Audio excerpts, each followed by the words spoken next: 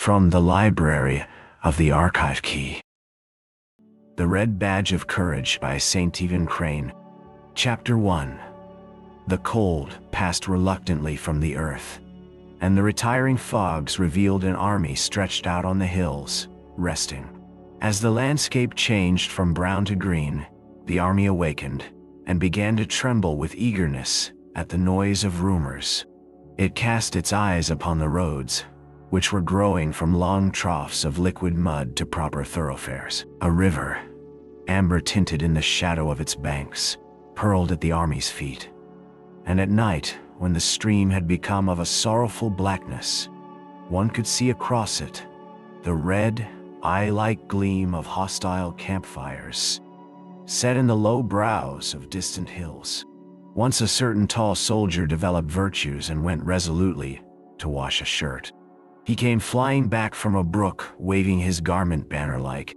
He was swelled with a tale he had heard from a reliable friend, who had heard it from a truthful cavalryman, who had heard it from his trustworthy brother, one of the orderlies at division headquarters. He adopted the important air of a herald in red and gold. "We're going to move tomorrow, sure," he said pompously to a group in the company street. "We're going way up the river, cut across and come around in behind 'em." To his attentive audience he drew a loud and elaborate plan of a very brilliant campaign. When he had finished, the blue-clothed men scattered into small arguing groups between the rows of squat brown huts. A Negro teamster who had been dancing upon a cracker box with the hilarious encouragement of 20 soldiers was deserted. He sat mournfully down. Smoke drifted lazily from a multitude of quaint chimneys. "It's a lie, that's all it is, a thunderin' lie," said another private loudly. His smooth face was flushed, and his hands were thrust sulkily into his trousers pockets. He took the matter as an affront to him. "I don't believe the derned old army's ever going to move. We're set. I've got ready to move 8 times in the last 2 weeks, and we ain't moved yet." The tall soldier felt called upon to defend the truth of a rumor he himself had introduced. He and the loud one came near to fighting over it. A corporal began to swear before the assemblage. He had just put a costly board floor in his house, he said. During the early spring, he had refrained from adding extensively to the comfort of his environment, because he had felt that the army might start on the march at any moment. Of late, however, he had been impressed that they were in a sort of eternal camp. Many of the men engaged in a spirited debate. One outlined in a peculiarly lucid manner all the plans of the commanding general. He was opposed by men who advocated that there were other plans of campaign. They clamored at each other, numbers making futile bids for the popular attention. Meanwhile, the soldier who had fetched the rumor bustled about with much importance. He was continually assailed by questions. "What's up, Jim? The army's going to move." "Ah, what ya talking about?" "How you know it is?" "Well, yeah, can believe me or not, just as ye like. I don't care a hang." There was much food for thought in the manner in which he replied. He came near to convincing them by disdaining to produce proofs. They grew much excited over it. There was a youthful private who listened with eager ears to the words of the tall soldier and to the varied comments of his comrades. After receiving a fill of discussions concerning marches and attacks, he went to his hut and crawled through an intricate hole that served it as a door. He wished to be alone with some new thoughts that had lately come to him. He lay down on a wide bunk that stretched across the end of the room. In the other end, cracker boxes were made to serve as furniture. They were grouped about the fireplace. A picture from an illustrated weekly was upon the log walls, and 3 rifles were paralleled on pegs. Equipments hung on handy projections, and some tin dishes lay upon a small pile of firewood. A folded tent was serving as a roof. The sunlight without, beating upon it, made it glow a light yellow shade. A small window shot an oblique square of whiter light upon the cluttered floor. The smoke from the fire at times neglected the clay chimney and wreathed into the room, and this flimsy chimney of clay and sticks made endless threats to set ablaze the whole establishment. The youth was in a little trance of astonishment. So they were at last going to fight. On the morrow, perhaps, there would be a battle, and he would be in it. For a time he was obliged to labor to make himself believe. He could not accept with assurance an omen that he was about to mingle in one of those great affairs of the earth. He had, of course, dreamed of battles all his life, of vague and bloody conflicts that had thrilled him with their sweep and fire. In visions he had seen himself in many struggles. He had imagined people secure in the shadow of his eagle-eyed prowess.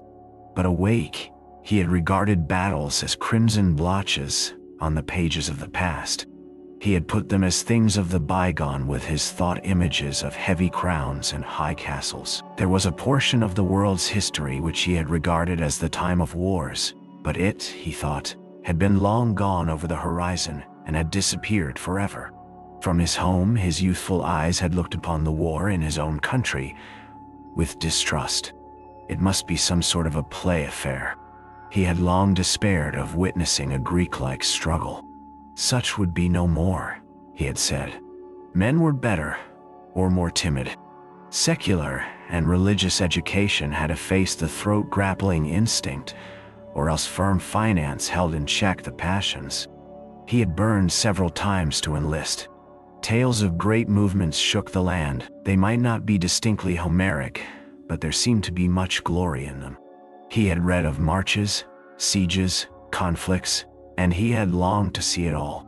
His busy mind had drawn for him large pictures extravagant in color, lurid with breathless deeds. But his mother had discouraged him. She had affected to look with some contempt upon the quality of his war ardor and patriotism. She could calmly seat herself, and with no apparent difficulty, give him many hundreds of reasons why he was of vastly more importance on the farm than on the field of battle. She had had certain ways of expression that told him that her statements on the subject came from a deep conviction. Moreover, on her side, was his belief that her ethical motive in the argument was impregnable. At last, however, he had made firm rebellion against this yellow light thrown upon the color of his ambitions. The newspapers, the gossip of the village, his own picturings, had aroused him to an uncheckable degree. They were in truth fighting finely down there. Almost every day the newspaper printed accounts of a decisive victory. One night, as he lay in bed, the winds had carried to him the clanging of the church bell as some enthusiast jerked the rope frantically to tell the twisted news of a great battle. This voice of the people rejoicing in the night had made him shiver in a prolonged ecstasy of excitement. Later, he had gone down to his mother's room and had spoken thus. "Ma, I'm going to enlist." "Henry, don't you be a fool," his mother had replied. She had then covered her face with the quilt. There was an end to the matter for that night. Nevertheless, the next morning he had gone to a town that was near his mother's farm and had enlisted in a company that was forming there. When he had returned home, his mother was milking the brindle cow. 4 others stood waiting. "Ma, I've enlisted," he had said to her diffidently. There was a short silence. "The Lord's will be done, Henry," she had finally replied, and had then continued to milk the brindle cow. When he had stood in the doorway with his soldier's clothes on his back, and with the light of excitement and expectancy in his eyes, almost defeating the glow of regret for the home bonds, he had seen 2 tears leaving their trails on his mother's scarred cheeks. Sentil, she had disappointed him by saying nothing whatever about returning with his shield or on it. He had privately primed himself for a beautiful scene. He had prepared certain sentences which he thought could be used with touching effect. But her words destroyed his plans. She had doggedly peeled potatoes and addressed him as follows. "You watch out, Henry, and take good care of yourself in this here fighting business. You watch, and take good care of yourself. Don't go a-thinking you can lick the whole rebel army at the start, because you can't. You're just one little feller amongst a whole lot of others, and you've got to keep quiet and do what they tell you." "I know how you were, Henry. I know. Whenever they get holes in 'em, I want you to send 'em right away back to me, so's I can dern 'em. And Alice, be careful and choose your company. There's lots of bad men in the army, Henry. The army makes 'em wild, and they like nothing better than the job of leading off a young feller like you, as ain't never been away from home much, and as Alice had a mother, and a learning him to drink and swear. Keep clear of them folks, Henry. I don't want you to ever do anything, Henry, that you would be ashamed to let me know about. Just think as if I was a-watching you. If you keep that in your mind, Alice, I guess you'll come out about right. Yeah, must loose remember your father too, child. And remember he never drunk a drop of liquor in his life, and seldom swore a cross oath. I don't know what else to tell ye, Henry, excepting that ye must never do no shirking, child, on my account. If so be a time comes when ye have to be killed or do a mean thing, why, Henry, don't think of anything except what's right, because there's many a woman has to bear up against such things these times, and the Lord'll take care of us all. Don't forget about the socks and the shirts, child. And I've put a cup of blackberry jam with your bundle, because I know ye like it above all things. Goodbye, Henry. Watch out, and be a good boy. He had, of course, been impatient under the ordeal of this speech. It had not been quite what he expected, and he had borne it with an air of irritation. He departed feeling vague relief. Until, when he had looked back from the gate, he had seen his mother kneeling among the potato parings. Her brown face, upraised, was stained with tears, and her spare form was quivering. He bowed his head and went on, feeling suddenly ashamed of his purposes. From his home he had gone to the seminary to bid adieu to many schoolmates. They had thronged about him with wonder and admiration. He had felt the gulf now between them and had swelled with calm pride. He and some of his fellows who had donned blue were quite overwhelmed with privileges for all of one afternoon, and it had been a very delicious thing. They had strutted. A certain light-haired girl had made vivacious fun at his martial spirit, but there was another and darker girl whom he had gazed at steadfastly, and he thought she grew demure and sad at sight of his blue and brass. As he had walked down the path between the rows of oaks, he had turned his head and detected her at a window watching his departure. As he perceived her, she had immediately begun to stare up through the high tree branches at the sky. He had seen a good deal of flurry and haste in her movement as she changed her attitude.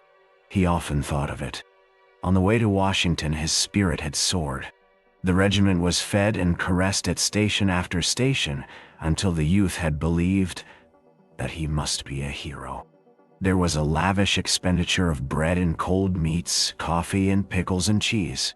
As he basked in the smiles of the girls and was patted and complimented by the old men, he had felt growing within him the strength to do mighty deeds of arms. After complicated journeyings with many pauses, there had come months of monotonous life in a camp. He had had the belief that real war was a series of death struggles, with small time in between for sleep and meals.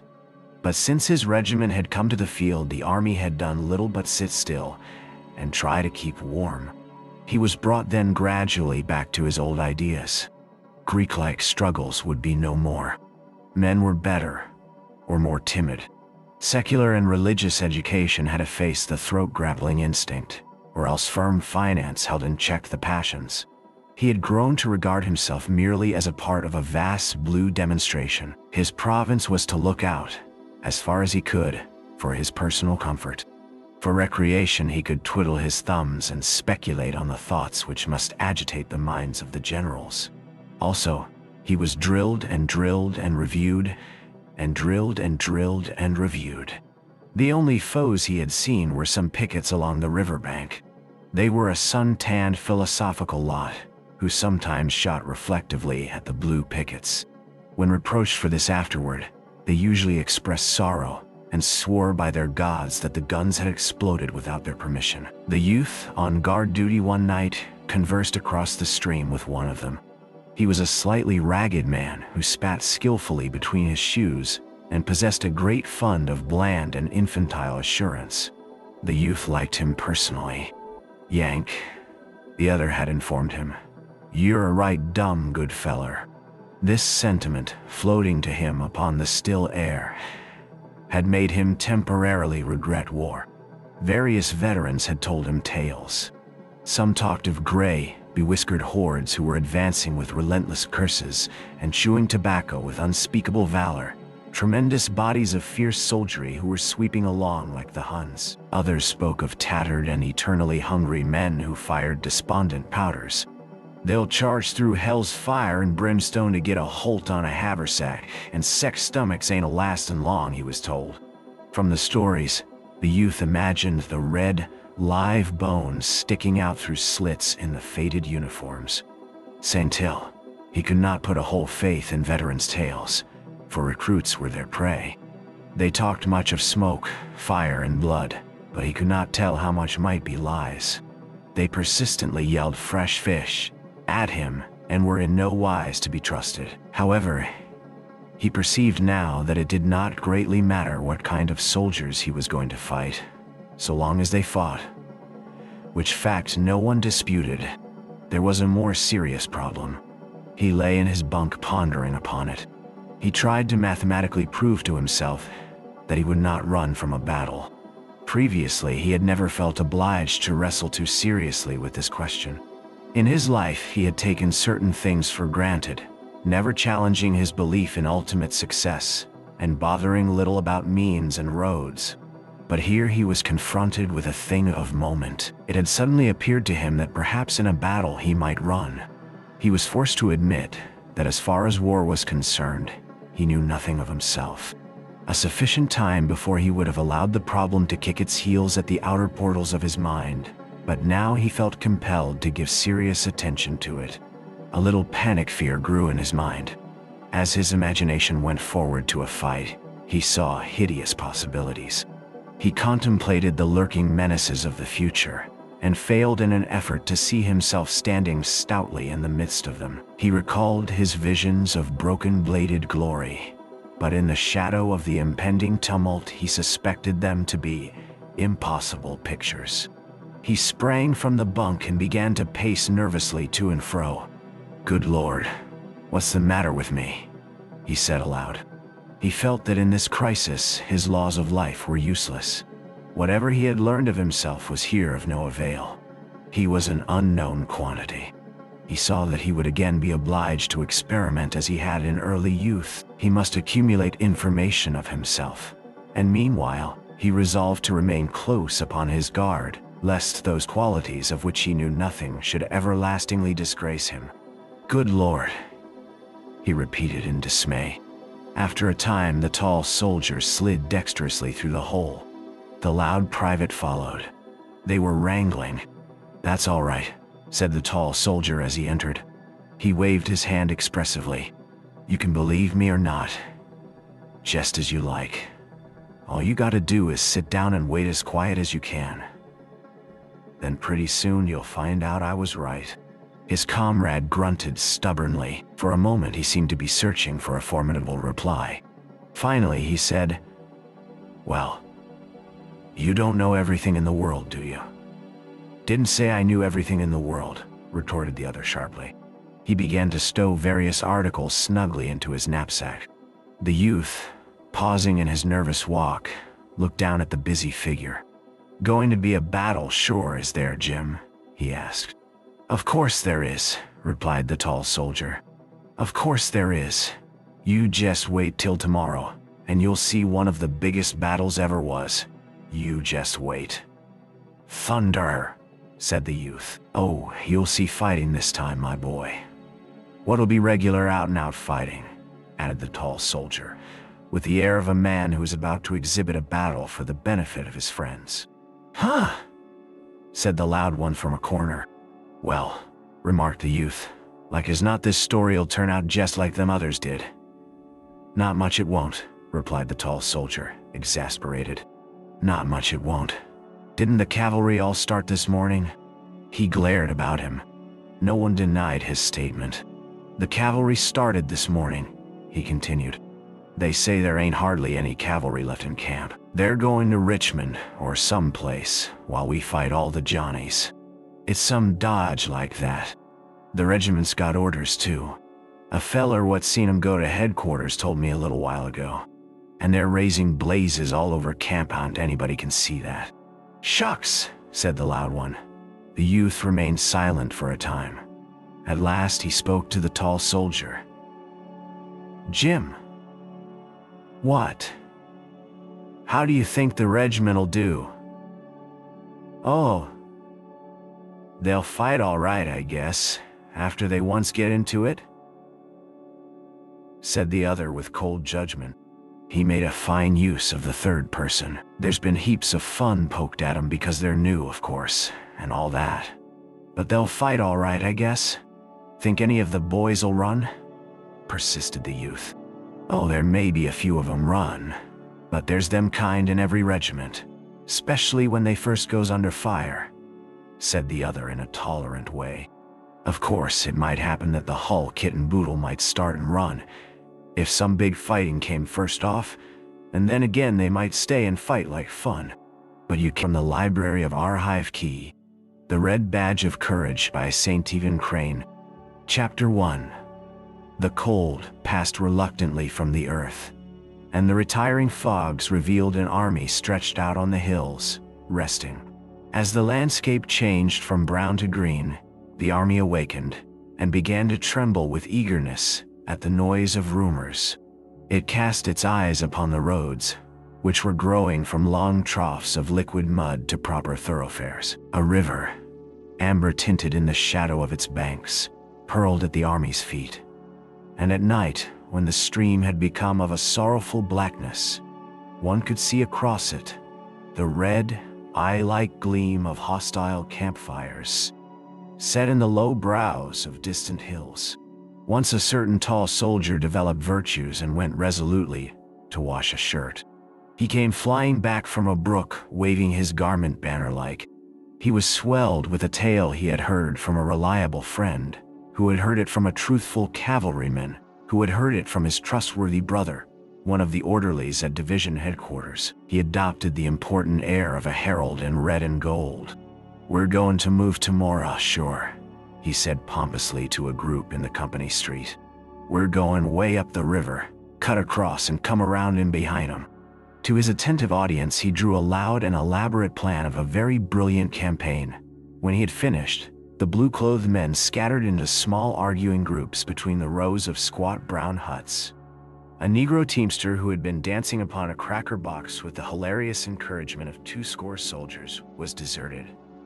He sat mournfully down.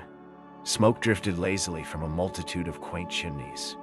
"It's a lie, that's all it is, a thunderin' lie," said another private loudly. His smooth face was flushed, and his hands were thrust sulkily into his trousers pockets. He took the matter as an affront to him. "I don't believe the derned old army's ever going to move. We're set. I've got ready to move 8 times in the last 2 weeks, and we ain't moved yet." The tall soldier felt called upon to defend the truth of a rumor he himself had introduced. He and the loud one came near to fighting over it. A corporal began to swear before the assemblage. He had just put a costly board floor in his house, he said. During the early spring, he had refrained from adding extensively to the comfort of his environment, because he had felt that the army might start on the march at any moment. Of late, however, he had been impressed that they were in a sort of eternal camp. Many of the men engaged in a spirited debate. One outlined in a peculiarly lucid manner all the plans of the commanding general. He was opposed by men who advocated that there were other plans of campaign. They clamored at each other, numbers making futile bids for the popular attention. Meanwhile, the soldier who had fetched the rumor bustled about with much importance. He was continually assailed by questions. "What's up, Jim? The army's going to move." "Ah, what ya talking about?" "How you know it is?" "Well, yeah, can believe me or not, just as ye like. I don't care a hang." There was much food for thought in the manner in which he replied. He came near to convincing them by disdaining to produce proofs. They grew much excited over it. There was a youthful private who listened with eager ears to the words of the tall soldier and to the varied comments of his comrades. After receiving a fill of discussions concerning marches and attacks, he went to his hut and crawled through an intricate hole that served it as a door. He wished to be alone with some new thoughts that had lately come to him. He lay down on a wide bunk that stretched across the end of the room. In the other end, cracker boxes were made to serve as furniture. They were grouped about the fireplace. A picture from an illustrated weekly was upon the log walls, and 3 rifles were paralleled on pegs. Equipments hung on handy projections, and some tin dishes lay upon a small pile of firewood. A folded tent was serving as a roof. The sunlight without, beating upon it, made it glow a light yellow shade. A small window shot an oblique square of whiter light upon the cluttered floor. The smoke from the fire at times neglected the clay chimney and wreathed into the room, and this flimsy chimney of clay and sticks made endless threats to set ablaze the whole establishment. The youth was in a little trance of astonishment. So they were at last going to fight. On the morrow, perhaps, there would be a battle, and he would be in it. For a time he was obliged to labor to make himself believe. He could not accept with assurance an omen that he was about to mingle in one of those great affairs of the earth. He had, of course, dreamed of battles all his life, of vague and bloody conflicts that had thrilled him with their sweep and fire. In visions he had seen himself in many struggles. He had imagined people secure in the shadow of his eagle-eyed prowess. But awake, he had regarded battles as crimson blotches on the pages of the past. He had put them as things of the bygone with his thought images of heavy crowns and high castles. There was a portion of the world's history which he had regarded as the time of wars, but it, he thought, had been long gone over the horizon and had disappeared forever. From his home, his youthful eyes had looked upon the war in his own country with distrust. It must be some sort of a play affair. He had long despaired of witnessing a Greek-like struggle. Such would be no more, he had said. Men were better, or more timid. Secular and religious education had effaced the throat-grappling instinct, or else firm finance held in check the passions. He had burned several times to enlist. Tales of great movements shook the land. They might not be distinctly Homeric, but there seemed to be much glory in them. He had read of marches, sieges, conflicts, and he had longed to see it all. His busy mind had drawn for him large pictures extravagant in color, lurid with breathless deeds. But his mother had discouraged him. She had affected to look with some contempt upon the quality of his war ardor and patriotism. She could calmly seat herself, and with no apparent difficulty, give him many hundreds of reasons why he was of vastly more importance on the farm than on the field of battle. She had had certain ways of expression that told him that her statements on the subject came from a deep conviction. Moreover, on her side, was his belief that her ethical motive in the argument was impregnable. At last, however, he had made firm rebellion against this yellow light thrown upon the color of his ambitions. The newspapers, the gossip of the village, his own picturings, had aroused him to an uncheckable degree. They were in truth fighting finely down there.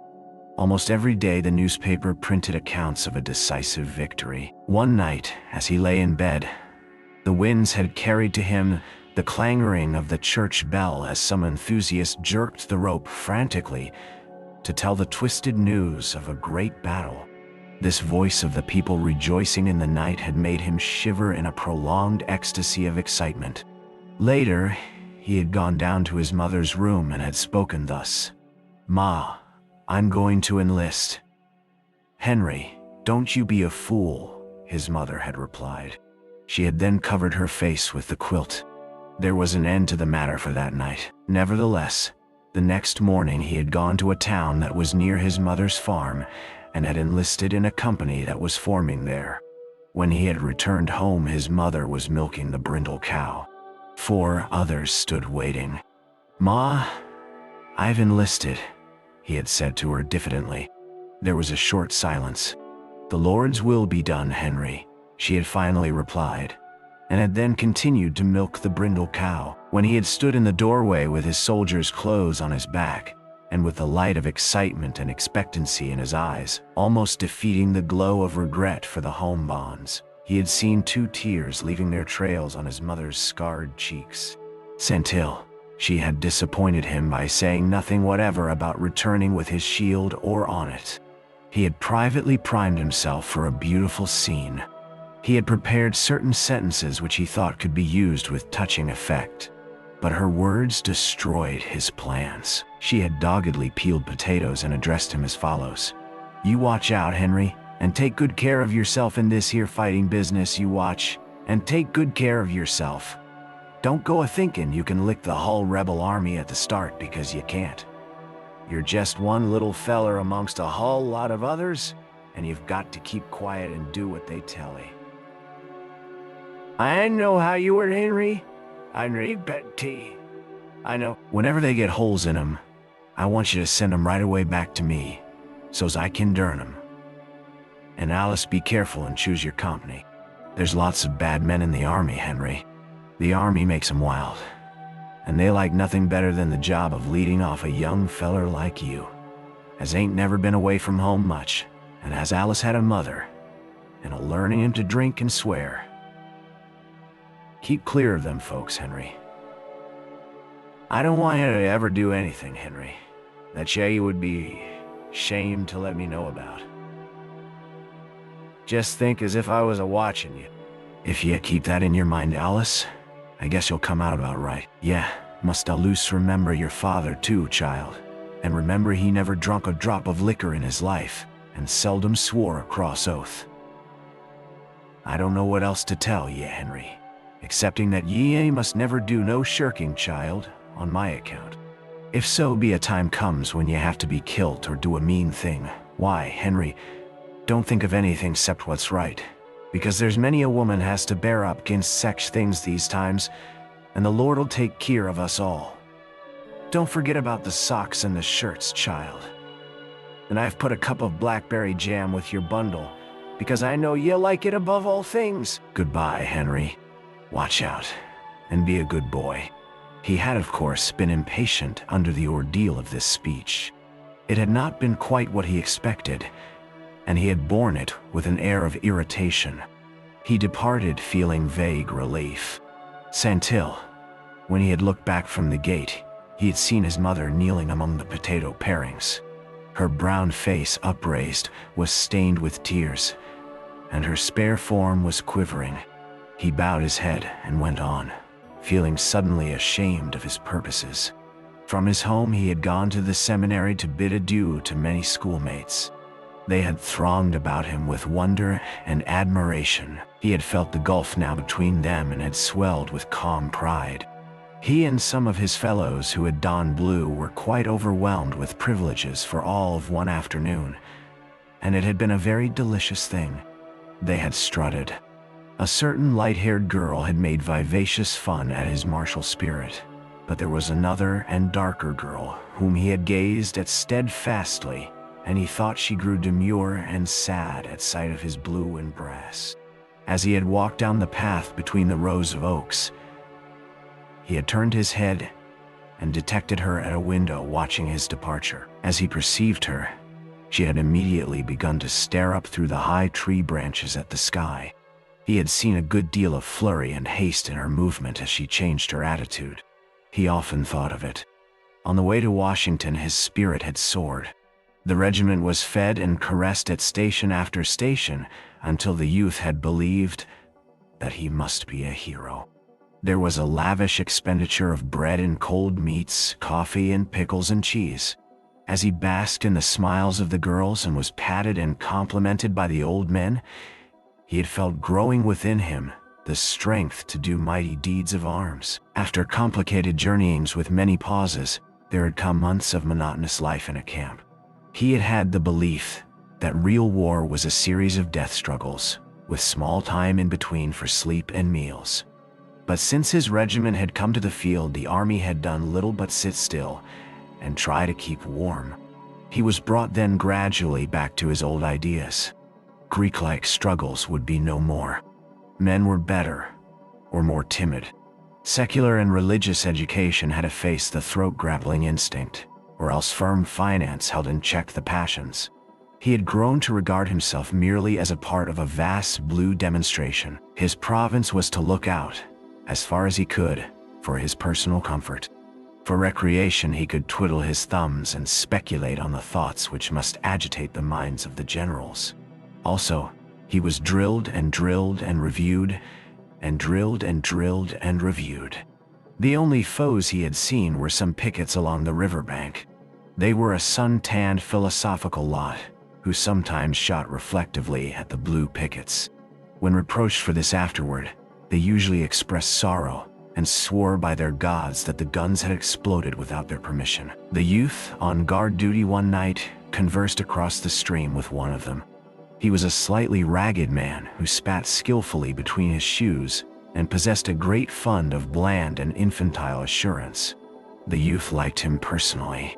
"Yank," the other had informed him, "you're a right dumb good feller." This sentiment, floating to him upon the still air, had made him temporarily regret war. Various veterans had told him tales.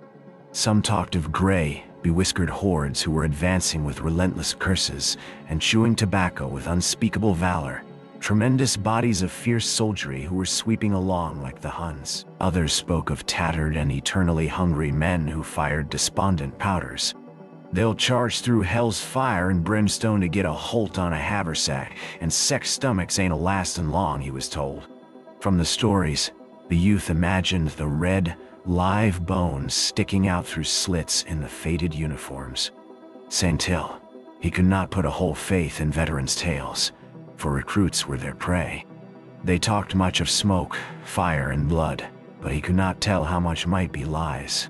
They persistently yelled fresh fish at him and were in no wise to be trusted. However, he perceived now that it did not greatly matter what kind of soldiers he was going to fight, so long as they fought, which fact no one disputed. There was a more serious problem. He lay in his bunk pondering upon it. He tried to mathematically prove to himself that he would not run from a battle. Previously, he had never felt Henry, I need bed tea. I know. Whenever they get holes in 'em, I want you to send 'em right away back to me, so's I can durn 'em. And Alice, be careful and choose your company. There's lots of bad men in the army, Henry. The army makes 'em wild, and they like nothing better than the job of leading off a young feller like you, as ain't never been away from home much, and as Alice had a mother, and a learning him to drink and swear. Keep clear of them folks, Henry. I don't want you to ever do anything, Henry, that you would be ashamed to let me know about. Just think as if I was a-watching you. If you keep that in your mind, Alice, I guess you'll come out about right. Yeah, must loose remember your father too, child. And remember he never drunk a drop of liquor in his life, and seldom swore a cross oath. I don't know what else to tell ye, Henry, excepting that ye must never do no shirking, child, on my account. If so be a time comes when ye have to be killed or do a mean thing, why, Henry, don't think of anything except what's right, because there's many a woman has to bear up against such things these times, and the Lord'll take care of us all. Don't forget about the socks and the shirts, child. And I've put a cup of blackberry jam with your bundle, because I know ye like it above all things. Goodbye, Henry. Watch out, and be a good boy. He had, of course, been impatient under the ordeal of this speech. It had not been quite what he expected, and he had borne it with an air of irritation. He departed feeling vague relief. Saint-Hill, when he had looked back from the gate, he had seen his mother kneeling among the potato parings. Her brown face, upraised, was stained with tears, and her spare form was quivering. He bowed his head and went on, feeling suddenly ashamed of his purposes. From his home he had gone to the seminary to bid adieu to many schoolmates. They had thronged about him with wonder and admiration. He had felt the gulf now between them and had swelled with calm pride. He and some of his fellows who had donned blue were quite overwhelmed with privileges for all of one afternoon, and it had been a very delicious thing. They had strutted. A certain light-haired girl had made vivacious fun at his martial spirit. But there was another and darker girl whom he had gazed at steadfastly, and he thought she grew demure and sad at sight of his blue and brass. As he had walked down the path between the rows of oaks, he had turned his head and detected her at a window watching his departure. As he perceived her, she had immediately begun to stare up through the high tree branches at the sky. He had seen a good deal of flurry and haste in her movement as she changed her attitude. He often thought of it. On the way to Washington, his spirit had soared. The regiment was fed and caressed at station after station until the youth had believed that he must be a hero. There was a lavish expenditure of bread and cold meats, coffee and pickles and cheese. As he basked in the smiles of the girls and was patted and complimented by the old men, he had felt growing within him the strength to do mighty deeds of arms. After complicated journeyings with many pauses, there had come months of monotonous life in a camp. He had had the belief that real war was a series of death struggles, with small time in between for sleep and meals. But since his regiment had come to the field, the army had done little but sit still and try to keep warm. He was brought then gradually back to his old ideas. Greek-like struggles would be no more. Men were better, or more timid. Secular and religious education had effaced the throat-grappling instinct, or else firm finance held in check the passions. He had grown to regard himself merely as a part of a vast blue demonstration. His province was to look out, as far as he could, for his personal comfort. For recreation, he could twiddle his thumbs and speculate on the thoughts which must agitate the minds of the generals. Also, he was drilled and drilled and reviewed, and drilled and drilled and reviewed. The only foes he had seen were some pickets along the riverbank. They were a sun-tanned philosophical lot, who sometimes shot reflectively at the blue pickets. When reproached for this afterward, they usually expressed sorrow and swore by their gods that the guns had exploded without their permission. The youth, on guard duty one night, conversed across the stream with one of them.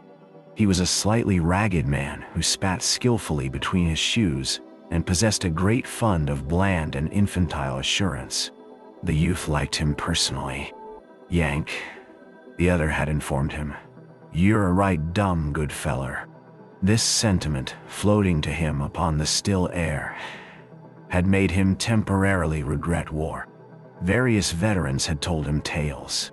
Some talked of gray, bewhiskered hordes who were advancing with relentless curses and chewing tobacco with unspeakable valor, tremendous bodies of fierce soldiery who were sweeping along like the Huns. Others spoke of tattered and eternally hungry men who fired despondent powders. "They'll charge through hell's fire and brimstone to get a holt on a haversack, and sex stomachs ain't a-lastin' long," he was told. From the stories, the youth imagined the red, live bones sticking out through slits in the faded uniforms. St. Hill, he could not put a whole faith in veterans' tales, for recruits were their prey. They talked much of smoke, fire, and blood, but he could not tell how much might be lies. They persistently yelled fresh fish at him and were in no wise to be trusted. However, he perceived now that it did not greatly matter what kind of soldiers he was going to fight, so long as they fought, which fact no one disputed. There was a more serious problem. He lay in his bunk pondering upon it. He tried to mathematically prove to himself that he would not run from a battle. Previously, he had never felt obliged to wrestle too seriously with this question. In his life, he had taken certain things for granted, never challenging his belief in ultimate success, and bothering little about means and roads. But here he was confronted with a thing of moment. It had suddenly appeared to him that perhaps in a battle he might run. He was forced to admit that as far as war was concerned, he knew nothing of himself. A sufficient time before he would have allowed the problem to kick its heels at the outer portals of his mind, but now he felt compelled to give serious attention to it. A little panic fear grew in his mind. As his imagination went forward to a fight, he saw hideous possibilities. He contemplated the lurking menaces of the future, and failed in an effort to see himself standing stoutly in the midst of them. He recalled his visions of broken-bladed glory, but in the shadow of the impending tumult he suspected them to be Impossible pictures. He sprang from the bunk and began to pace nervously to and fro. "Good Lord, what's the matter with me?" he said aloud. He felt that in this crisis, his laws of life were useless. Whatever he had learned of himself was here of no avail. He was an unknown quantity. He saw that he would again be obliged to experiment as he had in early youth. He must accumulate information of himself. And meanwhile, he resolved to remain close upon his guard, lest those qualities of which he knew nothing should everlastingly disgrace him. "Good Lord," he repeated in dismay. After a time, the tall soldier slid dexterously through the hole. The loud private followed. They were wrangling. "That's all right," said the tall soldier as he entered. He waved his hand expressively. "You can believe me or not, just as you like. All you gotta do is sit down and wait as quiet as you can. Then pretty soon you'll find out I was right." His comrade grunted stubbornly. For a moment he seemed to be searching for a formidable reply. Finally he said, "Well, you don't know everything in the world, do you?" "Didn't say I knew everything in the world," retorted the other sharply. He began to stow various articles snugly into his knapsack. The youth, pausing in his nervous walk, looked down at the busy figure. "Going to be a battle, sure, is there, Jim?" he asked. "Of course there is," replied the tall soldier. "Of course there is. You just wait till tomorrow, and you'll see one of the biggest battles ever was. You just wait." "Thunder," said the youth. "Oh, you'll see fighting this time, my boy." "What'll be regular out-and-out fighting," added the tall soldier, with the air of a man who is about to exhibit a battle for the benefit of his friends. "Huh," said the loud one from a corner. "Well," remarked the youth, "like as not this story'll turn out just like them others did." "Not much it won't," replied the tall soldier, exasperated. "Not much it won't. Didn't the cavalry all start this morning?" He glared about him. No one denied his statement. "The cavalry started this morning," he continued. "They say there ain't hardly any cavalry left in camp. They're going to Richmond or some place while we fight all the Johnnies. It's some dodge like that. The regiment's got orders too. A feller what seen 'em go to headquarters told me a little while ago. And they're raising blazes all over camp, anybody can see that." "Shucks," said the loud one. The youth remained silent for a time. At last he spoke to the tall soldier. "Jim." "What?" "How do you think the regiment'll do?" "Oh, they'll fight all right, I guess, after they once get into it," said the other with cold judgment. He made a fine use of the third person. "There's been heaps of fun poked at 'em because they're new, of course, and all that. But they'll fight all right, I guess. Think any of the boys'll run?" persisted the youth. "Oh, there may be a few of 'em run, but there's them kind in every regiment, especially when they first goes under fire," said the other in a tolerant way. "Of course, it might happen that the hull kit and boodle might start and run, if some big fighting came first off, and then again they might stay and fight like fun. But you can't bet on nothing. Of course, they ain't never been under fire yet, and it ain't likely they'll lick the hull rebel army all to one set the first time. But I think they'll fight better than some, if worse than others. That's the way I figure. They call the regiment fresh fish and everything, but the boys come of good stock, and most of 'em will fight like sin after they once get shootin'," he added with a mighty emphasis on the last 4 words. "Oh, you think you know," began the loud soldier with scorn. The other turned savagely upon him. They had a rapid altercation, in which they fastened upon each other various strange epithets. The youth at last interrupted them. "Did you ever think you might run yourself, Jim?" he asked. On concluding the sentence, he laughed as if he had meant to aim a joke. The loud soldier also giggled. The tall private waved his hand.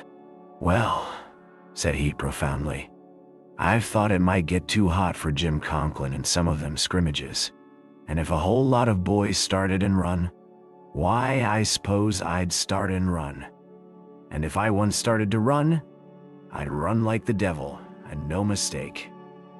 But if everybody was a standing and a fighting, why, I'd stand and fight. Be Jiminy, I would. I'll bet. The youth of this tale felt gratitude for these words of his comrade. He had feared that all of the untried men possessed great and correct confidence. He now was in a measure reassured. Chapter 2. The next morning the youth discovered that his tall comrade had been the fast-flying messenger of a mistake. There was much scoffing at the latter by those who had yesterday been firm adherents of his views, and there was even a little sneering by men who had never believed the rumor. The tall one fought with a man from Chatfield Corners and beat him severely.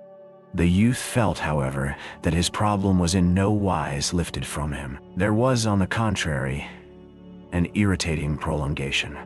The tale had created in him a great concern for himself. Now, with the newborn question in his mind, he was compelled to sink back into his old place as part of a blue demonstration.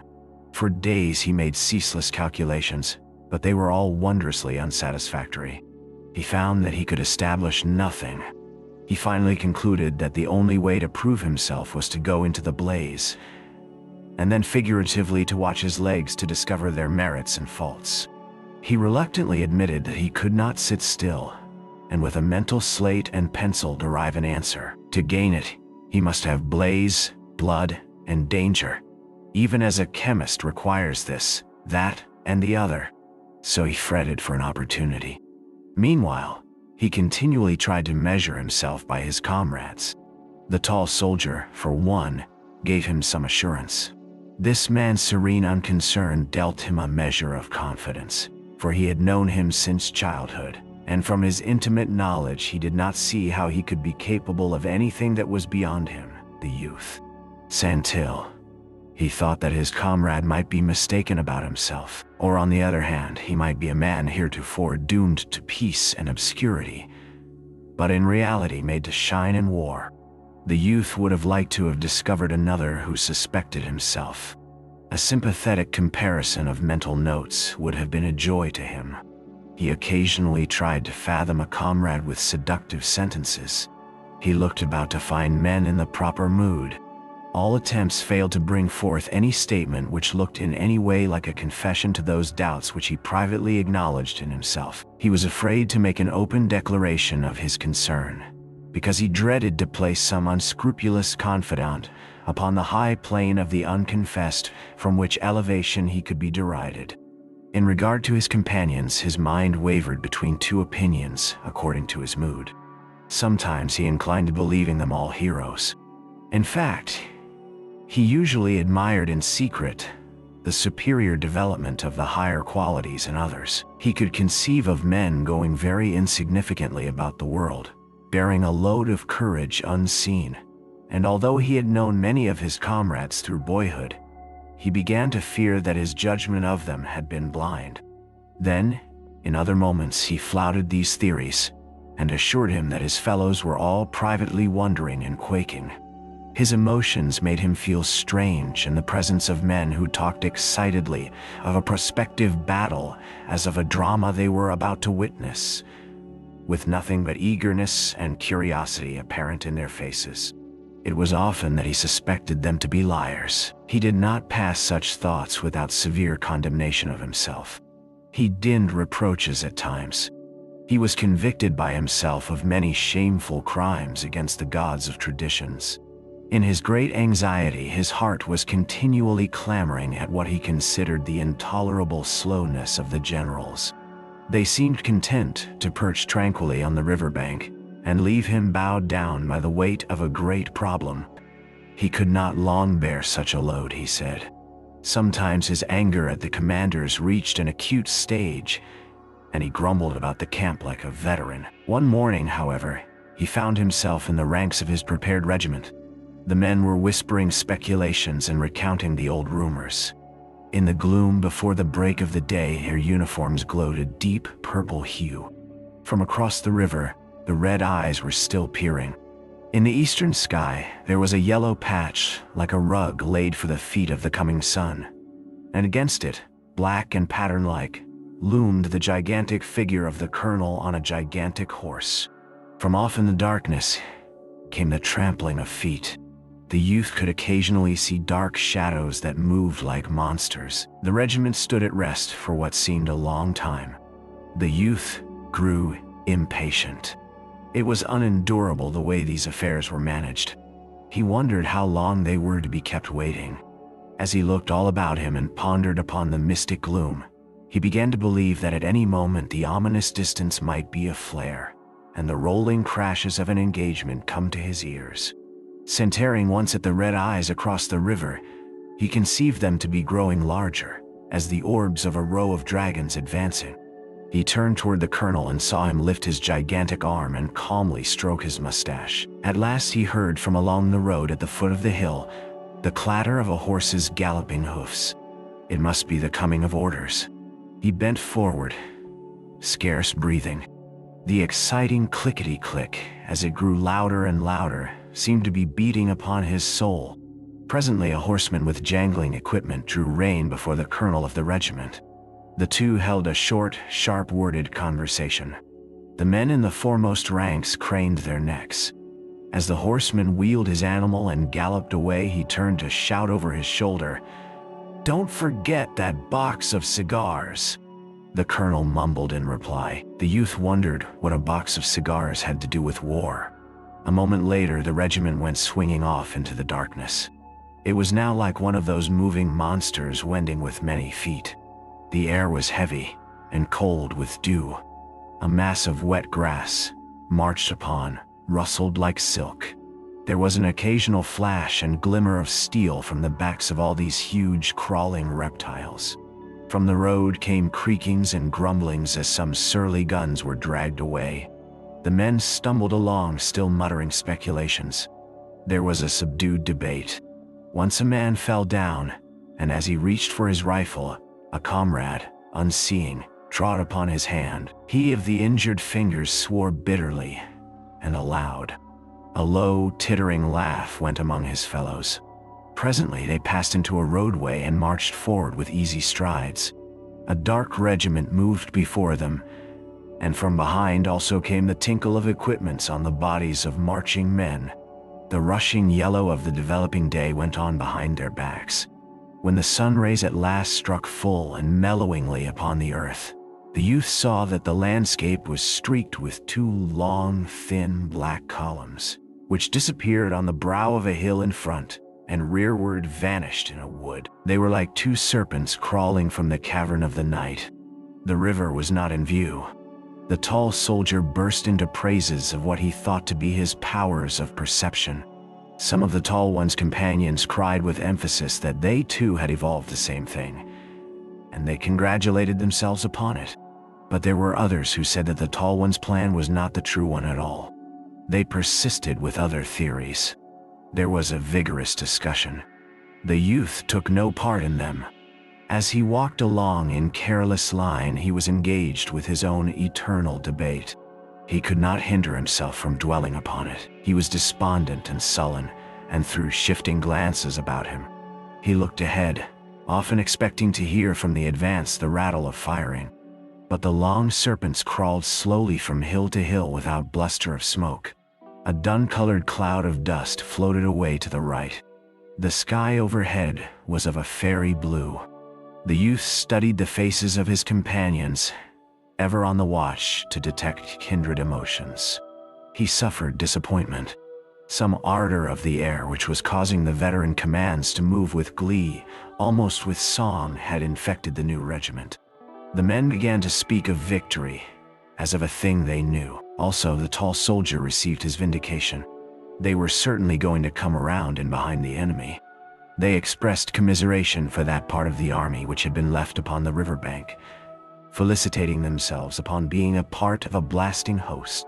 The youth, considering himself as separated from the others, was saddened by the blithe and merry speeches that went from rank to rank. The company wags all made their best endeavors. The regiment tramped to the tune of laughter. The blatant soldier often convulsed whole files by his biting sarcasms aimed at the tall one, and it was not long before all the men seemed to forget their mission. Whole brigades grinned in unison, and regiments laughed. A rather fat soldier attempted to pilfer a horse from a dooryard. He planned to load his knapsack upon it. He was escaping with his prize when a young girl rushed from the house and grabbed the animal's mane. There followed a wrangle. The young girl, with pink cheeks and shining eyes, stood like a dauntless statue. The observant regiment, standing at rest in the roadway, whooped at once and entered whole-souled upon the side of the maiden. The men became so engrossed in this affair that they entirely ceased to remember their own large war. They jeered the piratical private and called attention to various defects in his personal appearance, and they were wildly enthusiastic in support of the young girl. To her, from some distance, came bold advice. Hit him with a stick. There were crows and catcalls showered upon him when he retreated without the horse. The regiment rejoiced at his downfall. Loud and vociferous congratulations were showered upon the maiden, who stood panting and regarding the troops with defiance. At nightfall, the column broke into regimental pieces, and the fragments went into the fields to camp. Tents sprang up like strange plants. Campfires, like red, peculiar blossoms, dotted the night. The youth kept from intercourse with his companions as much as circumstances would allow him. In the evening, he wandered a few paces into the gloom. From this little distance, the many fires, with the black forms of men passing to and fro before the crimson rays, made weird and satanic effects. He lay down in the grass. The blades pressed tenderly against his cheek. The moon had been lighted and was hung in a treetop. The liquid stillness of the night enveloping him made him feel vast pity for himself. There was a caress in the soft winds, and the whole mood of the darkness, he thought, was one of sympathy for himself in his distress. He wished, without reserve, that he was at home again, making the endless rounds from the house to the barn, from the barn to the fields, from the fields to the barn, from the barn to the house. He remembered he had so often cursed the brindle cow and her mates, and had sometimes flung milking stools. But, from his present point of view, there was a halo of happiness about each of their heads, and he would have sacrificed all the brass buttons on the continent to have been enabled to return to them.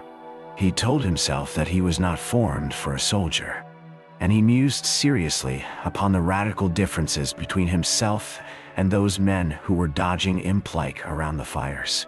As he mused thus, he heard the rustle of grass, and upon turning his head, discovered the loud soldier. He called out, "Oh, Wilson!" The latter approached and looked down. "Why, hello, Henry. Is it you? What are you doing here?" "Oh, thinking," said the youth. The other sat down and carefully lighted his pipe. "You're getting blue, my boy. You're looking thundering peaked. What the dickens is wrong with you?" "Oh, nothing," said the youth. The loud soldier launched then into the subject of the anticipated fight. "Oh, we've got him now." As he spoke, his boyish face was wreathed in a gleeful smile, and his voice had an exultant ring. "We've got him now. At last, by the eternal thunders, we'll lick 'em good. If the truth was known," he added, more soberly, "they've licked us about every clip up to now. But this time, we'll lick 'em good." "I thought you was objecting to this march a little while ago," said the youth coldly. "Oh, it wasn't that," explained the other. "I don't mind marching if there's going to be fighting at the end of it. What I hate is this getting moved here and moved there, with no good coming of it, as far as I can see, excepting sore feet and damned short rations." "Well, Jim Conklin says we'll get plenty of fighting this time. He's right for once, I guess, though I can't see how it come. This time we're in for a big battle, and Winvig got the best end of it certain." He arose and began to pace to and fro excitedly. The thrill of his enthusiasm made him walk with an elastic step. He was sprightly, vigorous, fiery in his belief, proud eye, and he swore with the air of an old soldier. The youth watched him for a moment in silence. When he finally spoke, his voice was as bitter as dregs. "Oh, you're going to do great things, I suppose." The loud soldier blew a thoughtful cloud of smoke from his pipe. "Oh, I don't know," he remarked with dignity. "I don't know. I suppose I'll do as well as the rest. I'm going to try like thunder." He evidently complimented himself upon the modesty of this statement. "How do you know you won't run when the time comes?" asked the youth. "Run?" said the loud one. "Run? Of course not." He laughed. "Well," continued the youth, "lots of good enough men have thought they was going to do great things before the fight. But when the time come, they skedaddled." "Oh, that's all true, I suppose," replied the other. "But I'm not going to skedaddle. The man that bets on my running will lose his money, that's all." He nodded confidently. "Oh, shucks," said the youth. "You ain't the bravest man in the world, are you?" "No, I ain't," exclaimed the loud soldier indignantly. "And I didn't say I was the bravest man in the world, neither. I said I was going to do my share of fighting, that's what I said. And I am too. Who are you, anyhow? You talk as if you thought you was Napoleon Bonaparte." He glared at the youth for a moment, and then strode away. The youth called in a savage voice after his comrade. "Well, you needn't get mad about it." But the other continued on his way, and made no reply. He felt alone in space when his injured comrade had disappeared. His failure to discover any mite of resemblance in their viewpoints made him more miserable than before. No one seemed to be wrestling with such a terrific personal problem. He was a mental outcast. He went slowly to his tent and stretched himself on a blanket by the side of the snoring tall soldier. In the darkness, he saw visions of a thousand-tongued fear that would babble at his back and cause him to flee, while others were going coolly about their country's business. He admitted that he would not be able to cope with this monster. He felt that every nerve in his body would be an ear to hear the voices, while other men would remain stolid and deaf. And as he sweated with the pain of these thoughts, he could hear low, serene sentences. "I'll bid 5. Make it 6. 7. 7 goes." He stared at the red, shivering reflection of a fire on the white wall of his tent, until, exhausted and ill from the monotony of his suffering, he fell asleep. Chapter 3. When another night came, the columns, changed to purple streaks, filed across 2 pontoon bridges. A glaring fire wine-tinted the waters of the river. Its rays, shining upon the moving masses of troops, brought forth here and there sudden gleams of silver or gold. Upon the other shore, a dark and mysterious range of hills was curved against the sky. The insect voices of the night sang solemnly. After this crossing, the youth assured himself that at any moment they might be suddenly and fearfully assaulted from the caves of the lowering woods. He kept his eyes watchfully upon the darkness, but his regiment went unmolested to a camping place, and its soldiers slept a brave sleep of wearied men. In the morning they were routed out with early energy, and hustled along a narrow road that led deep into the forest. It was during this rapid march that the regiment lost many of the marks of a new command.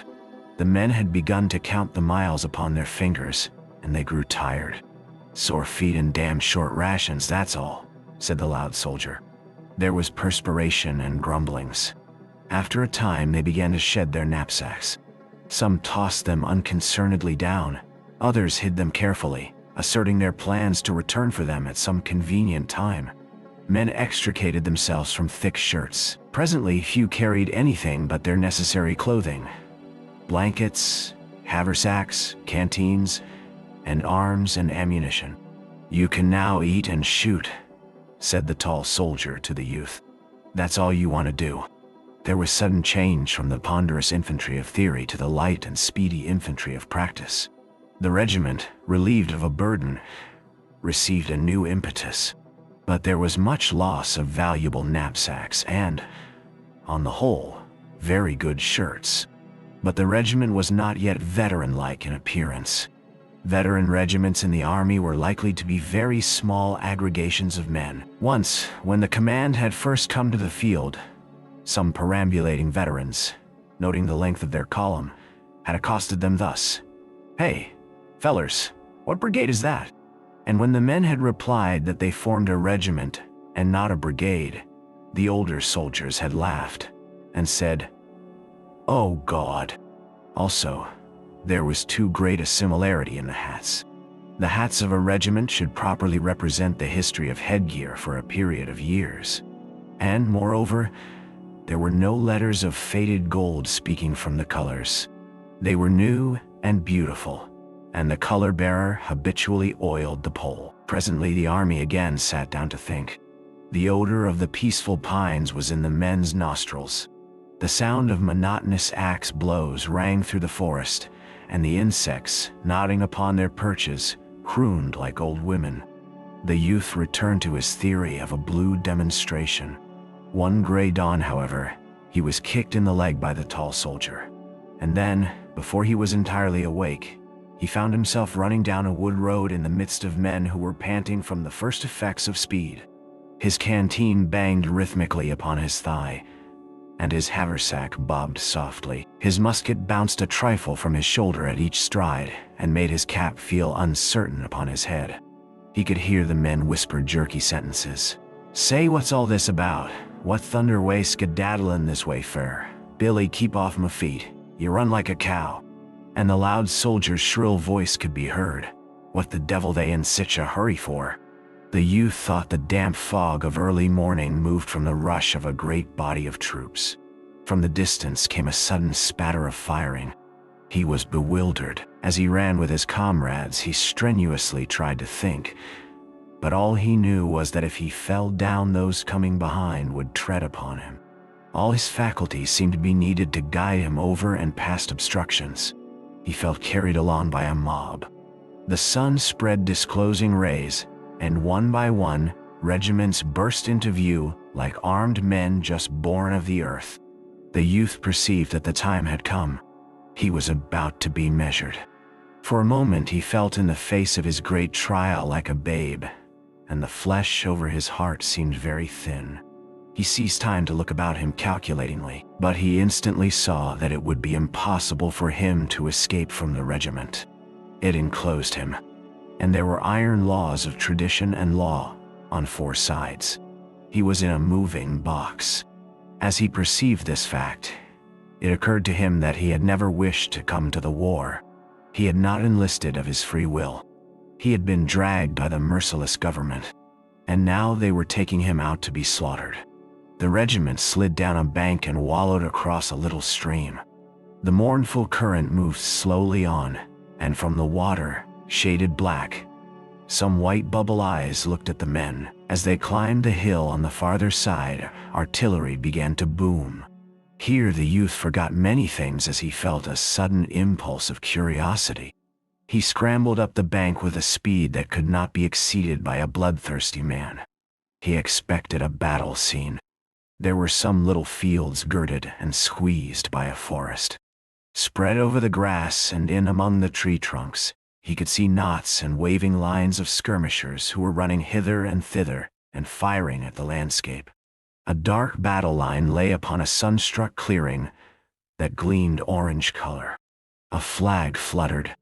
Other regiments floundered up the bank. The brigade was formed in line of battle, and after a pause started slowly through the woods in the rear of the receding skirmishers, who were continually melting into the scene to appear again farther on.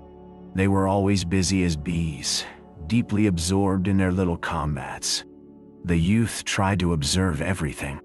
He did not use care to avoid trees and branches, and his forgotten feet were constantly knocking against stones or getting entangled in briars. He was aware that these battalions with their commotions were woven red and startling into the gentle fabric of softened greens and browns. It looked to be a wrong place for a battlefield. The skirmishers in advance fascinated him. Their shots into thickets and at distant and prominent trees spoke to him of tragedies hidden, mysterious, solemn. Once the line encountered the body of a dead soldier. He lay upon his back staring at the sky. He was dressed in an awkward suit of yellowish brown. The youth could see that the soles of his shoes had been worn to the thinness of writing paper, and from a great rent in one, the dead foot projected piteously, and it was as if fate had betrayed the soldier. In death it exposed to his enemies that poverty which in life he had perhaps concealed from his friends. The ranks opened covertly to avoid the corpse, the invulnerable dead man forced a way for himself. The youth looked keenly at the ashen face. The wind raised the tawny beard. It moved as if a hand were stroking it. He vaguely desired to walk around and around the body and stare. The impulse of the living to try to read in dead eyes the answer to the question. During the march, the ardor which the youth had acquired when out of view of the field rapidly faded to nothing. His curiosity was quite easily satisfied. If an intense scene had caught him with its wild swing as he came to the top of the bank, he might have gone roaring on. This advance upon nature was too calm. He had opportunity to reflect. He had time in which to wonder about himself and to attempt to probe his sensations. Absurd ideas took hold upon him. He thought that he did not relish the landscape. It threatened him. A coldness swept over his back, and it is true that his trousers felt to him that they were no fit for his legs at all. A house standing placidly in distant fields had to him an ominous look. The shadows of the woods were formidable. He was certain that in this vista there lurked fierce-eyed hosts. The swift thought came to him that the generals did not know what they were about. It was all a trap. Suddenly those close forests would bristle with rifle barrels. Iron-like brigades would appear in the rear. They were all going to be sacrificed. The generals were stupids.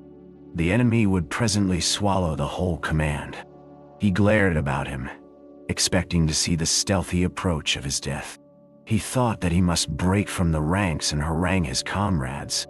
They must not all be killed like pigs, and he was sure it would come to pass unless they were informed of these dangers. The generals were idiots to send them marching into a regular pen. There was but one pair of eyes in the corps. He would step forth and make a speech. Shrill and passionate words came to his lips. The line, broken into moving fragments by the ground, went calmly on through fields and woods. The youth looked at the men nearest him and saw, for the most part, expressions of deep interest, as if they were investigating something that had fascinated them. One or two stepped with overvaliant airs, as if they were already plunged into war. Others walked as upon thin ice. The greater part of the untested men appeared quiet and absorbed. They were going to look at war, the red animal war, the blood-swollen god. And they were deeply engrossed in this march. As he looked, the youth gripped his outcry at his throat. He saw that even if the men were tottering with fear, they would laugh at his warning. They would jeer him and, if practicable, pelt him with missiles. Admitting that he might be wrong, a frenzied declamation of the kind would turn him into a worm.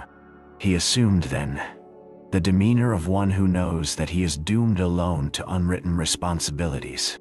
He lagged, with tragic glances at the sky.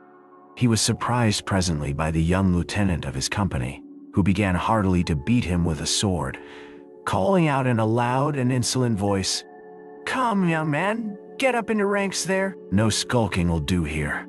He mended his pace with suitable haste, and he hated the lieutenant, who had no appreciation of fine minds. He was a mere brute. After a time, the brigade was halted in the cathedral light of a forest. The busy skirmishers were still popping. Through the aisles of the wood could be seen the floating smoke from their rifles. Sometimes it went up in little balls, white and compact. During this halt, many men in the regiment began erecting tiny hills in front of them. They used stones, sticks, earth, and anything they thought might turn a bullet. Some built comparatively large ones, while others seemed content with little ones. This procedure caused a discussion among the men. Some wished to fight like duelists, believing it to be correct to stand erect and be, from their feet to their foreheads, a mark. They said they scorned the devices of the cautious. But the others scoffed in reply, and pointed to the veterans on the flanks who were digging at the ground like terriers. In a short time there was quite a barricade along the regimental fronts.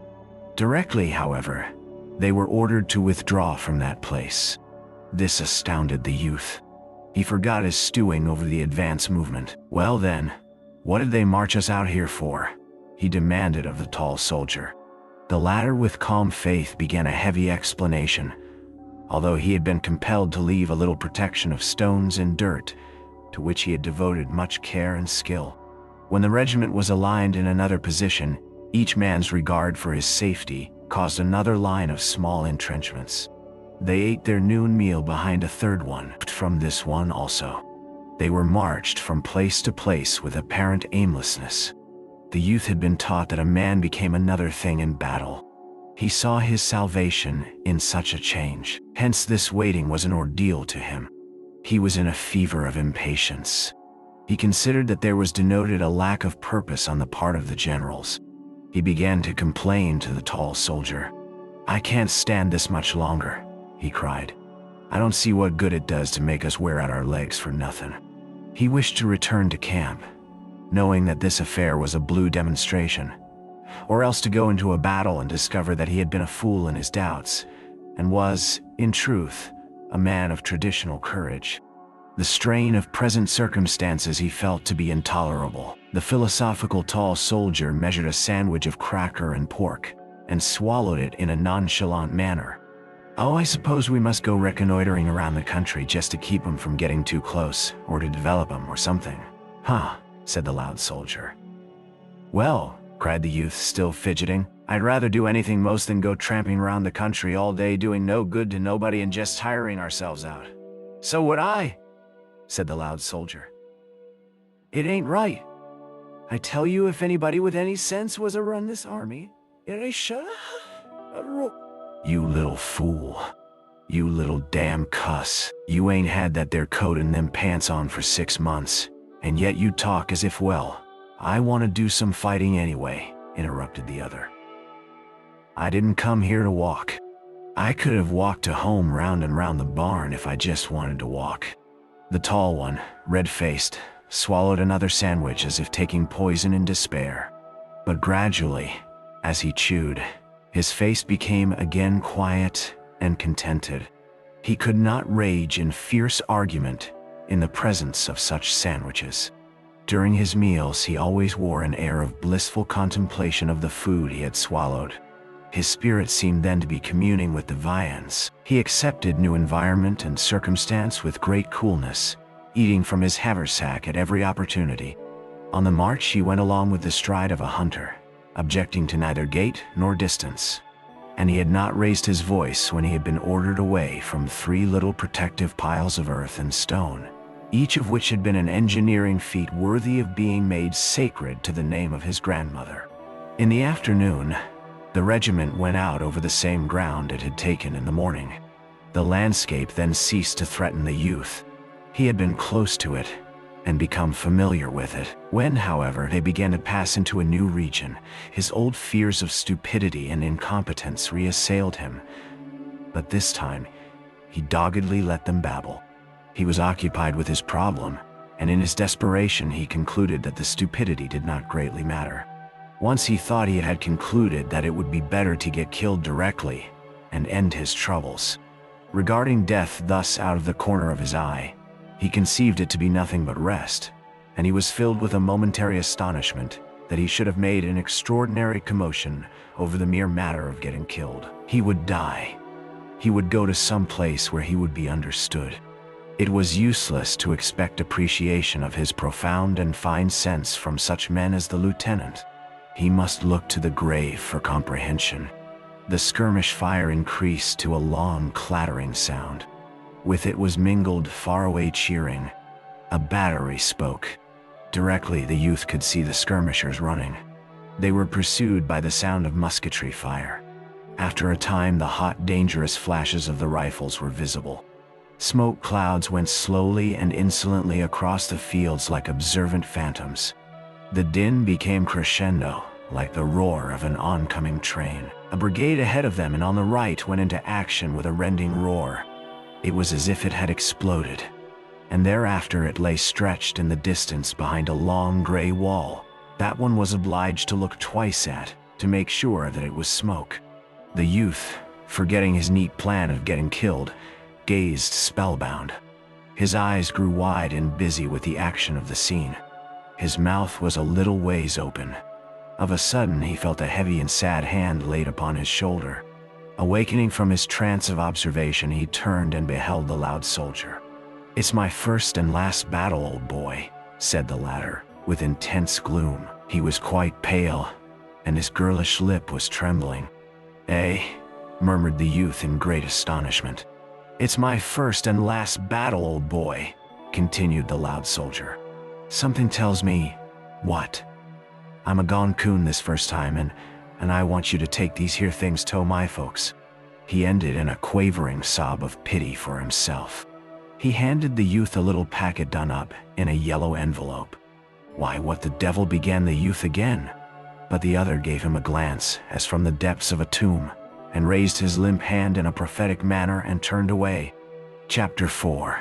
The brigade was halted in the fringe of a grove. The men crouched among the trees and pointed their restless guns out at the fields. They tried to look beyond the smoke. Out of this haze they could see running men. Some shouted information and gestured as they hurried. The men of the new regiment watched and listened eagerly, while their tongues ran on in gossip of the battle. They mouthed rumors that had flown like birds out of the unknown. "They say Perry has been driven in with big loss." "Yes, Carrot went to hospital. He said he was sick. That smart lieutenant is commanding G Company. Boys say they won't be under Carrot no more if they all have to desert. They allus knew he was a Hannes's battery is took. It ain't either. I saw Hannes's battery off on the left not more'n 15 minutes ago. Well, General, he says he's going to take the whole command of the 304th when we go into action. And then he says we'll do sec fighting as never another one regiment done. They say we're catching it over on the left. They say the enemy drive our line into a devil of a swamp and took Hannes's battery. No sec thing. Hannes's battery was long here about a minute ago. That young Hasbrook, he makes a good officer. He ain't afraid of nothing." Nah. Show. I met one of the 148th Maine boys, and he says his brigade fit the whole rebel army for 4 hours over on the Turnpike Road, and killed about 5,000 of them. He says one more such fight as that and the war'll be over. Bill wasn't scared either. No, sir. It wasn't that. Bill ain't a-getting scared easy. He was just mad. That's what he was. When that feller trod on his hand, he up and said that he was willing to give his hand to his country, but he'd be dummed if he was going to have every dumb bushwhacker in the country walking around on it. So he went to hospital disregardless of the fight. 3 fingers was crunched. The dern doctor wanted to amputate him, and Bill, he raised a helluva row, I hear. He's a funny feller. The din in front swelled to a tremendous chorus. The youth and his fellows were frozen to silence. They could see a flag that tossed in the smoke angrily. Near it were the blurred and agitated forms of troops. There came a turbulent stream of men across the fields. A battery, changing position at a frantic gallop, scattered the stragglers right and left. A shell screaming like a storm banshee went over the huddled heads of the reserves. It landed in the grove, and exploding redly flung the brown earth. There was a little shower of pine needles. Bullets began to whistle among the branches and nip at the trees. Twigs and leaves came sailing down. It was as if 1,000 axes, wee and invisible, were being wielded. Many of the men were constantly dodging and ducking their heads. The lieutenant of the youth's company was shot in the hand. He began to swear so wondrously that a nervous laugh went along the regimental line. The officer's profanity sounded conventional. It relieved the tightened senses of the new men. It was as if he had hit his fingers with a tack hammer at home. He held the wounded member carefully away from his side, so that the blood would not drip upon his trousers. The captain of the company, tucking his sword under his arm, produced a handkerchief and began to bind with it the lieutenant's wound. and they disputed as to how the binding should be done. The battle flag in the distance jerked about madly. It seemed to be struggling to free itself from an agony. The billowing smoke was filled with horizontal flashes. Men rushing swiftly emerged from it. They grew in numbers until it was seen that the whole command was fleeing. The flag suddenly sank down as if dying. Its motion as it fell was... Wild yells came from behind the walls of smoke. A sketch in gray and red dissolved into a mob-like body of men who galloped like wild horses. The veteran regiments on the right and left of the 304th immediately began to jeer. With the passionate song of the bullets and the banshee shrieks of shells were mingled loud catcalls and bits of facetious advice concerning places of safety. But the new regiment was breathless with horror. "God, Saunders got crushed," whispered the man at the youth's elbow. They shrank back and crouched as if compelled to await a flood. The youth shot a swift glance along the blue ranks of the regiment. The profiles were motionless, carven, and afterward he remembered that the color sergeant was standing with his legs apart, as if he expected to be pushed to the ground. The following throng went whirling around the flank. Here and there were officers carried along on the stream like exasperated chips. They were striking about them with their swords and with their left fists, punching every head they could reach. They cursed like highwaymen. A mounted officer displayed the furious anger of a spoiled child.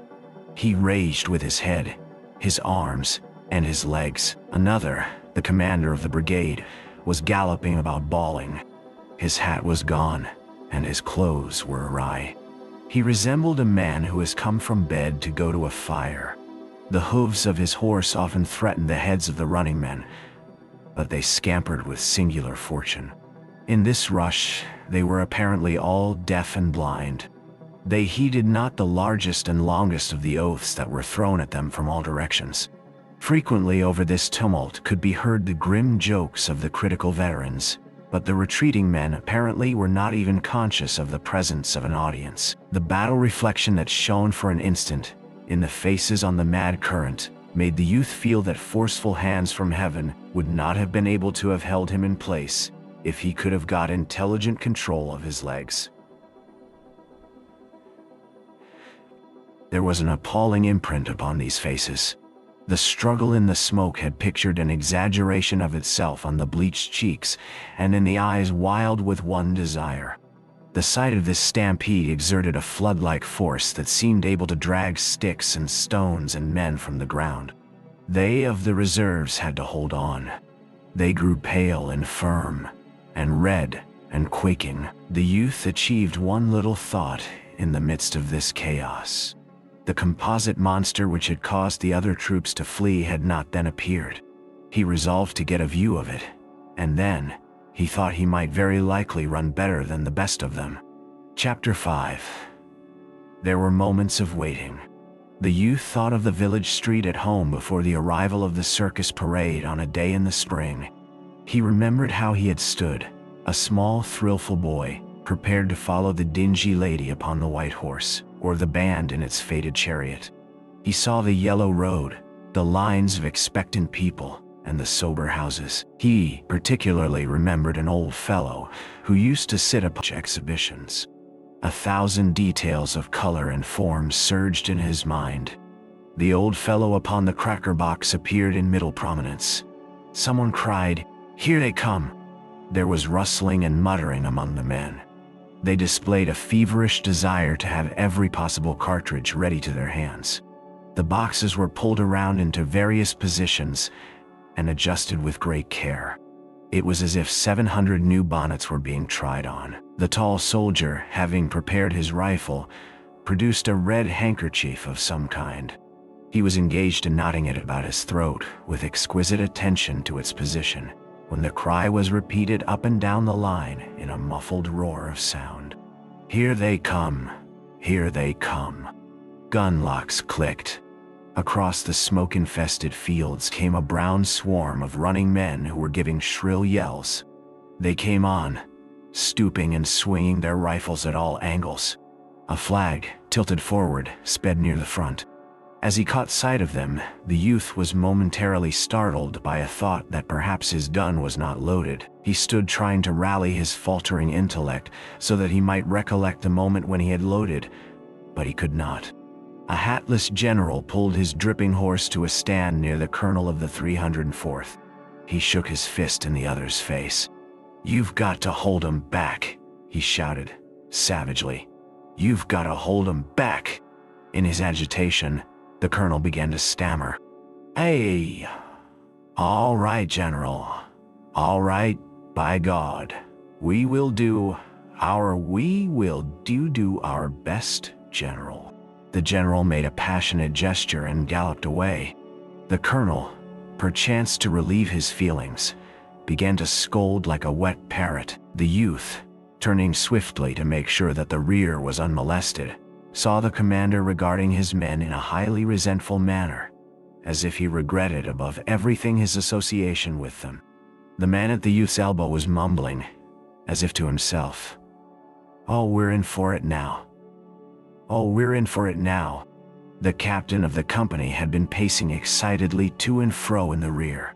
He coaxed in schoolmistress fashion, as to a congregation of boys with primers. His talk was an endless repetition. "Reserve your fire, boys. Don't shoot till I tell you. Save your fire and wait till they get close up on. Don't be damned fools." Perspiration streamed down the youth's face, which was soiled like that of a weeping urchin. He frequently, with a nervous movement, wiped his eyes with his coat sleeve. His mouth was still a little ways open. He got the one glance at the foe-swarming field in front of him, and instantly ceased to debate the question of his piece being loaded. Before he was ready to begin, before he had announced to himself that he was about to fight, he threw the obedient, well-balanced rifle into position and fired a first wild shot. Directly he was working at his weapon like an automatic affair, he suddenly lost concern for himself and forgot to look at a menacing fate. He became not a man, but a member. He felt that something of which he was a part, a regiment, an army, a cause, or a country, was in crisis. He was welded into a common personality which was dominated by a single desire. For some moments he could not flee no more than a little finger can commit a revolution from a hand. If he had thought the regiment was about to be annihilated, perhaps he could have amputated himself from it. But its noise gave him assurance. The regiment was like a firework that, once ignited, proceeds superior to circumstances until its blazing vitality fades. It wheezed and banged with a mighty power. He pictured the ground before it as strewn with the discomfited. There was a consciousness always of the presence of his comrades about him. He felt the subtle battle brotherhood, more potent even than the cause for which they were fighting. It was a mysterious fraternity born of the smoke and danger of death. He was at a task. He was like a carpenter who has made many boxes, making still another box. Only there was furious haste in his movements. He, in his thoughts, was careering off in other places, even as the carpenter who as he works whistles and thinks of his friend or his enemy, his home or a saloon. And these jolted dreams were never perfect to him afterward, but remained a mass of blurred shapes. Presently he began to feel the effects of the war atmosphere, a blistering sweat, a sensation that his eyeballs were about to crack like hot stones. A burning roar filled his ears. Following this came a red rage. He developed the acute exasperation of a pestered animal, a well-meaning cow worried by dogs. He had a mad feeling against his rifle, which could only be used against one life at a time. He wished to rush forward and strangle with his fingers. He craved a power that would enable him to make a world-sweeping gesture and brush all back. His impotency appeared to him, and made his rage into that of a driven beast. Buried in the smoke of many rifles, his anger was directed not so much against the men whom he knew were rushing toward him, as against the swirling battle phantoms which were choking him, stuffing their smoke robes down his parched throat. He fought frantically for respite for his senses, for air, as a babe being smothered attacks the deadly blankets. There was a blare of heated rage mingled with a certain expression of intentness on all faces. Many of the men were making low-toned noises with their mouths, and these subdued cheers, snarls, imprecations, prayers, made a wild barbaric song that went as an undercurrent of sound, strange and chant-like, with the resounding chords of the war march. The man at the youth's elbow was babbling. In it, there was something soft and tender, like the monologue of a babe. The tall soldier was swearing in a loud voice. From his lips came a black procession of curious oaths. Of a sudden another broke out in a querulous way, like a man who has mislaid his hat. "Well, why don't they support us? Why don't they send supports? Do they think?"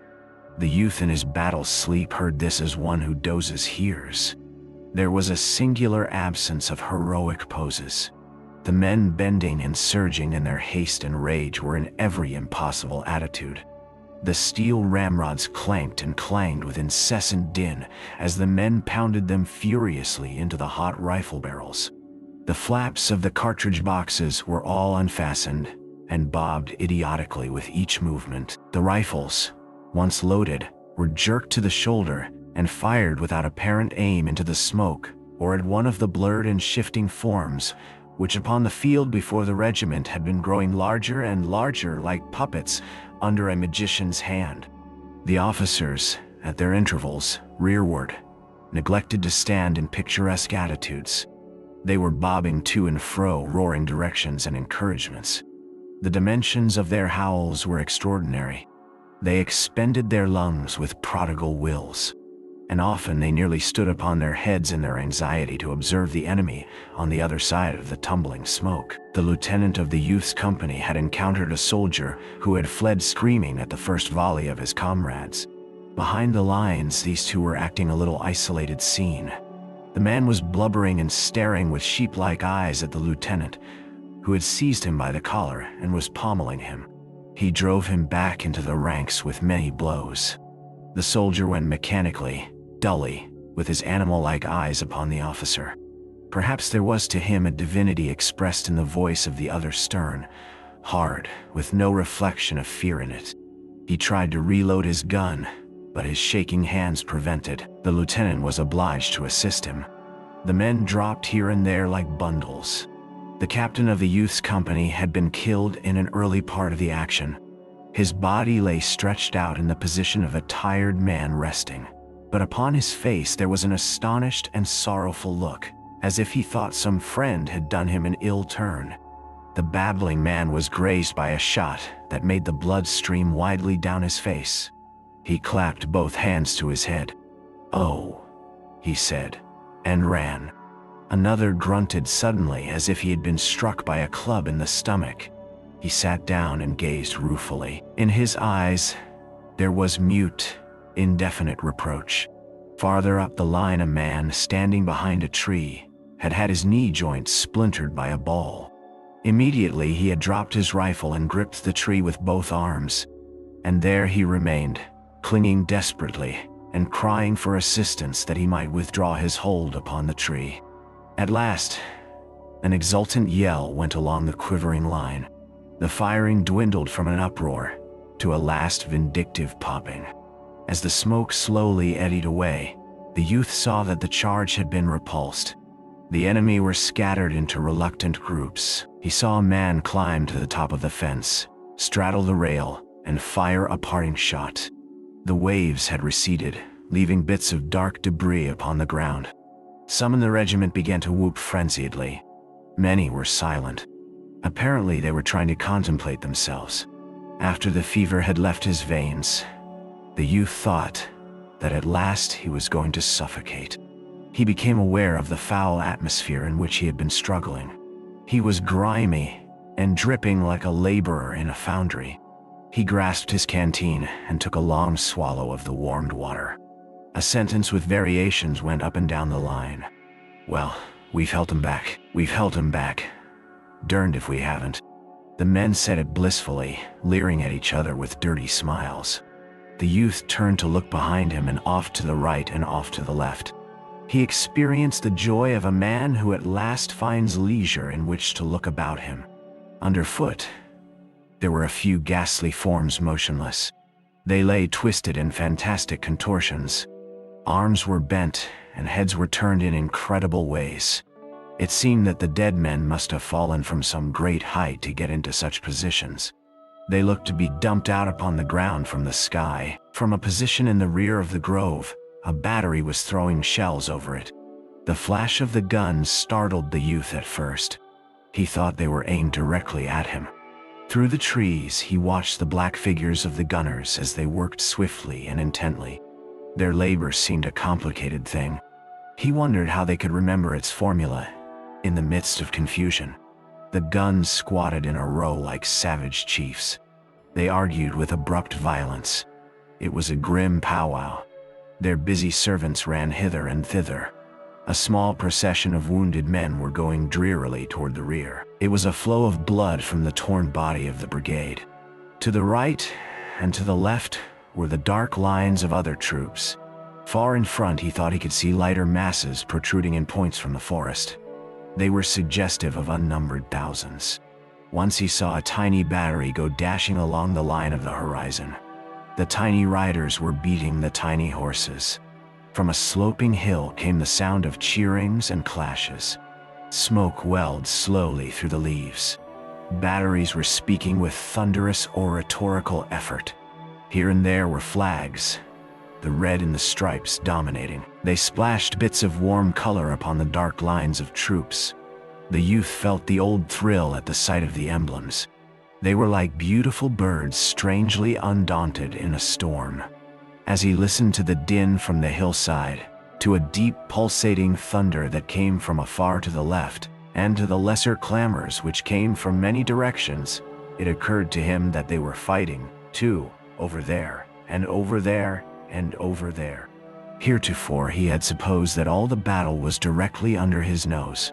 As he gazed around him, the youth felt a flash of astonishment at the blue, pure sky, and the sun gleamings on the trees and fields. It was surprising that nature had gone tranquilly on with her golden process in the midst of so much devilment. Chapter 6. The youth awakened slowly. He came gradually back to a position from which he could regard himself. For moments he had been scrutinizing his person in a dazed way as if he had never before seen himself. Then he picked up his cap from the ground. He wriggled in his jacket to make a more comfortable fit, and kneeling relaced his shoe.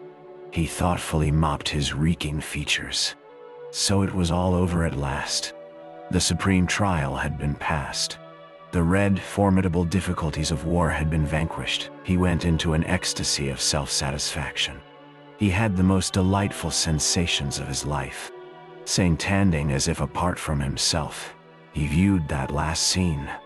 He perceived that the man who had fought thus was magnificent. He felt that he was a fine fellow. He saw himself even with those ideals which he had considered as far beyond him. He smiled in deep gratification. Upon his fellows he beamed tenderness and goodwill. "Gee, ain't it hot, hey?" he said affably to a man who was polishing his streaming face with his coat sleeves. "You bet," said the other, grinning sociably. "I never seen sec dumb hotness." He sprawled out luxuriously on the ground. "Gee? Yes. And I hope we don't have no more fightin' till a week from Monday." There were some handshakings and deep speeches with men whose features were familiar, but with whom the youth now felt the bonds of tied hearts. He helped a cursing comrade to bind up a wound of the shin, but of a sudden, cries of amazement broke out along the ranks of the new regiment. "Here they come again! Here they come again!" The man who had sprawled upon the ground started up and said, "Gosh!" The youth turned quick eyes upon the field. He discerned forms begin to swell in masses out of a distant wood. He again saw the tilted flag speeding forward. The shells, which had ceased to trouble the regiment for a time, came swirling again and exploded in the grass or among the leaves of the trees. They looked to be strange war flowers bursting in a fierce bloom. The men groaned. The luster faded from their eyes. Their smudged countenances now expressed a profound dejection. They moved their stiffened bodies slowly, and watched in sullen mood the frantic approach of the enemy. The slaves toiling in the temple of this god began to feel rebellion at his harsh tasks. They fretted and complained each to each, "Oh, say, this is too much of a good thing. Why can't somebody send us supports? We ain't never gonna stand this second banging. I didn't come here to fight the whole damn rebel army." There was one who raised a doleful cry.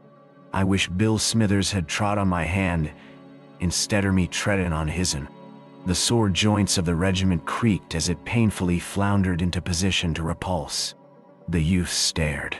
Surely, he thought, this impossible thing was not about to happen. He waited as if he expected the enemy to suddenly stop, apologize, and retire bowing. It was all a mistake, but the firing began somewhere on the regimental line and ripped along in both directions.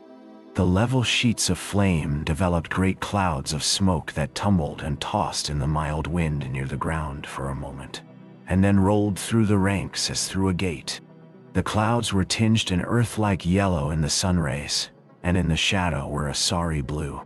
The flag was sometimes eaten and lost in this mass of vapor, but more often it projected, sun-touched, resplendent. Into the youth's eyes, there came a look that one can see in the orbs of a jaded horse. His neck was quivering with nervous weakness, and the muscles of his arms felt numb and bloodless. His hands, too, seemed large and awkward, as if he was wearing invisible mittens. And there was a great uncertainty about his knee joints. The words that comrades had uttered previous to the firing began to recur to him. "Oh, say, this is too much of a good thing. What do they take us for? Why don't they send supports?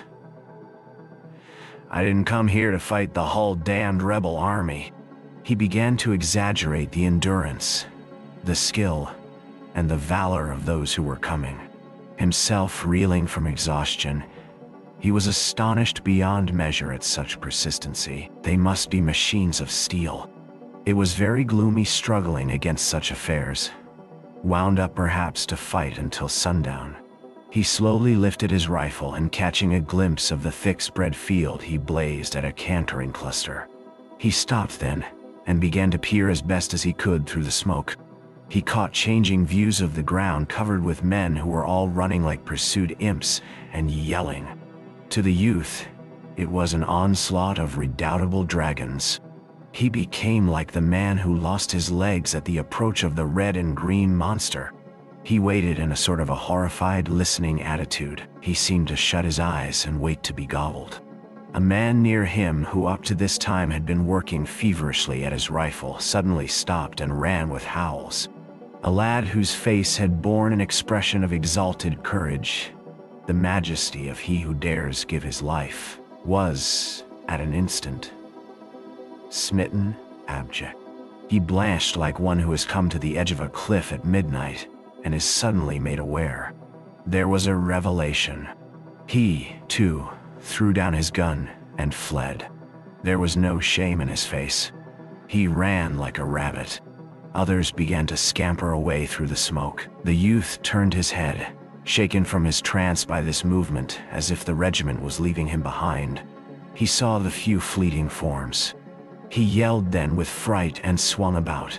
For a moment, in the great clamor, he was like a proverbial chicken. He lost the direction of safety. Destruction threatened him from all points. Directly he began to speed toward the rear in great leaps. His rifle and cap were gone. His unbuttoned coat bulged in the wind. The flap of his cartridge box bobbed wildly, and his canteen, by its slender cord, swung out behind. On his face was all the horror of those things which he imagined. The lieutenant sprang forward bawling. The youth saw his features wrathfully red, and saw him make a dab with his sword. His one thought of the incident was that the lieutenant was a peculiar creature to feel interested in such matters upon this occasion. He ran like a blind man. 2 or 3 times he fell down. Once he knocked his shoulders so heavily against a tree that he went headlong. Since he had turned his back upon the fight, his fears had been wondrously magnified. Death about to thrust him between the shoulder blades was far more dreadful than death about to smite him between the eyes. When he thought of it later, he conceived the impression that it is better to view the appalling than to be merely within hearing. The noises of the battle were like stones. He believed himself liable to be crushed. As he ran on, he mingled with others. He dimly saw men on his right and on his left, and he heard footsteps behind him. He thought that all the regiment was fleeing, pursued by those ominous crashes. In his flight, the sound of these following footsteps gave him his one meager relief. He felt vaguely that death must make a first choice of the men who were nearest. The initial morsels for the dragons would be then those who were following him. So he displayed the zeal of an insane sprinter in his purpose to keep them in the rear. There was a race. As he, leading, went across a little field, he found himself in a region of shells. They hurtled over his head with long, wild screams. As he listened, he imagined them to have rows of cruel teeth that grinned at him. Once one lit before him, and the livid lightning of the explosion effectually barred the way in his chosen direction. He groveled on the ground and then, springing up, went careering off through some bushes. He experienced a thrill of amazement when he came within view of a battery in action. The men there seemed to be in conventional moods, altogether unaware of the impending annihilation. The battery was disputing with a distant antagonist, and the gunners were wrapped in admiration of their shooting. They were continually bending in coaxing postures over the guns. They seemed to be patting them on the back and encouraging them with words. The guns, stolid and undaunted, spoke with dogged valor. The precise gunners were coolly enthusiastic. They lifted their eyes every chance to the smoke-wreathed hillock from whence the hostile battery addressed them. The youth pitied them as he ran. Methodical idiots. Machine-like fools. The refined joy of planting shells in the midst of the other battery's formation would appear a little thing when the infantry came swooping out of the woods. The face of a youthful rider, who was jerking his frantic horse with an abandon of temper he might display in a placid barnyard, was impressed deeply upon his mind. He knew that he looked upon a man who would presently be dead. Too, he felt a pity for the guns. Standing, 6 good comrades, in a bold row, he saw a brigade going to the relief of its pestered fellows. He scrambled upon a wee hill and watched it sweeping finely, keeping formation in difficult places. The blue of the line was crusted with steel color, and the brilliant flags projected. Officers were shouting. This sight also filled him with wonder. The brigade was hurrying briskly to be gulped into the infernal mouths of the war god. What manner of men were they, anyhow? Ah, it was some wondrous breed. Or else they didn't comprehend the fools. A furious order caused commotion in the artillery. An officer on a bounding horse made maniacal motions with his arms. The teams went swinging up from the rear. The guns were whirled about, and the battery scampered away. The cannon, with their noses poked slantingly at the ground, grunted and grumbled like stout men, brave, but with objections to hurry. The youth went on, moderating his pace since he had left the place of noises. Later he came upon a general of division seated upon a horse that pricked its ears in an interested way at the battle. There was a great gleaming of yellow and patent leather about the saddle and bridle. The quiet man astride looked mouse-colored upon such a splendid charger. A jingling staff was galloping hither and thither. Sometimes the general was surrounded by horsemen, and at other times he was quite alone. He looked to be much harassed. He had the appearance of a businessman whose market is swinging up and down. The youth went slinking around this, trying to overhear words. Perhaps the general, unable to comprehend chaos, might call upon him for information, and he could tell him. He knew all concerning it. Of a surety the force was in a fix, and any fool could see that if they did not retreat while they had opportunity, why, he felt that he would like to thrash the general, or at least approach and tell him in plain words exactly what he thought him to be. It was criminal to stay calmly in one spot and make no effort to stay destruction. He loitered in a fever of eagerness for the division commander to apply to him. As he warily moved about, he heard the general call out irritably, "Tompkins, go over and see Taylor, and tell him not to be in such an all-fired hurry.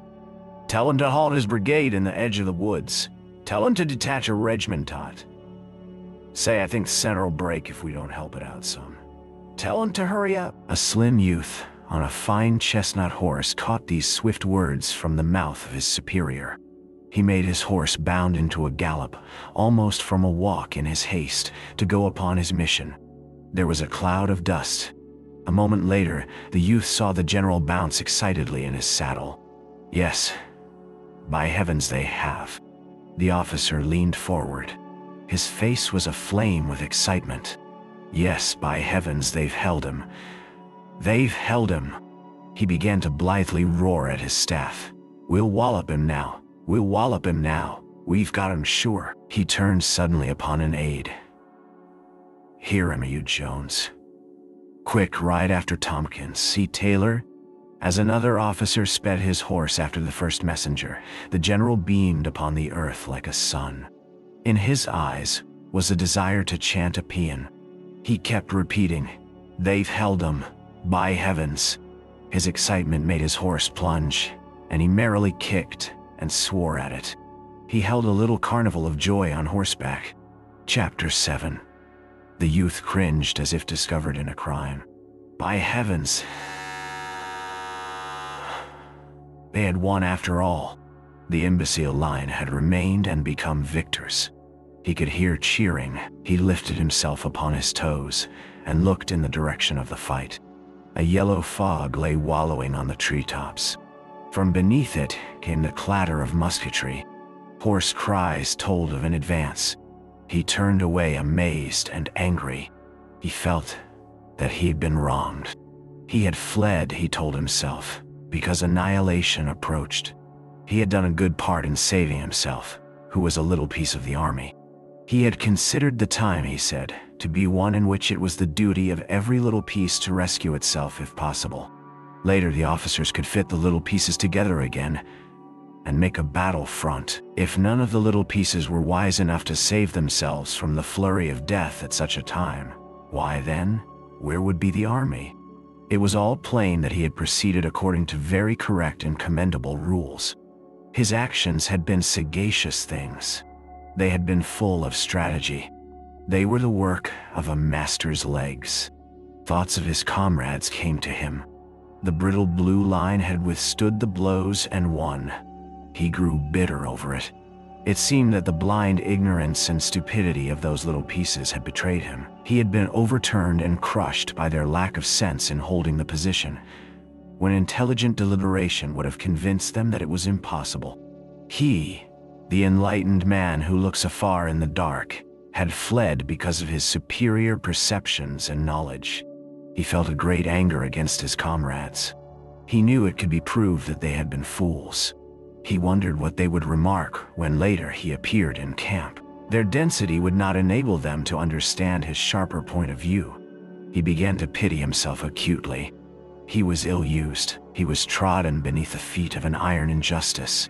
He had proceeded with wisdom and from the most righteous motives under heaven's blue, only to be frustrated by hateful circumstances. A dull, animal-like rebellion against his fellows, war in the abstract, and fate grew within him. He shambled along with bowed head, his brain in a tumult of agony and despair. When he looked loweringly up, quivering at each sound, his eyes had the expression of those of a criminal who thinks his guilt little and his punishment great, and knows that he can find no words. He went from the fields into a thick woods, as if resolved to bury himself. He wished to get out of hearing of the crackling shots which were to him like voices.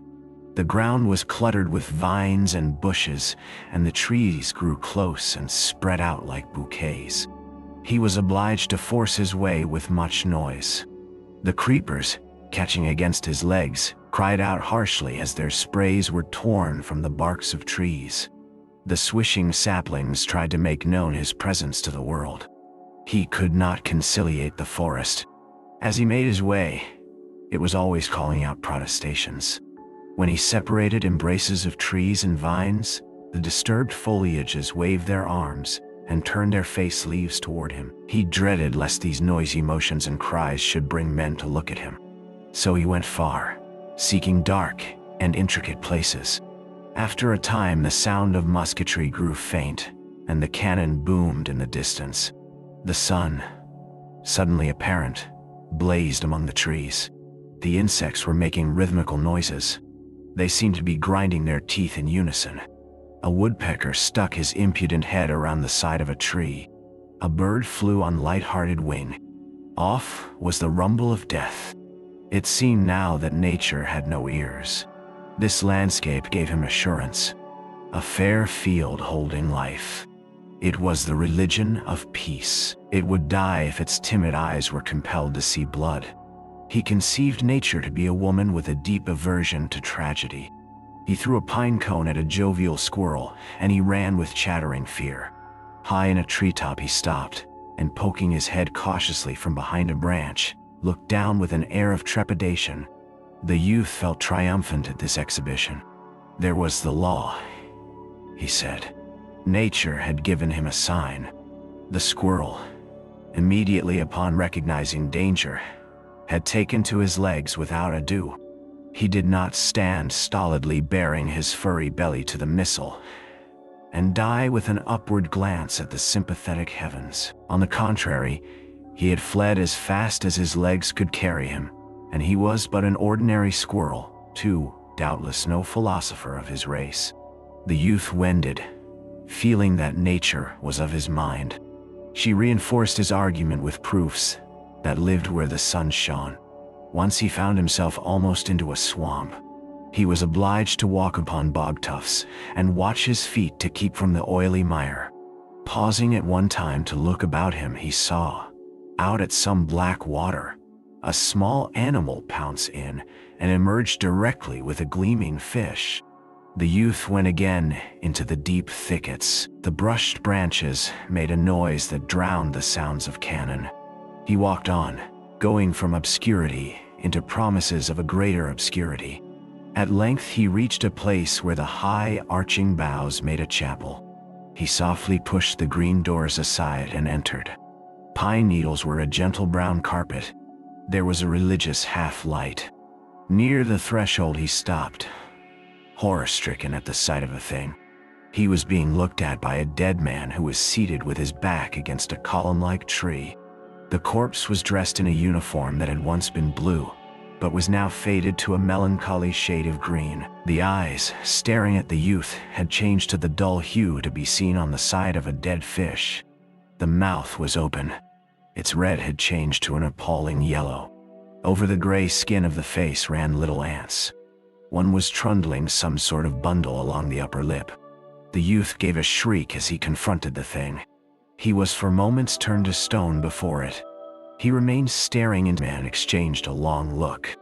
Then the youth cautiously put one hand behind him and brought it against a tree. Leaning upon this, he retreated, step by step, with his face still toward the thing. He feared that if he turned his back, the body might spring up and stealthily pursue him. The branches, pushing against him, threatened to throw him over upon it. His unguided feet, too, caught aggravatingly in brambles, and with it all he received a subtle suggestion to touch the corpse. As he thought of his hand upon it, he shuddered profoundly. At last he burst the bonds which had fastened him to the spot and fled, unheeding the underbrush. He was pursued by the sight of black ants, swarming greedily upon the gray face, and venturing horribly near to the eyes. After a time he paused, and breathless and panting, listened. He imagined some strange voice would come from the dead throat and squawk after him in horrible menaces. The trees about the portal of the chapel moved soffingly in a soft wind. A sad silence was upon the little guarding edifice. Chapter 8. The trees began softly to sing a hymn of twilight. The sun sank until slanted bronze rays struck the forest. There was a lull in the noises of insects, as if they had bowed their beaks and were making a devotional pause. There was silence save for the chanted chorus of the trees. Then, upon this stillness, there suddenly broke a tremendous clangor of sounds. A crimson roar came from the distance. The youth stopped. He was transfixed by this terrific medley of all noises. It was as if worlds were being rended. There was the ripping sound of musketry and the breaking crash of the artillery.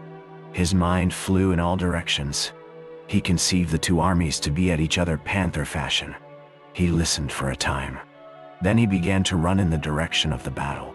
He saw that it was an ironical thing for him to be running thus toward that which he had been at such pains to avoid. But he said in substance to himself that if the earth and the moon were about to clash, many persons would doubtless plan to get upon the roofs to witness the collision. As he ran, he became aware that the forest had stopped its music, as if at last becoming capable of hearing the foreign sounds. The trees hushed and stood motionless. Everything seemed to be listening to the crackle and clatter and earth-shaking thunder. The chorus peaked over the still earth. It suddenly occurred to the youth that the fight in which he had been was, after all, but perfunctory popping. In the hearing of this present din, he was doubtful if he had seen real battle scenes. This uproar explained a celestial battle. It was tumbling hordes a struggle in the air. Reflecting, he saw a sort of a humor in the point of view of himself and his fellows during the late encounter. They had taken themselves and the enemy very seriously and had imagined that they were deciding the war. Individuals must have supposed that they were cutting the letters of their names deep into everlasting tablets of brass, or enshrining their reputations forever in the hearts of their countrymen, while, as to fact, the affair would appear in printed reports under a meek and immaterial title. But he saw that it was good, else, he said, in battle everyone would surely run save forlorn hopes and their ilk. He went rapidly on. He wished to come to the edge of the forest that he might peer out. As he hastened, there passed through his mind pictures of stupendous conflicts. His accumulated thought upon such subjects was used to form scenes. The noise was as the voice of an eloquent being, describing. Sometimes the brambles formed chains and tried to hold him back. Trees, confronting him, stretched out their arms and forbade him to pass. After his previous hostility, this new resistance of the forest filled him with a fine bitterness. It seemed that nature could not be quite ready to kill him. But he obstinately took roundabout ways, and presently he was where he could see long gray walls of vapor where lay battle lines. The voices of cannon shook him. The musketry sounded in long irregular surges that played havoc with his ears. He stood regardant for a moment. His eyes had an awestruck expression. He gawked in the direction of the fight. Presently he proceeded again on his forward way. The battle was like the grinding of an immense and terrible machine to him. Its complexities and powers, its grim processes, fascinated him. He must go close and see it produce corpses. He came to a fence and clambered over it.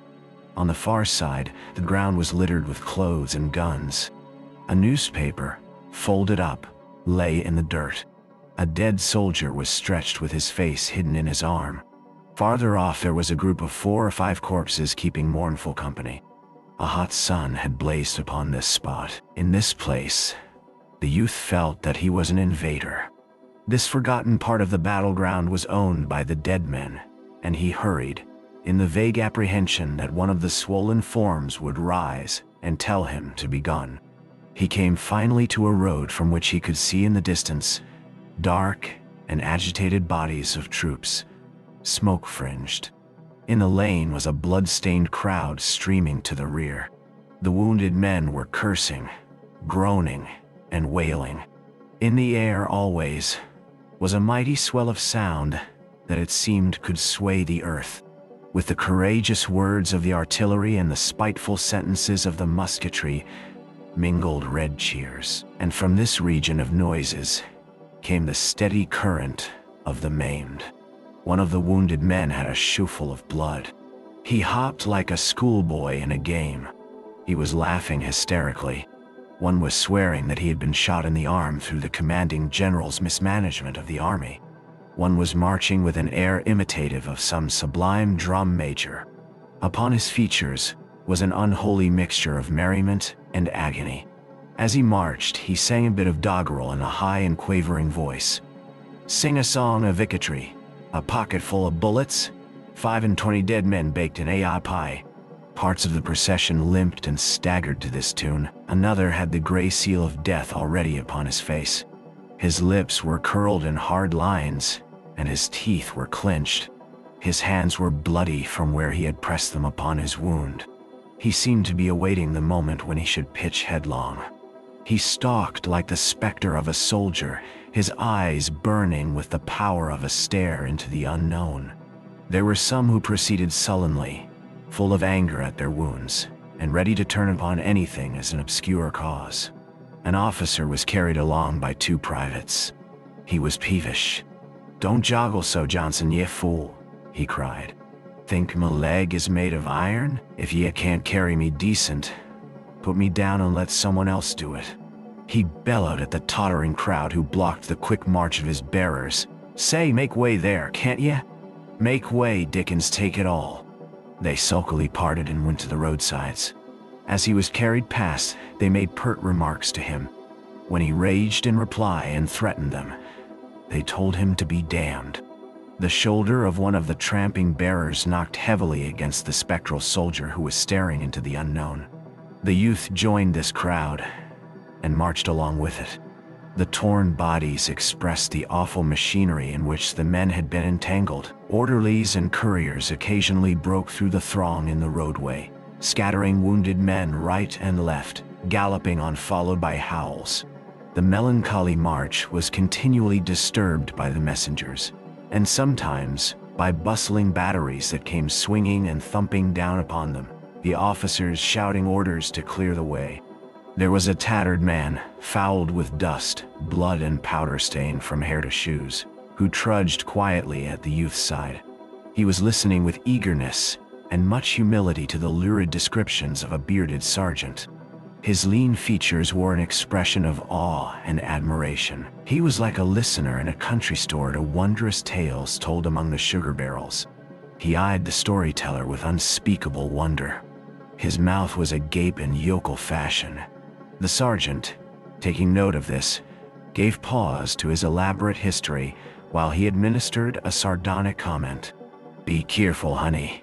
You'll be a-catchin' flies," he said. The tattered man shrank back abashed.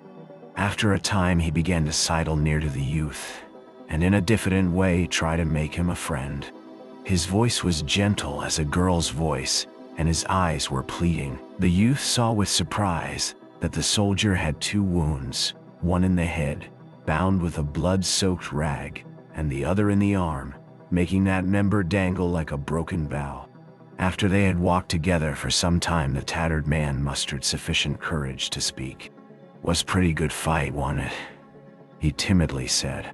The youth, deep in thought, glanced up at the bloody and grim figure with its lamb-like eyes. "What? Was pretty good fight, wasn't it?" "Yes," said the youth shortly. He quickened his pace, but the other hobbled industriously after him. There was an air of apology in his manner, but he evidently thought that he needed only to talk for a time, and the youth would perceive that he was a good fellow. "Was pretty good fight, wasn't it?" he began in a small voice, and then he achieved the fortitude to continue. "Dern me if I ever see fellers fight so. Laws, how they did fight. I knowed the boys'd like it when they on't got square at it. The boys ain't had no fair chanked up to now, but this time they showed what they was. I knowed it'd turn out this way. Ye can't lick them boys. No, sir, they're fighters they be." He breathed a deep breath of humble admiration. He had looked at the youth for encouragement several times. He received none, but gradually, he seemed to get absorbed in his subject. "I was talking cross pickets with a boy from Georgie onctay, and that boy, he says, 'Your fellers'll all run like hell when they on't turn a gun,' he says. 'Mebbe they will,' I says. 'But I don't believe none of it,' I says.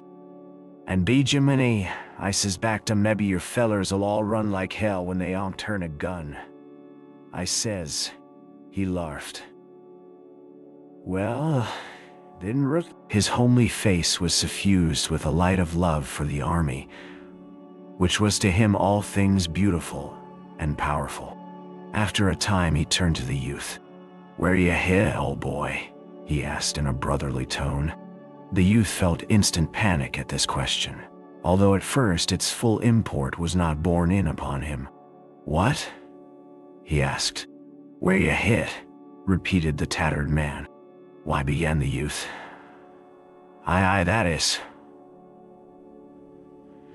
Why, he turned away suddenly and slid through the crowd.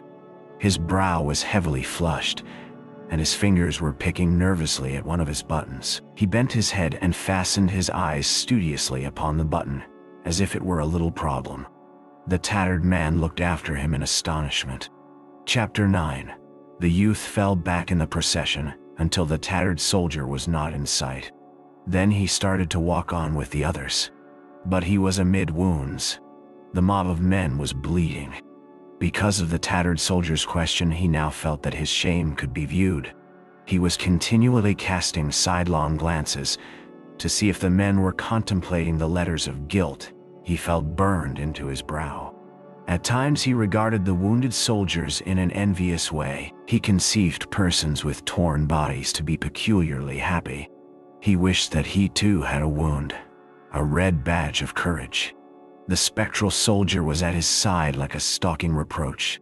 The man's eyes were still fixed in a stare into the unknown. His gray, appalling face had attracted attention in the crowd, and men, slowing to his dreary pace, were walking with him. They were discussing his plight, questioning him and giving him advice. In a dogged way he repelled them, signing to them to go on and leave him alone. The shadows of his face were deepening, and his tight lips seemed holding in check the moan of great despair. There could be seen a certain stiffness in the movements of his body, as if he were taking infinite care not to arouse the passion of his wounds.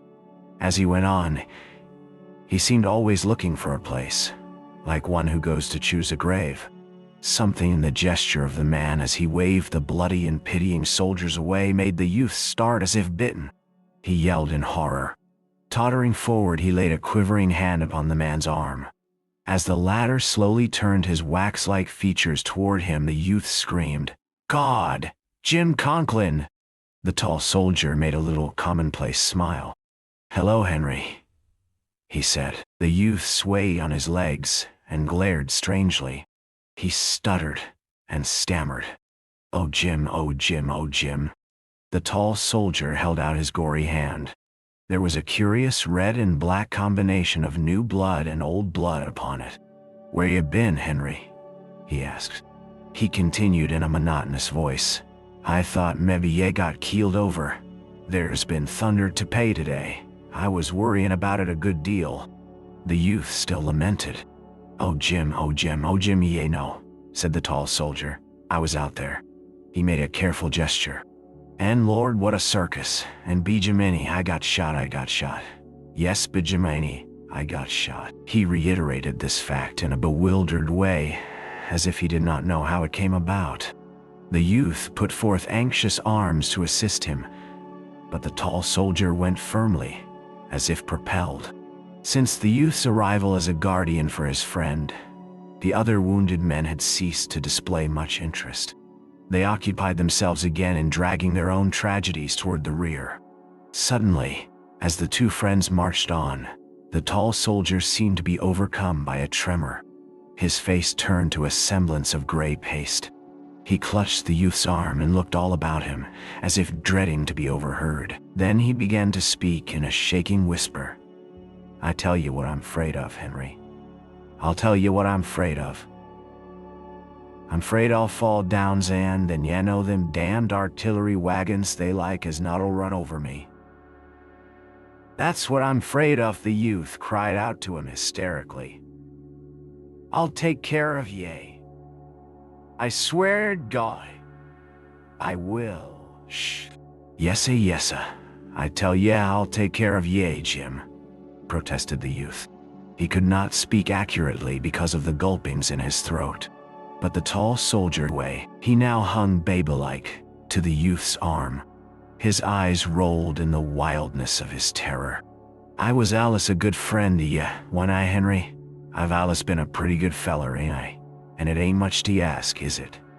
Just to pull me along out of the road? I'd do it for you, wouldn't I, Henry?" He paused in piteous anxiety to await his friend's reply. The youth had reached an anguish where the sobs scorched him. He strove to express his loyalty, but he could only make fantastic gestures. However, the tall soldier seemed suddenly to forget all those fears. He became again the grim, stalking specter of a soldier. He went stonily forward. The youth wished his friend to lean upon him, but the other always shook his head and strangely protested. "No, no, no, no, leave me be, leave me bait." His look was fixed again upon the unknown. He moved with mysterious purpose, and all of the youth's offers he brushed aside. "No, no, leave me be. Leave me be." The youth had to follow. Presently the latter heard a voice talking softly near his shoulder. Turning, he saw that it belonged to the tattered soldier. "You'd better take him out of the road, partner. There's a battery comin' heli-whoop down the road and he'll get runned over. He's a goner anyhow in about 5 minutes, you can see that. You'd better take him out of the road." "Where the blazes does he get his strength from? Lord knows," cried the youth. He was shaking his hands helplessly.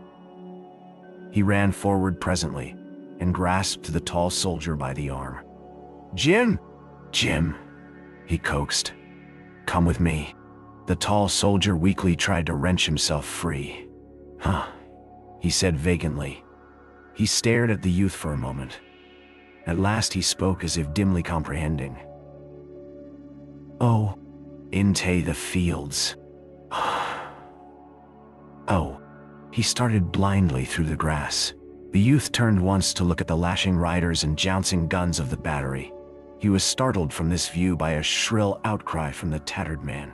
"God, he's running!" Turning his head swiftly, the youth saw his friend running in a staggering and stumbling way toward a little clump of bushes. His heart seemed to wrench itself almost free from his body at this sight. He made a noise of pain. He and the tattered man began a pursuit. There was a singular race. When he overtook the tall soldier, he began to plead with all the same purpose was in the tall soldier's face. He protested in a dulled way, keeping his eyes fastened on the mystic place of his intentions. "No, no, don't take me. Leave me be. Leave me be." The youth, aghast and filled with wonder at the tall soldier, began quaveringly to question him. "Where you going, Jim? What you thinking about? Where you going? Tell me, won't you, Jim?" The tall soldier faced about as upon relentless pursuers. In his eyes, there was a great appeal. "Leave me be, can't you? Leave me be for a minute." The youth recoiled. "Why, Jim," he said in a dazed way. "What's the matter with you?" The tall soldier turned and, lurching dangerously, went on. The youth and the tattered soldier followed, sneaking as if whipped, feeling unable to face the stricken man if he should again confront them. They began to have thoughts of a solemn ceremony. There was something rite-like in these movements of the doomed soldier, and there was a resemblance in him to a devotee of a mad religion, blood-sucking, muscle-wrenching, bone-crushing. They were awed and afraid. They hung back lest he have at command a dreadful weapon. At last, they saw him stop and stand motionless. Hastening up, they perceived that his face wore an expression telling that he had at last found the place for which he had struggled. His spare figure was erect. His bloody hands were quietly at his side. He was waiting with patience for something that he had come to meet. He was at the rendezvous. They paused and stood, expectant. There was a silence. Finally, the chest of the doomed soldier began to heave with a strained motion. It increased in violence until it was as if an animal was within and was kicking and tumbling furiously to be free. This spectacle of gradual strangulation made the youth writhe, and once as his friend rolled his eyes, he saw something in them that made him sink wailing to the ground. He raised his voice in a last supreme call. Jim, Jim, Jim. The tall soldier opened his lips and spoke. He made a gesture. Leave me be. Don't take me. Leave me back. There was another silence while he waited. Suddenly his form stiffened and straightened. Then it was shaken by a prolonged ague. He stared into space. To the two watchers, there was a curious and profound dignity in the firm lines of his awful face. He was invaded by a creeping strangeness that slowly enveloped him. For a moment, the tremor of his legs caused him to dance a sort of hideous hornpipe. His arms beat wildly about his head in expression of imp-like enthusiasm. His tall figure stretched itself to its full height. There was a slight rending sound. Then it began to swing forward, slow and straight, in the manner of a falling tree. A swift muscular contortion made the left shoulder strike the ground first. The body seemed to bounce a little way from the earth. God, said the tattered soldier. The youth had watched, spellbound, this ceremony at the place of meeting. His face had been twisted into an expression of every agony he had imagined for his friend. He now sprang to his feet and, going closer, gazed upon the paste-like face. The mouth was open, and the teeth showed in a laugh. As the flap of the blue jacket fell away from the body, he could see that the side looked as if it had been chewed by wolves. The youth turned, with sudden, livid rage, toward the battlefield. He shook his fist. He seemed about to deliver a philippic. Hello. The red sun was pasted in the sky like a wafer. Chapter 10. The tattered man stood musing. Well, he was a regular Jim Dandy fur nerve, wasn't he? Said he finally in a little awestruck voice. A regular Jim Dandy. He thoughtfully poked one of the docile hands with his foot. I wonder where he got his strength from. I never seen a man do like that before. It was a funny thing. Well, he was a regular Jim Dandy. The youth desired to screech out his grief. He was stabbed, but his tongue lay dead in the tomb of his mouth. He threw himself again upon the ground and began to brood. The tattered man stood musing. Look-a-here, partner, he said after a time. He regarded the corpse as he's up and gone. Hang on, we might as well begin. This here thing is all over. He's up and gone, ain't he? And he's all right here. Nobody won't bother him. And I must say I ain't enjoying any great health himself these days. Nanya. Enche, the youth, awakened by the tattered soldier's tone, looked quickly up. He saw that he was swinging uncertainly on his legs, and that his face had turned to a shade of blue. Good Lord, he cried. You ain't going to not you too. The tattered man waved his hand. Nary die, he said. All I want is some pea soup and a good bed. Some pea soup, he repeated dreamfully. The youth arose from the ground. I wonder where he came from. I left him over there. He pointed. And now I find him here, and he was coming from over there too. He indicated a new direction. They both turned toward the body as if to ask of it a question. Well, at length spoke the tattered man. There ain't no use in our staying here and trying to ask him anything. The youth nodded in assent wearily. They both turned to gaze for a moment at the corpse. The youth murmured something. Well, he was a Jim Dandy, wasn't he?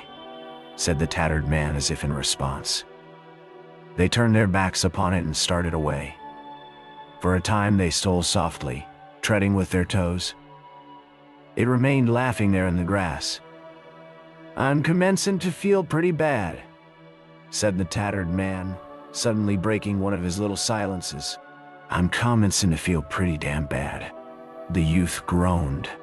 Oh Lord, he wondered if he was to be the tortured witness of another grim encounter. But his companion waved his hand reassuringly. Oh, I'm not going to die yet. They're too much dependent on me for me to die yet. No, sir, nary die. I can't. You'd oughta see the swat of children I've got and all like that." The youth, glancing at his companion, could see by the shadow of a smile that he was making some kind of fun. As they plodded on, the tattered soldier continued to talk. "Besides, if I died, I wouldn't die the way that feller did. That was funniest thing. I'd just flop down, I would. I never seen a feller die the way that feller did. You know Tom Jameson? He lives next door to me up home. He's a nice feller, he is. And we was allus good friends. Smart too.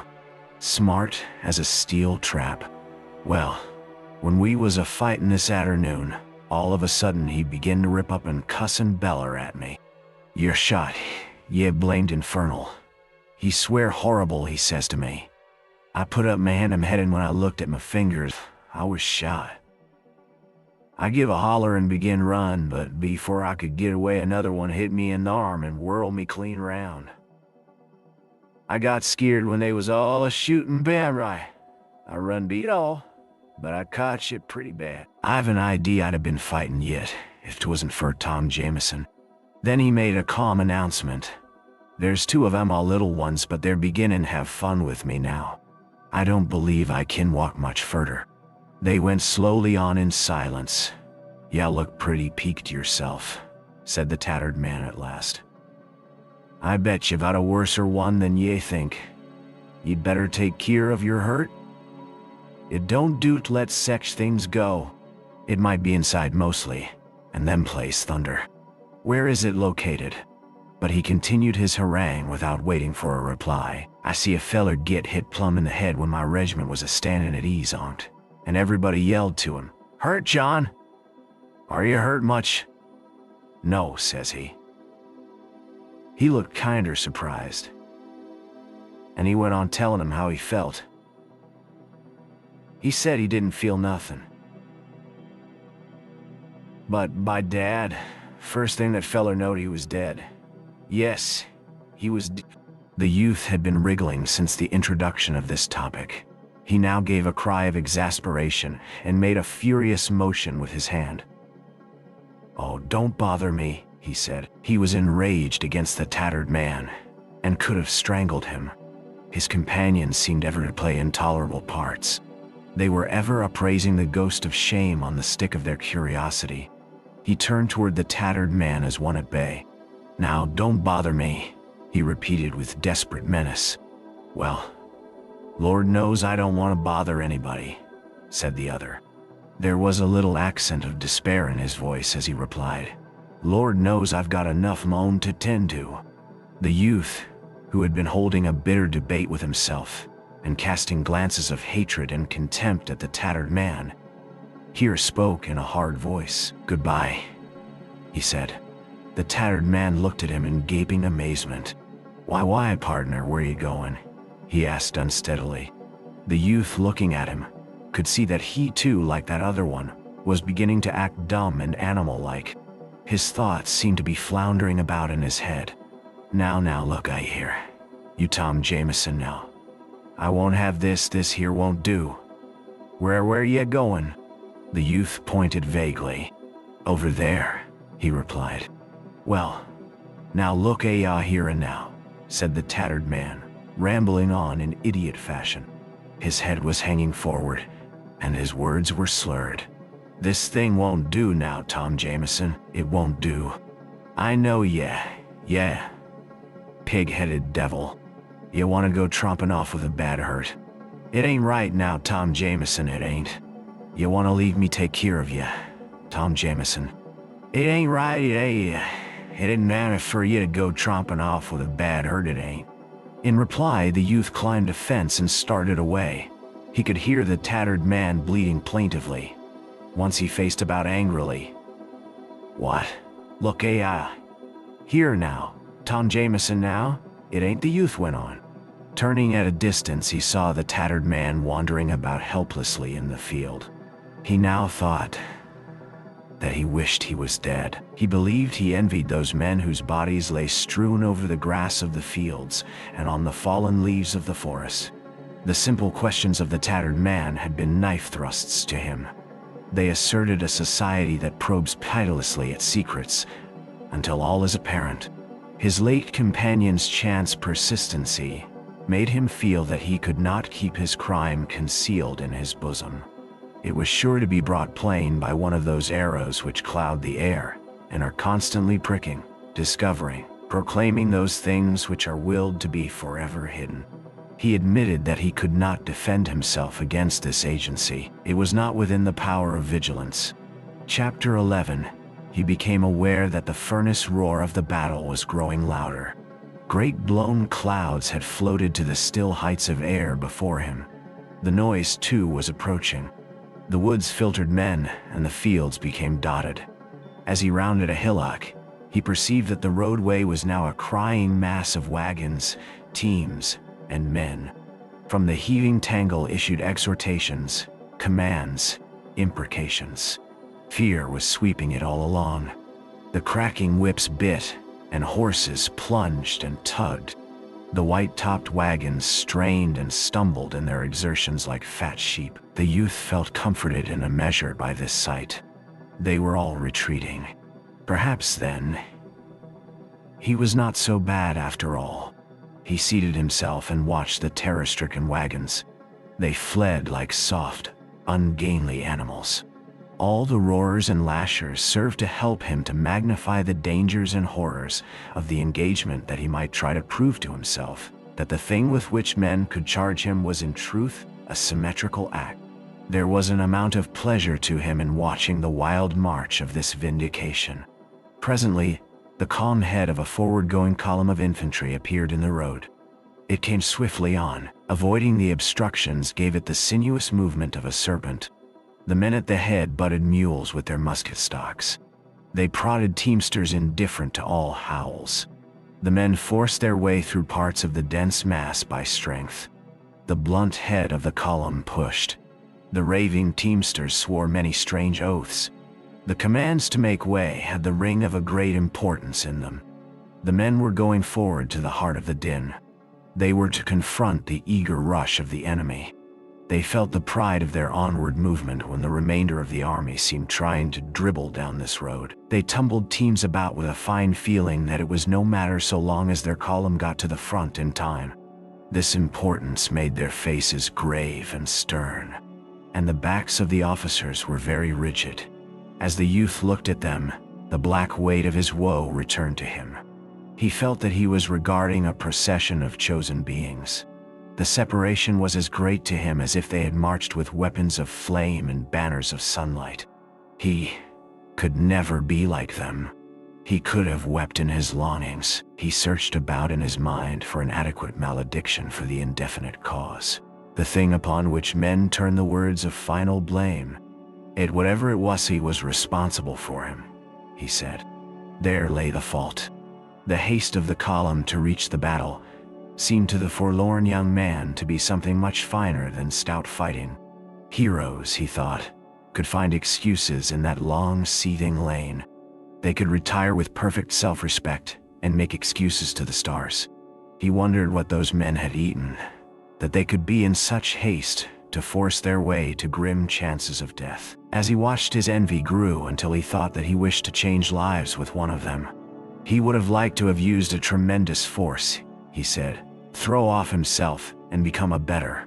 Swift pictures of himself, apart, yet in himself, came to him, a blue, desperate figure, leading lurid charges with one knee forward, and a broken blade high a blue. Determined figure, standing before a crimson and steel assault, getting calmly killed on a high place before the eyes of all. He thought of the magnificent pathos of his dead body's ears. He heard the ring of victory. He knew the frenzy of a rapid, successful charge.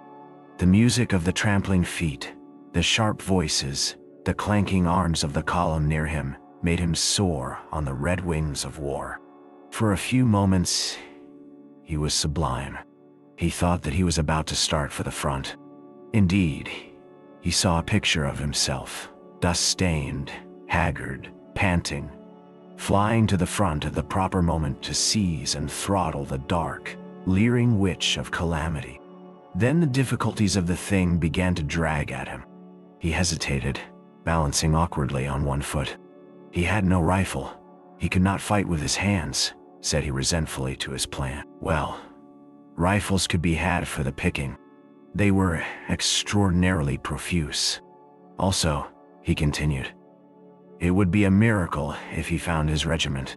Well, he could fight with any regiment. He started forward slowly. He stepped as if he expected to tread upon some explosive thing. Doubts and he were struggling. He would truly be a worm if any of his comrades should see him returning thus, the marks of his flight upon him. There was a reply that the intent fighters did not care for what happened rearward, saving that no hostile bayonets appeared there. In the battle blur his face would, in a way, be hidden, like the face of a cowled man. But then he said that his tireless fate would bring forth, when the strife lulled for a moment, a man to ask of him an explanation. He felt the scrutiny of his companions as he painfully labored through some lies. Eventually, his courage expended itself upon these objections. The debates drained him of his fire. He was not cast down by this defeat of his plan, for, upon studying the affair carefully, he could not but admit that the objections were very formidable. Furthermore, various ailments had begun to cry out. In their presence he could not persist in flying high with the wings of war. They rendered it almost impossible for him to see himself in a heroic light. He tumbled headlong. He discovered that he had a scorching thirst. His face was so dry and grimy that he thought he could feel his skin crackle. Each bone of his body had an ache in it, and seemingly threatened to break with each movement. His feet were like two sores. Also, his body was calling for food. It was more powerful than a direct hunger. There was a dull, weight-like feeling in his stomach, and when he tried to walk, his head swayed and he tottered. He could not see with distinctness. Small patches of green mist floated before his vision. While he had been tossed by many emotions, he had not been aware of ailments. Now they beset him and made clamor. As he was at last compelled to pay attention to them, his capacity for self-hate was multiplied. In despair, he declared that he was not like those others. He now conceded it to be impossible that he should ever become a hero. He was a craven loon. Those pictures of glory were piteous things. He groaned from his heart and went staggering off. A certain moth-like quality within him kept him in the vicinity of the battle. He had a great desire to see and to get news. He wished to know who was winning. He told himself that, despite his unprecedented suffering, he had never lost his greed for a victory. Yet, he said, in a half-apologetic manner to his conscience, he could not but know that a defeat for the army this time might mean many favorable things for him.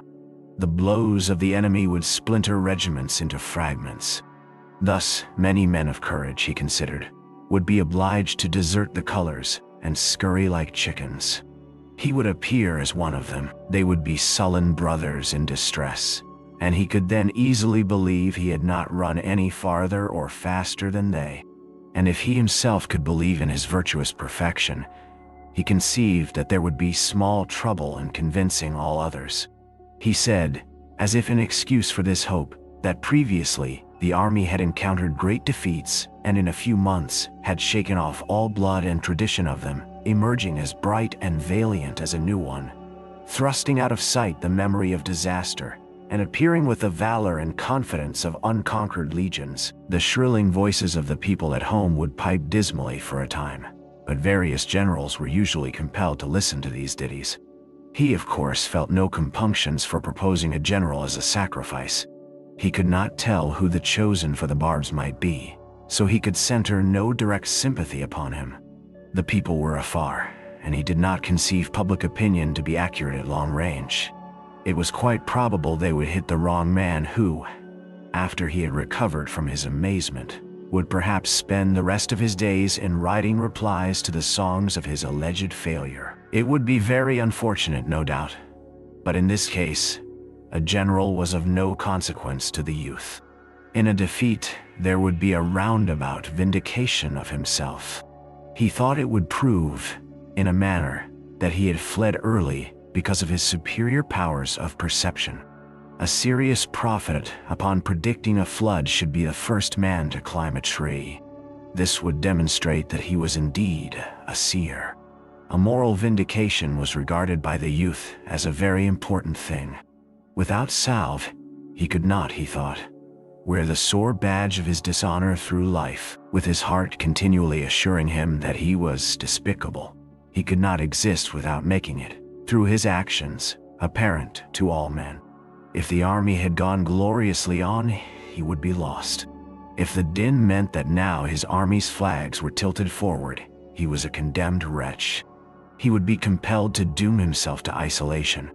If the men were advancing, their indifferent feet were trampling upon his chances for a successful life. As these thoughts went rapidly through his mind, he turned upon them and tried to thrust them away. He denounced himself as a villain.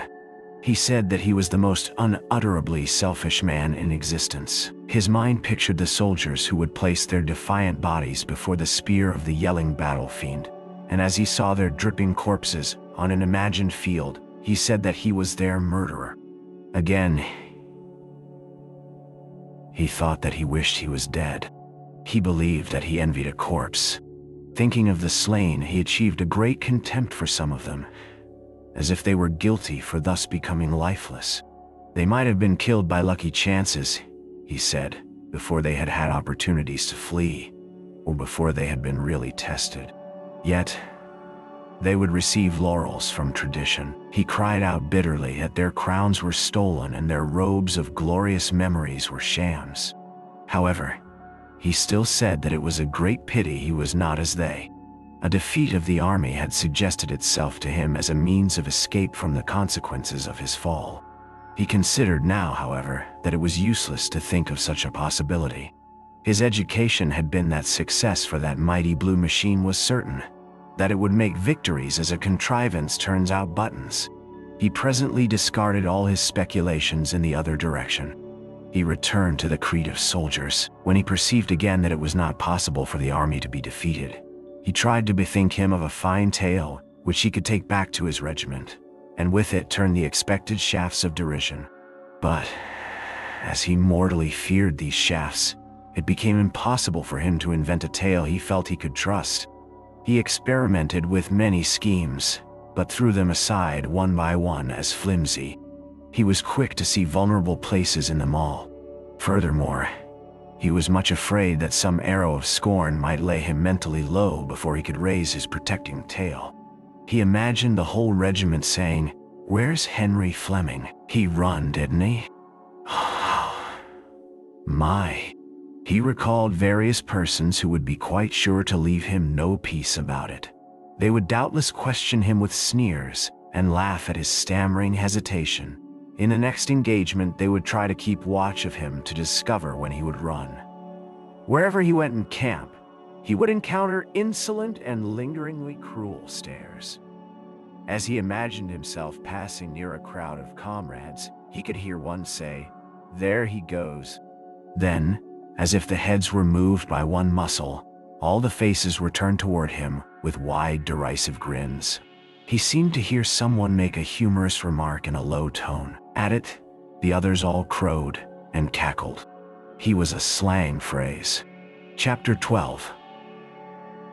The column that had butted stoutly at the obstacles in the roadway was barely out of the youth's sight before he saw dark waves of men come sweeping out of the woods and down through the fields.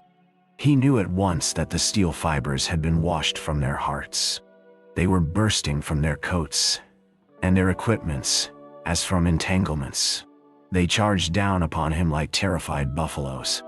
Behind them blue smoke curled and clouded above the treetops, and through the thickets he could sometimes see a distant pink glare. The voices of the cannon were clamoring in interminable chorus. The youth was horror-stricken. He stared in agony and amazement. He forgot that he was engaged in combating the universe. He threw aside his mental pamphlets on the philosophy of the retreated and rules for the guidance of the damned. The fight was lost. The dragons were coming with invincible strides. The army, helpless in the matted thickets and blinded by the overhanging night, was going to be swallowed. War The red animal, war, the blood-swollen god, would have bloated Phil. Within him something bade to cry out. He had the impulse to make a rallying speech, to sing a battle hymn. But he could only get his tongue to call into the air. Why? What's matter? Soon he was in the midst of them. They were leaping and scampering all about him. Their blanched faces shone in the dusk. They seemed, for the most part, to be very burly men. The youth turned from one to another of them as they galloped along. His incoherent questions were lost. They were heedless of his appeals. They did not seem to see him. They sometimes gabbled insanely. One huge man was asking of the sky, "Say, road, where de plank road?" It was as if he had lost a child. He wept in his pain and dismay. Presently, men were running hither and thither, in all ways. The artillery booming, forward, rearward, and on the flanks made jumble of ideas of direction. Landmarks had vanished into the gathered gloom. The youth began to imagine that he had got into the center of the tremendous quarrel, and he could perceive no way out of it. From the mouths of the fleeing men came 1,000 wild questions, but no one made answers. The youth, after rushing about a tree, finally clutched a man by the arm. They swung around face to face. Why, stammered the youth, struggling with his balking tongue. The man screamed, "Let go me! Let go me!" His face was livid, and his eyes were rolling uncontrolled. He was heaving and panting. He still grasped his rifle, perhaps having forgotten to release his hold upon it. He tugged frantically, and the youth, being compelled to lean forward, was dragged several paces. "Let go me! Let go me!" Why, stuttered the youth. "Well then," bawled the man in a lurid rage. He adroitly and fiercely swung his rifle. It crushed upon the youth's head. The man ran on. The youth's fingers had turned to paste upon the other's arm. The energy was smitten from his muscles. He saw the flaming wings of lightning flash before his vision. There was a deafening rumble of thunder within his head. Suddenly his legs seemed to die. He sank writhing to the ground. He tried to arise. In his efforts against the numbing pain, he was like a man wrestling with a creature of the air. There was a sinister struggle. Sometimes he would achieve a position half erect, battle with the air for a moment, and then fall again, grabbing at the grass. His face was of a clammy pallor. Deep groans were wrenched from him. At last, with a twisting movement, he got upon his hands and knees, and from thence, like a babe trying to walk, to his feet. Pressing his hands to his temples, he went lurching over the grass. He fought an intense battle with his body. His dulled senses wished him to swoon, and he opposed them stubbornly, his mind portraying unknown dangers and mutilations if he should fall upon the field. He went tall soldier fashion. He imagined secluded spots where he could fall and be unmolested. To search for one, he strove against the tide of pain. Once he put his hand to the top of his head and timidly touched the wound. The scratching pain of the contact made him draw a long breath through his clenched teeth. His fingers were dabbled with blood. He regarded them with a fixed stare.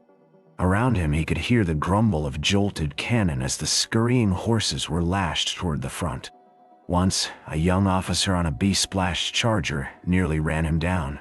He turned and watched the mass of guns, men, and horses sweeping in a wide curve toward a gap in a fence. The officer was making excited motions with a gauntleted hand.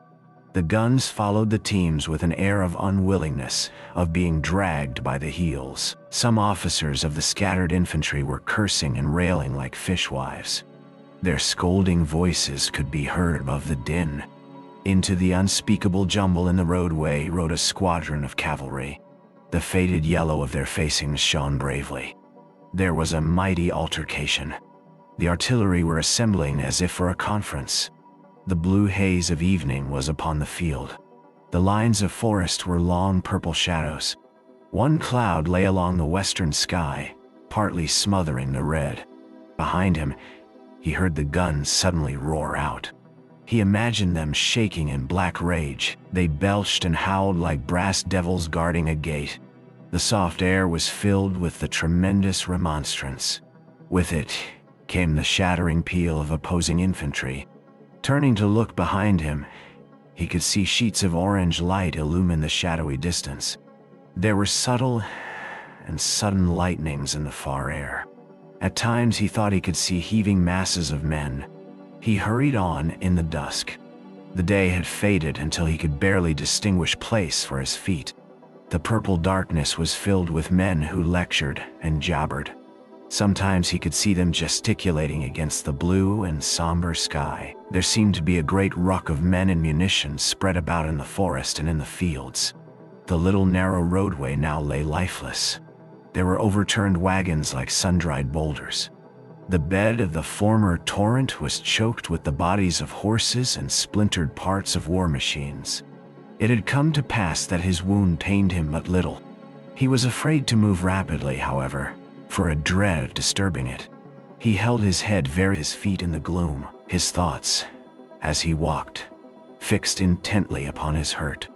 There was a cool liquid feeling about it, and he imagined blood moving slowly down under his hair.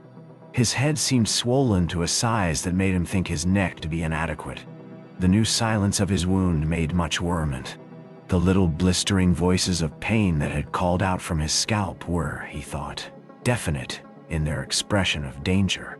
By them he believed he could measure his plight. But when they remained ominously silent, he became frightened and imagined terrible fingers that clutched into his brain. Amid it, he began to reflect upon various incidents and conditions of the past. He bethought him of certain meals his mother had cooked at home, in which those dishes of which he was particularly fond had occupied prominent positions. He saw the spread table. The pine walls of the kitchen were glowing in the warm light from the stove. Too, he remembered how he and his companions used to go from the schoolhouse to the bank of a shaded pool. He saw his clothes in disorderly array upon the grass of the bank. He felt the swash of the fragrant water upon his body. The leaves of the overhanging maple rustled with melody in the wind of youthful summer. He was overcome presently by a dragging weariness. His head hung forward and his shoulders were stooped, as if he were bearing a great bundle. His feet shuffled along the ground. He held continuous arguments as to whether he should lie down and sleep at some near spot, or force himself on until he reached a certain haven. He often tried to dismiss the question, but his body persisted in rebellion and his senses nagged at him like pampered babies. At last he heard a cheery voice near his shoulder. "Yeah, seemed to be in a pretty bad way, boy." The youth did not look up, but he assented with thick tongue. The owner of the cheery voice took him firmly by the arm. "Well," he said with a round laugh, "I'm going your way. Hull gang is going your way. And I guess I can give you a lift." They began to walk like a drunken man and his friend. As they went along, the man questioned the youth and assisted him with the replies like one manipulating the mind of a child. Sometimes he interjected anecdotes. "What regiment do you belong to? Eh? What's that? 304th in York? Why, what course is that in? Oh, it is? Why, I thought they wasn't engaged today. They're way over in the center." "Oh, they was, eh? Well, pretty nearly everybody got their share of fighting today. By dad, I give myself up for dead any number of times. There was shooting here and shooting there, and hollering here and hollering there, in the damn darkness, until I couldn't tell to save my soul which side I was on. Sometimes I thought I was sure enough from O'Here, and other times I could have swore I was from the bitter end of Florida. It was the most mixed up darn thing I ever see. And these here Hull woods is a regular mess. It'll be a miracle if we find our regiments tonight. Pretty soon, though, we'll meet a plenty of guards and provost guards, and one thing in another. Ho! There they go with an officer, I guess. Look at his hand a-dragging. He's got all the war he wants, I bet. He won't be talking so big about his reputation and all when they go sawing off his leg. Poor feller. My brother's got whiskers just like that. How did you get way over here anyhow? Your regiment is a long way from here, ain't it? Well, I guess we can find it. You know, there was a boy killed in my company today that I thought the world and all of. Jack was a nice feller. By ginger, it hurt like thunder. See old Jack just get knocked flat. We was a standin' purty peaceable for a spell, though there was men running every way all round us, and while we was a standin' like that, long come a big fat feller. He began to peck at Jack's elbow, and he says, "Say, where's the road to river?" And Jack, he never paid no attention. And the feller kept on a-pecking at his elbow and saying, "Say, where's the road to river?" Jack was a-looking ahead all the time trying to see the Johnnies coming through the woods, and he never paid no attention to this big fat feller for a long time. But at last he turned around and he says, "Go to hell and find the road to river." And just then a shot slapped him bang on the side the head. He was a sergeant too. Them was his last words. Thunder. I wish we was sure of finding our regiments tonight. It's going to be long hunting, but I guess we can do it. In the search which followed, the man of the cheery voice seemed to the youth to possess a wand of a magic kind. He threaded the mazes of the tangled forest with a strange fortune. In encounters with guards and patrols, he displayed the keenness of a detective and the valor of a gamin. Obstacles fell before him and became of assistance. The youth, with his chin still on his breast, stood woodenly by while his companion beat ways and means out of sullen things. The forest seemed a vast hive of men buzzing about in frantic circles, but the cheery man conducted the youth without mistakes, until at last he began to chuckle with glee and self-satisfaction. "Ah, there you are. See that fire?" The youth nodded stupidly. "Well, there's where your regiment is. And now, goodbye, old boy. Good luck to you." A warm and strong hand clasped the youth's languid fingers for an instant, and then he heard a cheerful and audacious whistling as the man strode away. As he who had so befriended him was thus passing out of his life, it suddenly occurred to the youth that he had not once seen his face.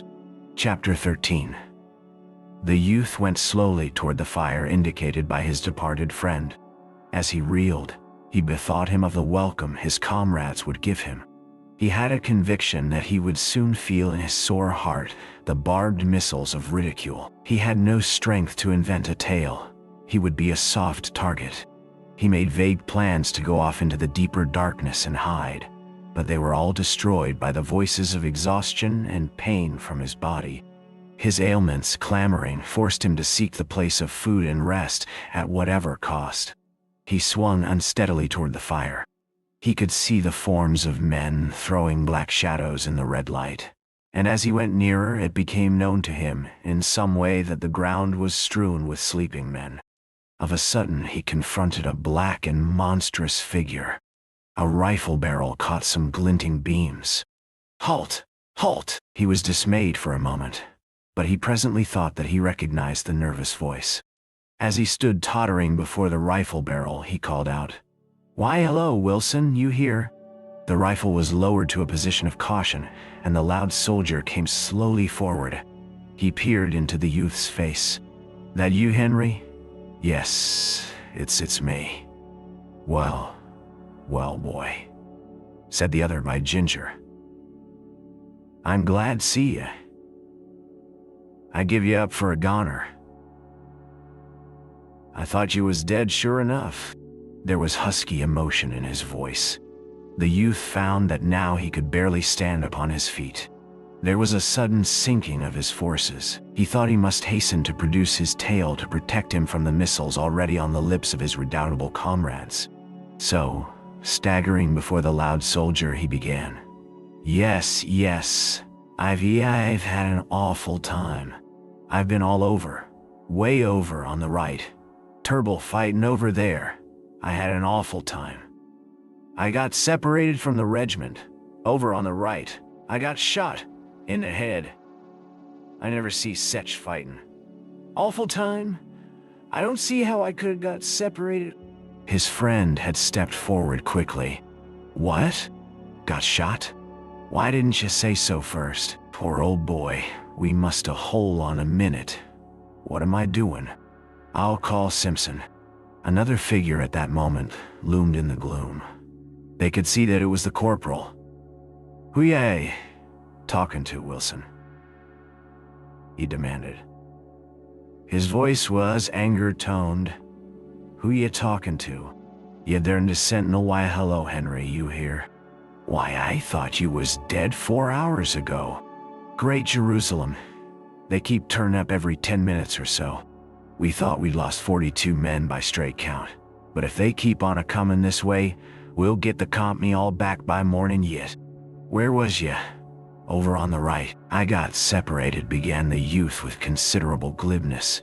But his friend had interrupted hastily. Yes, and he got shot in the head and he's in a fix, and we must see him right away.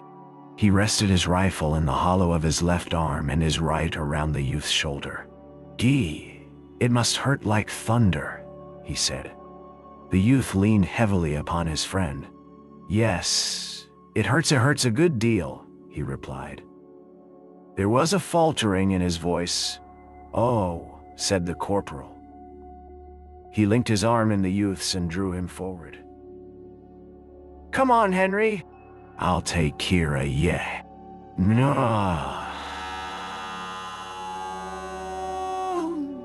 Honey. As they went on together, the loud private called out after them. Put and sleep in my blanket, Simpson. In a hole on a minute, here's my canteen.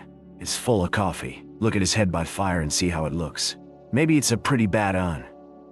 When I get relieved in a couple of minutes, I'll be over and seat him. The youth's senses were so deadened that his friend's voice sounded from afar, and he could scarcely feel the pressure of the corporal's arm. He submitted passively to the latter's directing strength. His head was in the old manner, hanging forward upon his breast. His knees wobbled. The corporal led him into the glare of the fire. Now, Henry, he said, let's have a look at your old head. The youth sat obediently, and the corporal, laying aside his rifle, began to fumble in the bushy hair of his comrade. He was obliged to turn the other's head so that the full flush of the firelight would beam upon it. He puckered his mouth with a critical air. He drew back his lips and whistled through his teeth when his fingers came in contact with the splashed blood and the rare wound. Ah, here we are, he said. He awkwardly made further investigations. Just as I thought, he added presently. You've been grazed by a ball. It's raised a queer lump just as if some feller had lammed ye on the head with a club. It stopped a bleedin' long time ago. The most about it is that in the morning you'll feel that a number 10 hat wouldn't fit you. And your head'll be all et up and feel as dry as burnt pork. And ye may get a lot of other sicknesses too by morning. Never tell. Santil, I don't much think so. It's just a damn good belt on the head, and nothing more. Now you just sit here and don't move, while I go rout out the relief. Then I'll send Wilson to take Kira, yeah. The corporal went away. The youth remained on the ground like a parcel. He stared with a vacant look into the fire. After a time he aroused for some part, and the things about him began to take form. He saw that the ground in the deep shadows was cluttered with men, sprawling in every conceivable posture.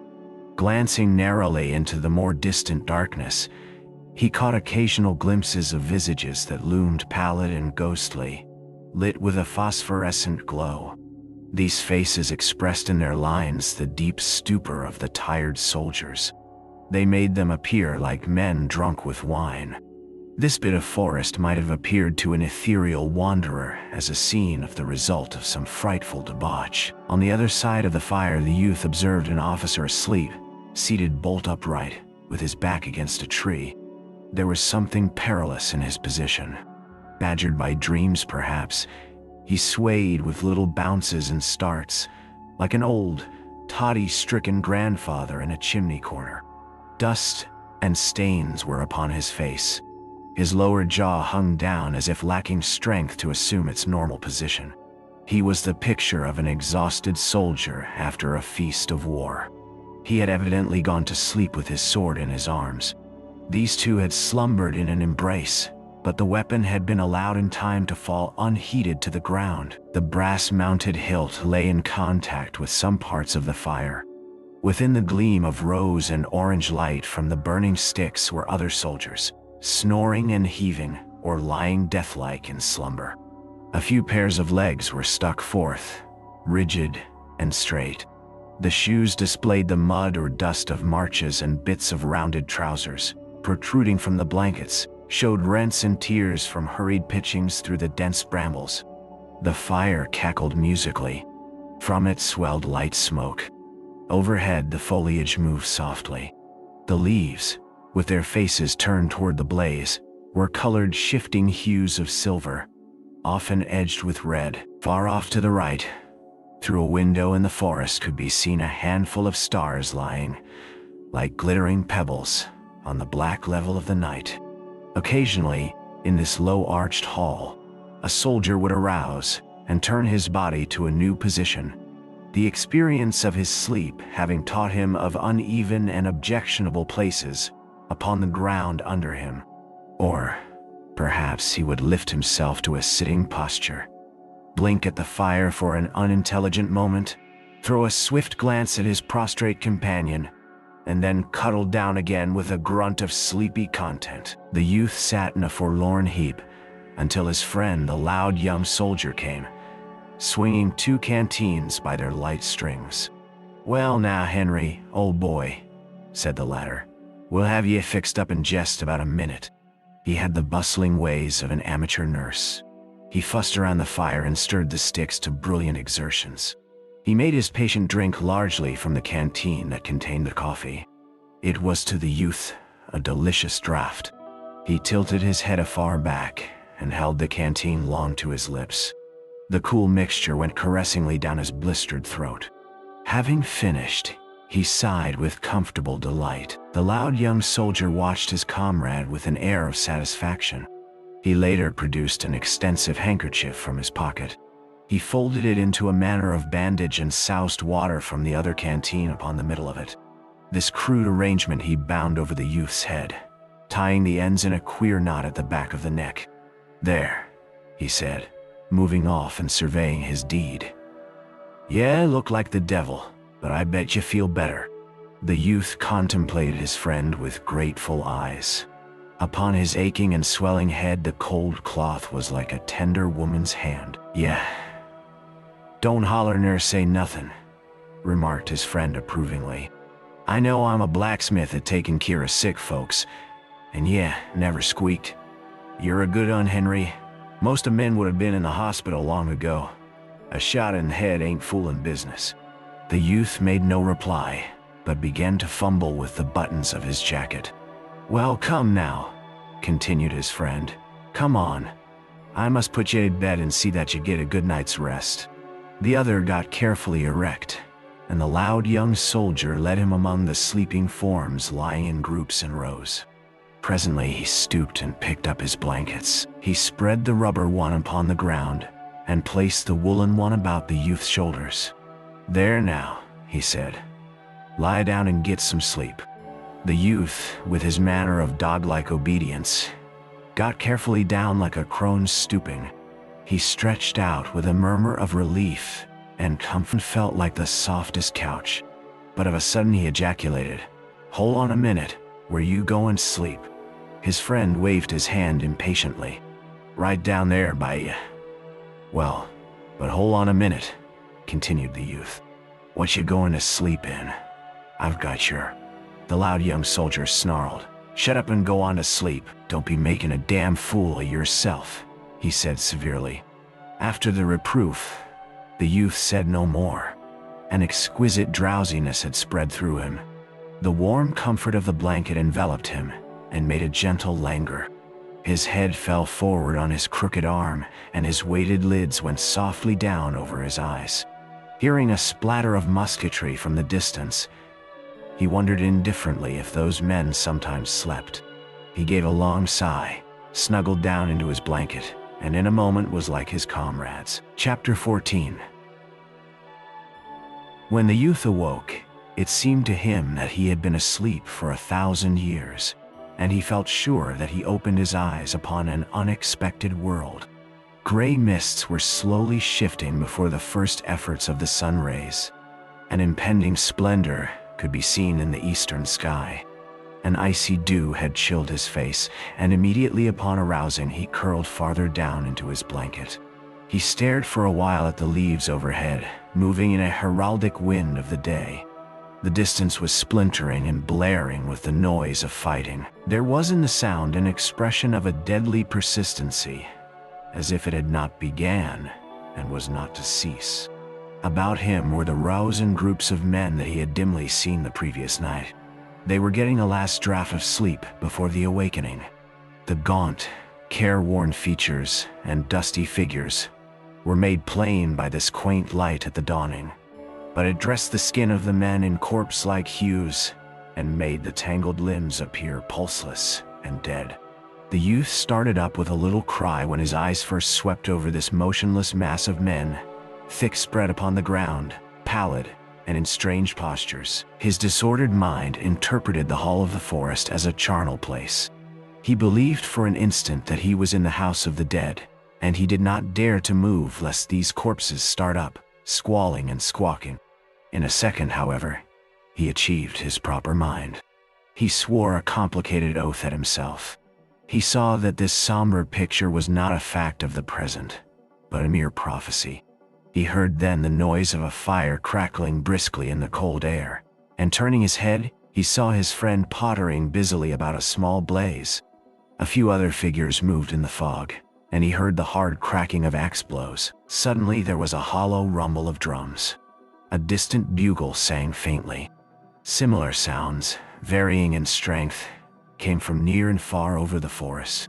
The bugles called to each other like brazen gamecocks. The near thunder of the regimental drums rolled. The body of men in the woods rustled. There was a general uplifting of heads. A murmuring of voices broke upon the air. In it, there was much bass of grumbling oaths. Strange gods were addressed in condemnation of the early hours necessary to correct war. An officer's peremptory tenor rang out and quickened the stiffened movement of the men.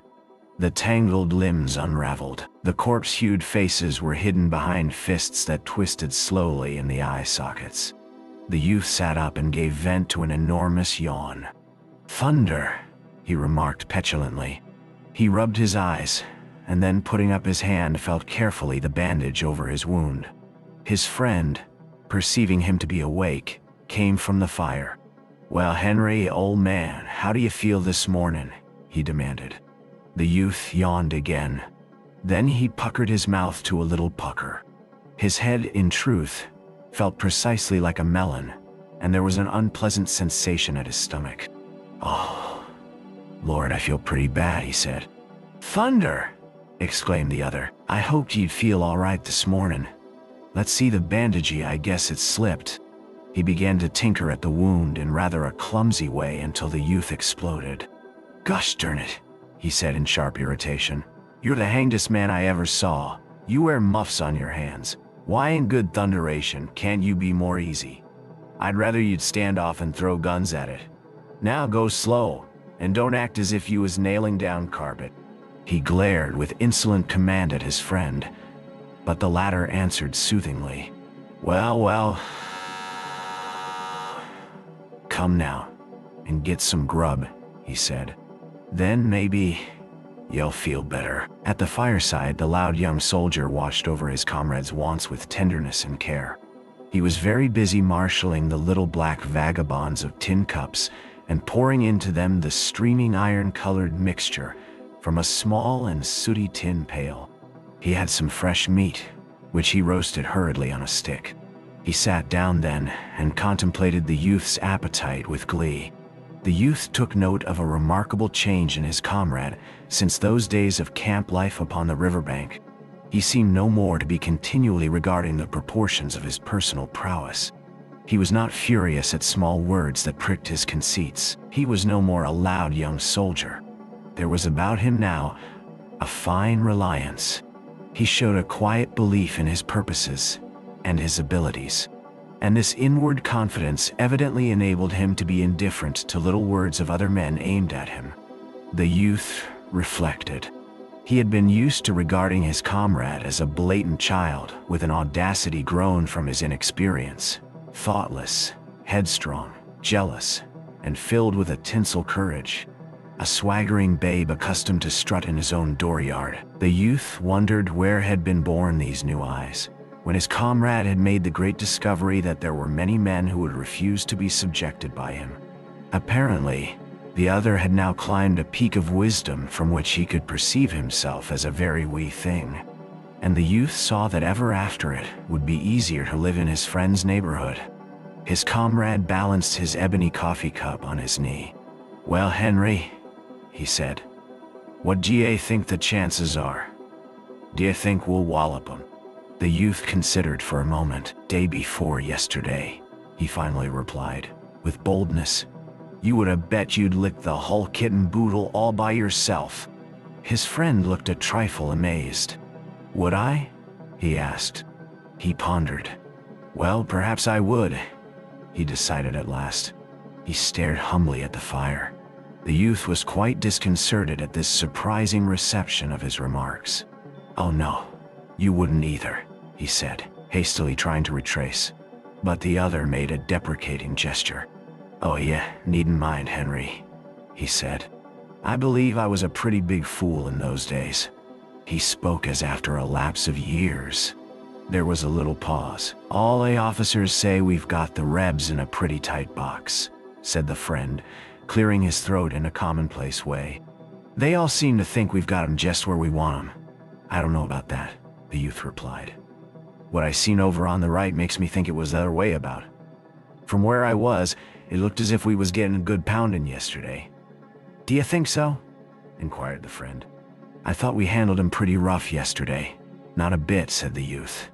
"Why, Lord, man, you didn't see nothing of the fight. Why?" Then a sudden thought came to him. "Oh, Jim Conklin's dead." His friend started. "What? Is he?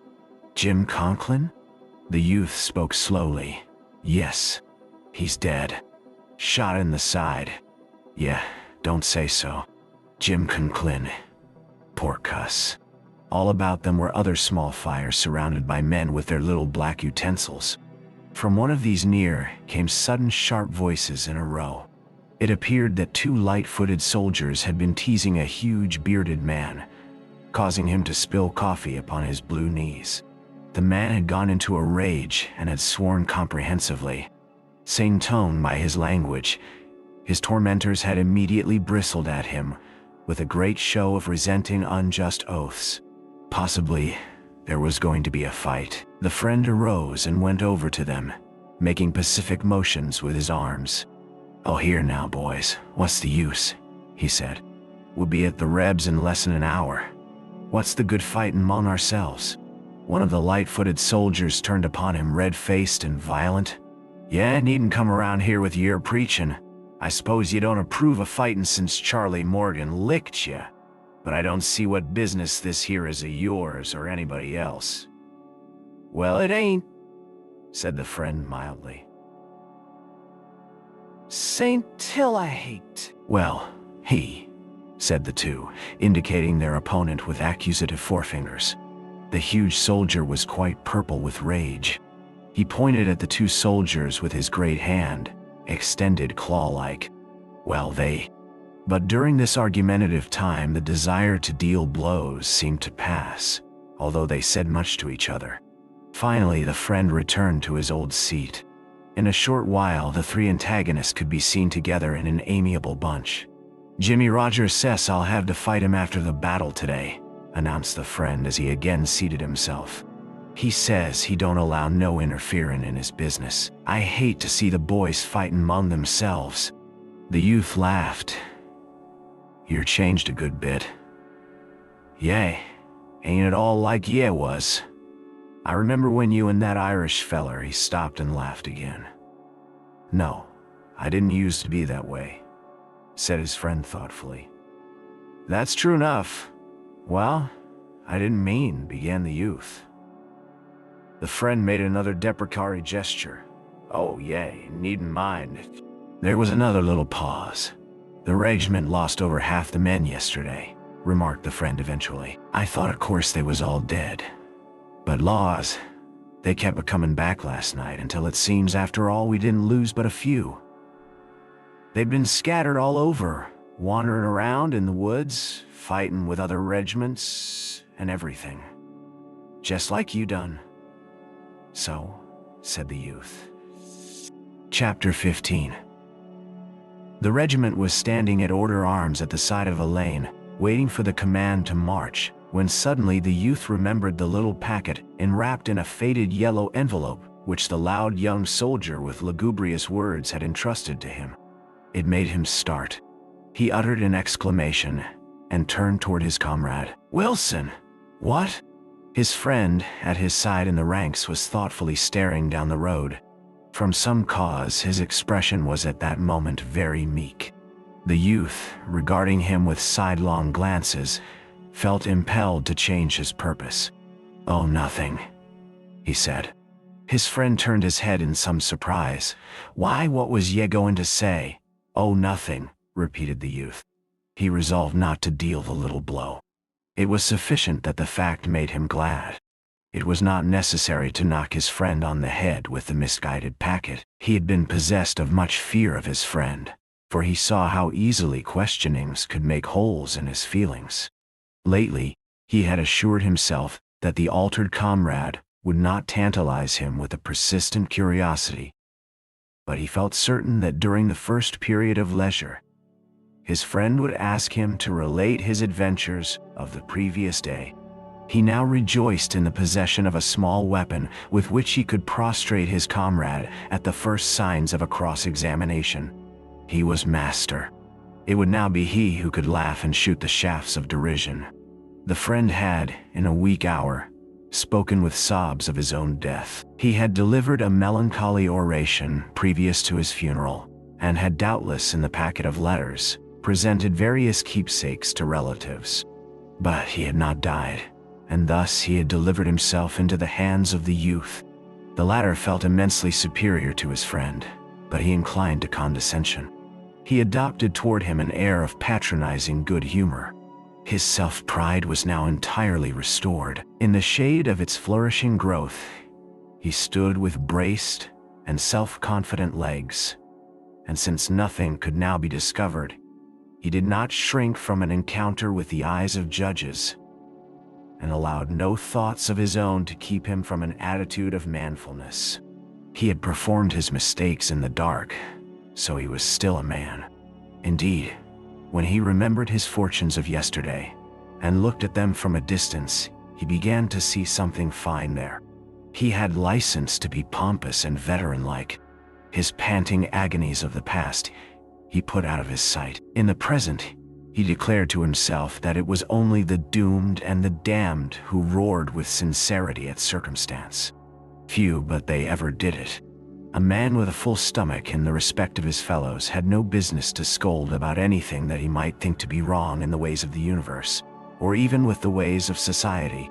Let the unfortunates rail. The others may play marbles. He did not give a great deal of thought to these battles that lay directly before him. It was not essential that he should plan his ways in regard to them. He had been taught that many obligations of a life were easily avoided. The lessons of yesterday had been that retribution was a laggard and blind. With these facts before him, he did not deem it necessary that he should become feverish over the possibilities of the ensuing 24 hours. He could leave much to chance. Besides, a faith in himself had secretly blossomed. There was a little flower of confidence growing within him. He was now a man of experience. He had been out among the dragons, he said, and he assured himself that they were not so hideous as he had imagined them.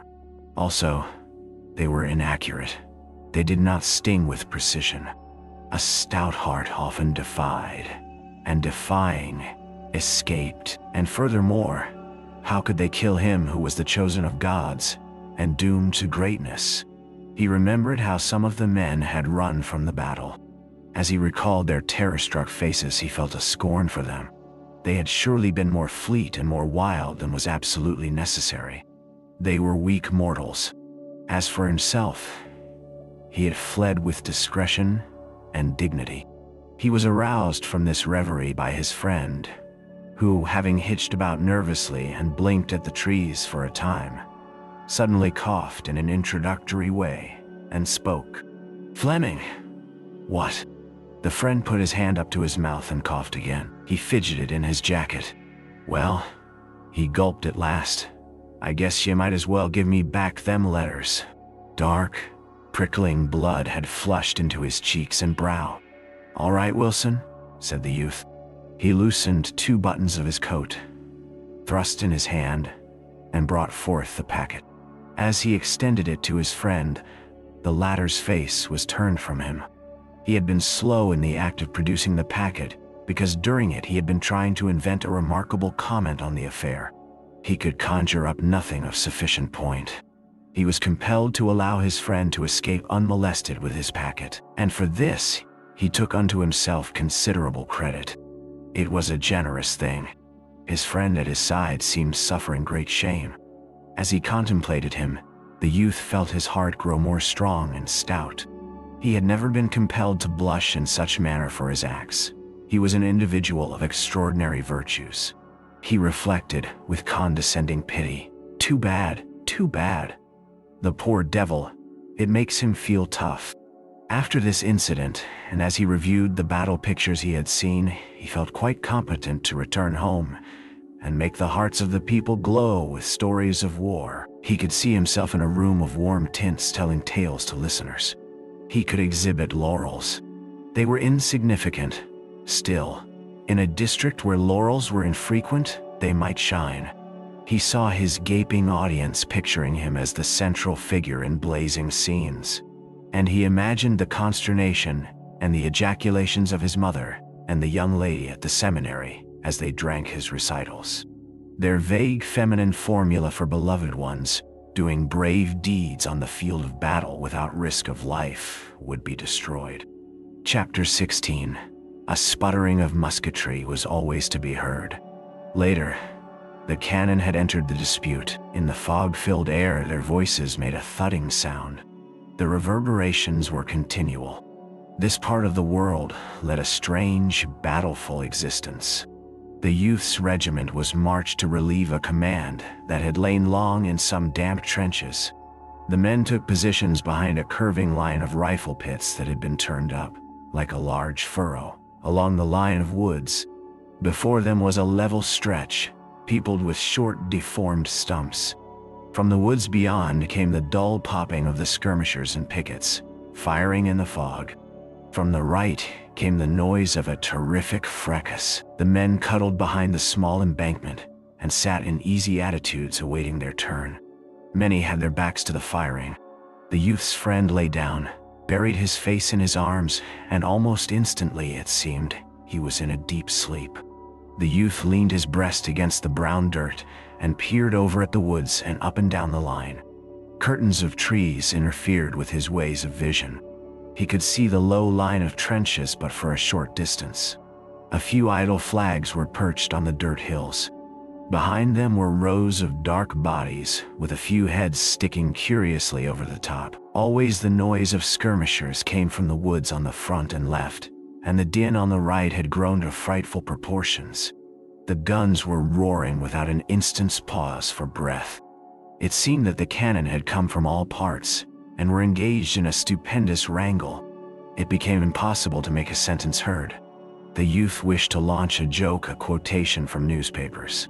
He desired to say, "All quiet on the Rappahannock," but the guns refused to permit even a comment upon their uproar. He never successfully concluded the sentence, but at last the guns stopped, and among the men in the rifle pits rumors again flew, like birds, but they were now for the most part black creatures who flapped their wings drearily near to the ground and refused to rise on any wings of hope. The men's faces grew doleful from the interpreting of omens. Tales of hesitation and uncertainty on the part of those high in place and responsibility came to their ears. Stories of disaster were borne into their minds with many proofs. This din of musketry on the right, growing like a released genie of sound, expressed and emphasized the army's plight. The men were disheartened and began to mutter. They made gestures expressive of the sentence, "Ah, what more can we do?" And it could always be seen that they were bewildered by the alleged news and could not fully comprehend defeat. Before the gray mists had been totally obliterated by the sun rays, the regiment was marching in a spread column that was retiring carefully through the woods. The disordered, hurrying lines of the enemy could sometimes be seen down through the groves and little fields. They were yelling, shrill and exultant. At this sight, the youth forgot many personal matters and became greatly enraged. He exploded in loud sentences. "Bijamini, we're generaled by a lot of lunkheads." "More than one feller has said that today," observed a man. His friend, recently aroused, was still very drowsy. He looked behind him until his mind took in the meaning of the movement. Then he sighed. "Oh well, I suppose we got licked," he remarked sadly. The youth had a thought that it would not be handsome for him to freely condemn others. "It's our luck to get licked often," said his friend in a weary tone. He was trudging along with stooped shoulders and shifting eyes like a man who has been caned and kicked. "Well, don't we fight like the devil? Don't we do all that men can?" demanded the youth loudly. He was secretly dumbfounded at this sentiment when it came from his lips. For a moment, his face lost its valor, and he looked guiltily about him. But no one questioned his right to deal in such words, and presently he recovered his air of courage. He went on to repeat a statement he had heard going from group to group at the camp that morning. "The brigadier said he never saw a new regiment fight the way we fought yesterday, didn't he? And we didn't do better than many another regiment, did we? Well then, you can't say it's the army's fault, can you?" In his reply, the friend's voice was stern. "Of course not," he said. "No man dare say we don't fight like the devil. No man will ever dare say it. The boys fight like hell roosters, but still, we don't have no luck." "Well then, if we fight like the devil and don't ever whip, it must be the general's fault," said the youth grandly and decisively. "And I don't see any sense in fighting, yet always losing through some derned old lunkhead of a general." A sarcastic man who was tramping at the youth's side then spoke lazily. "Maybe you think you fit the whole battle yesterday, Fleming," he remarked. The speech pierced the youth. Inwardly, he was reduced to an abject pulp by these chance words. His legs quaked privately. He cast a frightened glance at the sarcastic man. "Why no," he hastened to say in a conciliating voice. "I don't think I fought the whole battle yesterday." But the other seemed innocent of any deeper meaning. Apparently, he had no information. It was merely his habit. "Oh," he replied in the same tone of calm derision. The youth, nevertheless, felt a threat. His mind shrank from going near to the danger, and thereafter he was silent. The significance of the sarcastic man's words took from him all loud moods that would make him appear prominent. He became suddenly a modest person. There was low-toned talk among the troops. The officers were impatient and snappy, their countenances clouded with the tales of misfortune. The troops, sifting through the forest, were sullen. In the youth's company, once a man's laugh rang out. A dozen soldiers turned their faces quickly toward him and frowned with vague displeasure. The noise of firing dogged their footsteps. Sometimes it seemed to be driven a little way, but it always returned again with increased insolence. The men muttered and cursed, throwing black looks in its direction. In a clear space, the troops were at last halted.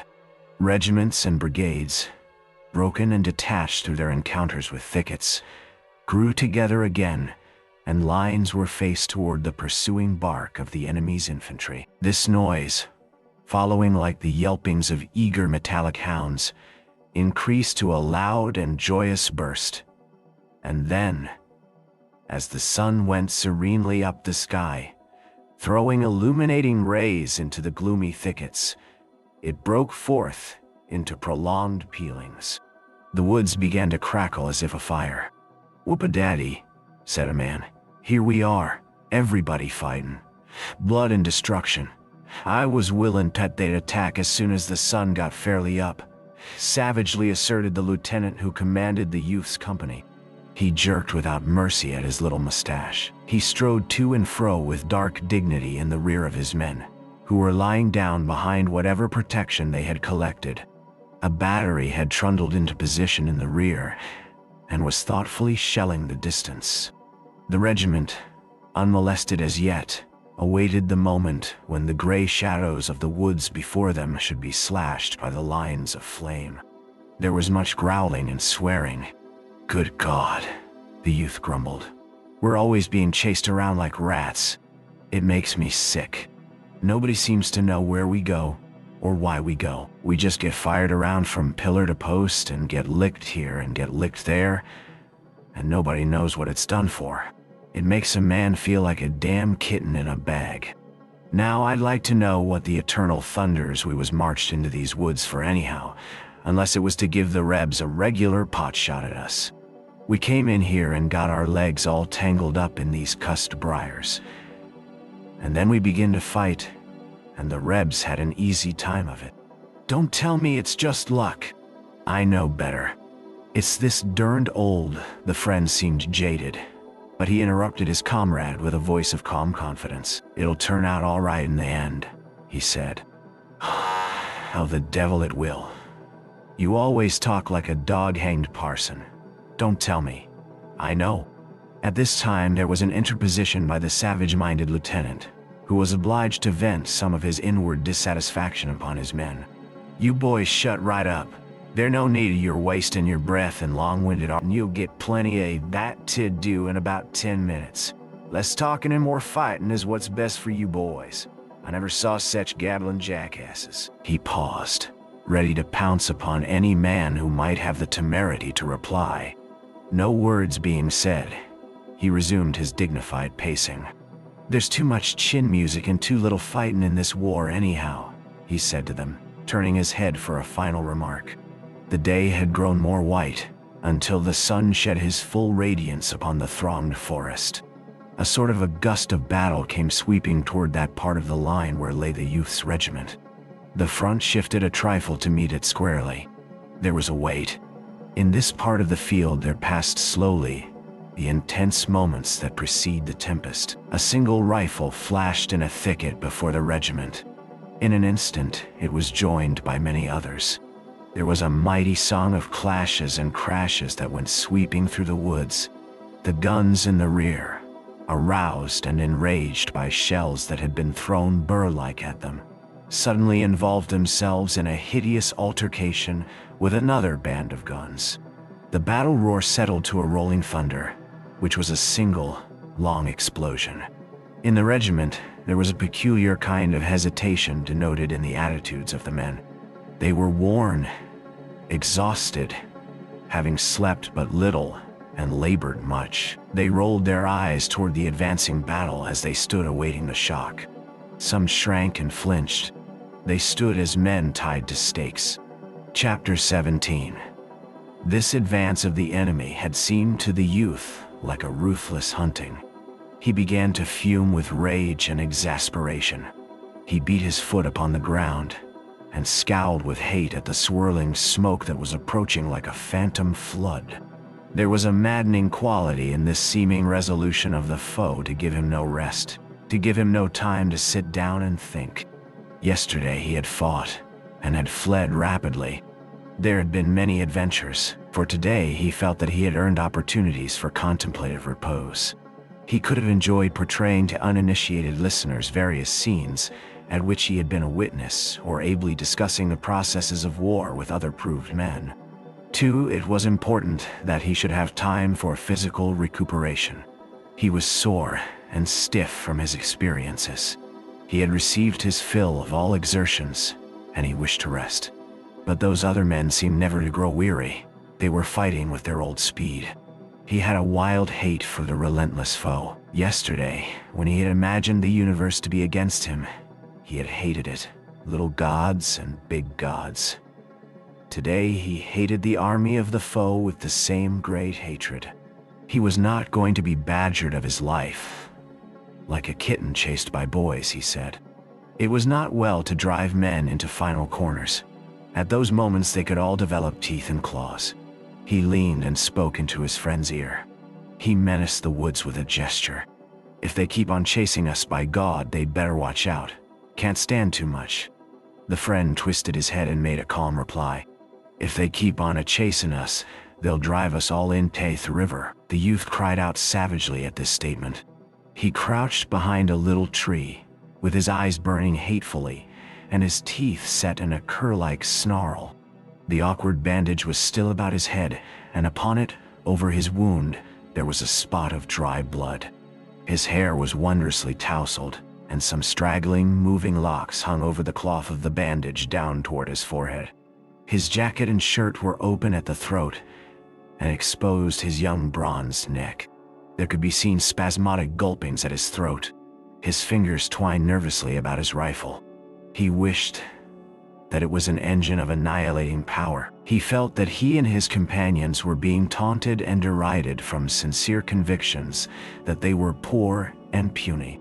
His knowledge of his inability to take vengeance for it made his rage into a dark and stormy specter that possessed him and made him dream of abominable cruelties. The tormentors were flies sucking insolently at his blood, and he thought that he would have given his life for a revenge of seeing their faces and pitiful plights. The winds of battle had swept all about the regiment, until the one rifle, instantly followed by others, flashed in its front. A moment later, the regiment roared forth its sudden and valiant retort. A dense wall of smoke settled down. It was furiously slit and slashed by the knife-like fire from the rifles. To the youth, the fighters resembled animals tossed for a death struggle into a dark pit. There was a sensation that he and his fellows, at bay, were pushing back, always pushing fierce onslaughts of creatures who were slippery. Their beams of crimson seemed to get no purchase upon the bodies of their foes. The latter seemed to evade them with ease, and come through, between, around, and about with unopposed skill. When, in a dream, it occurred to the youth that his rifle was an impotent stick, he lost sense of everything but his hate, his desire to smash and to pulp the glittering smile of victory which he could feel upon the faces of his enemies. The blue smoke-swallowed line curled and writhed like a snake stepped upon. It swung its ends to and fro in an agony of fear and rage. The youth was not conscious that he was erect upon his feet. He did not know the direction of the ground. Indeed, once he even lost the habit of balance and fell heavily. He was up again immediately. One thought went through the chaos of his brain at the time. He wondered if he had fallen because he had been shot.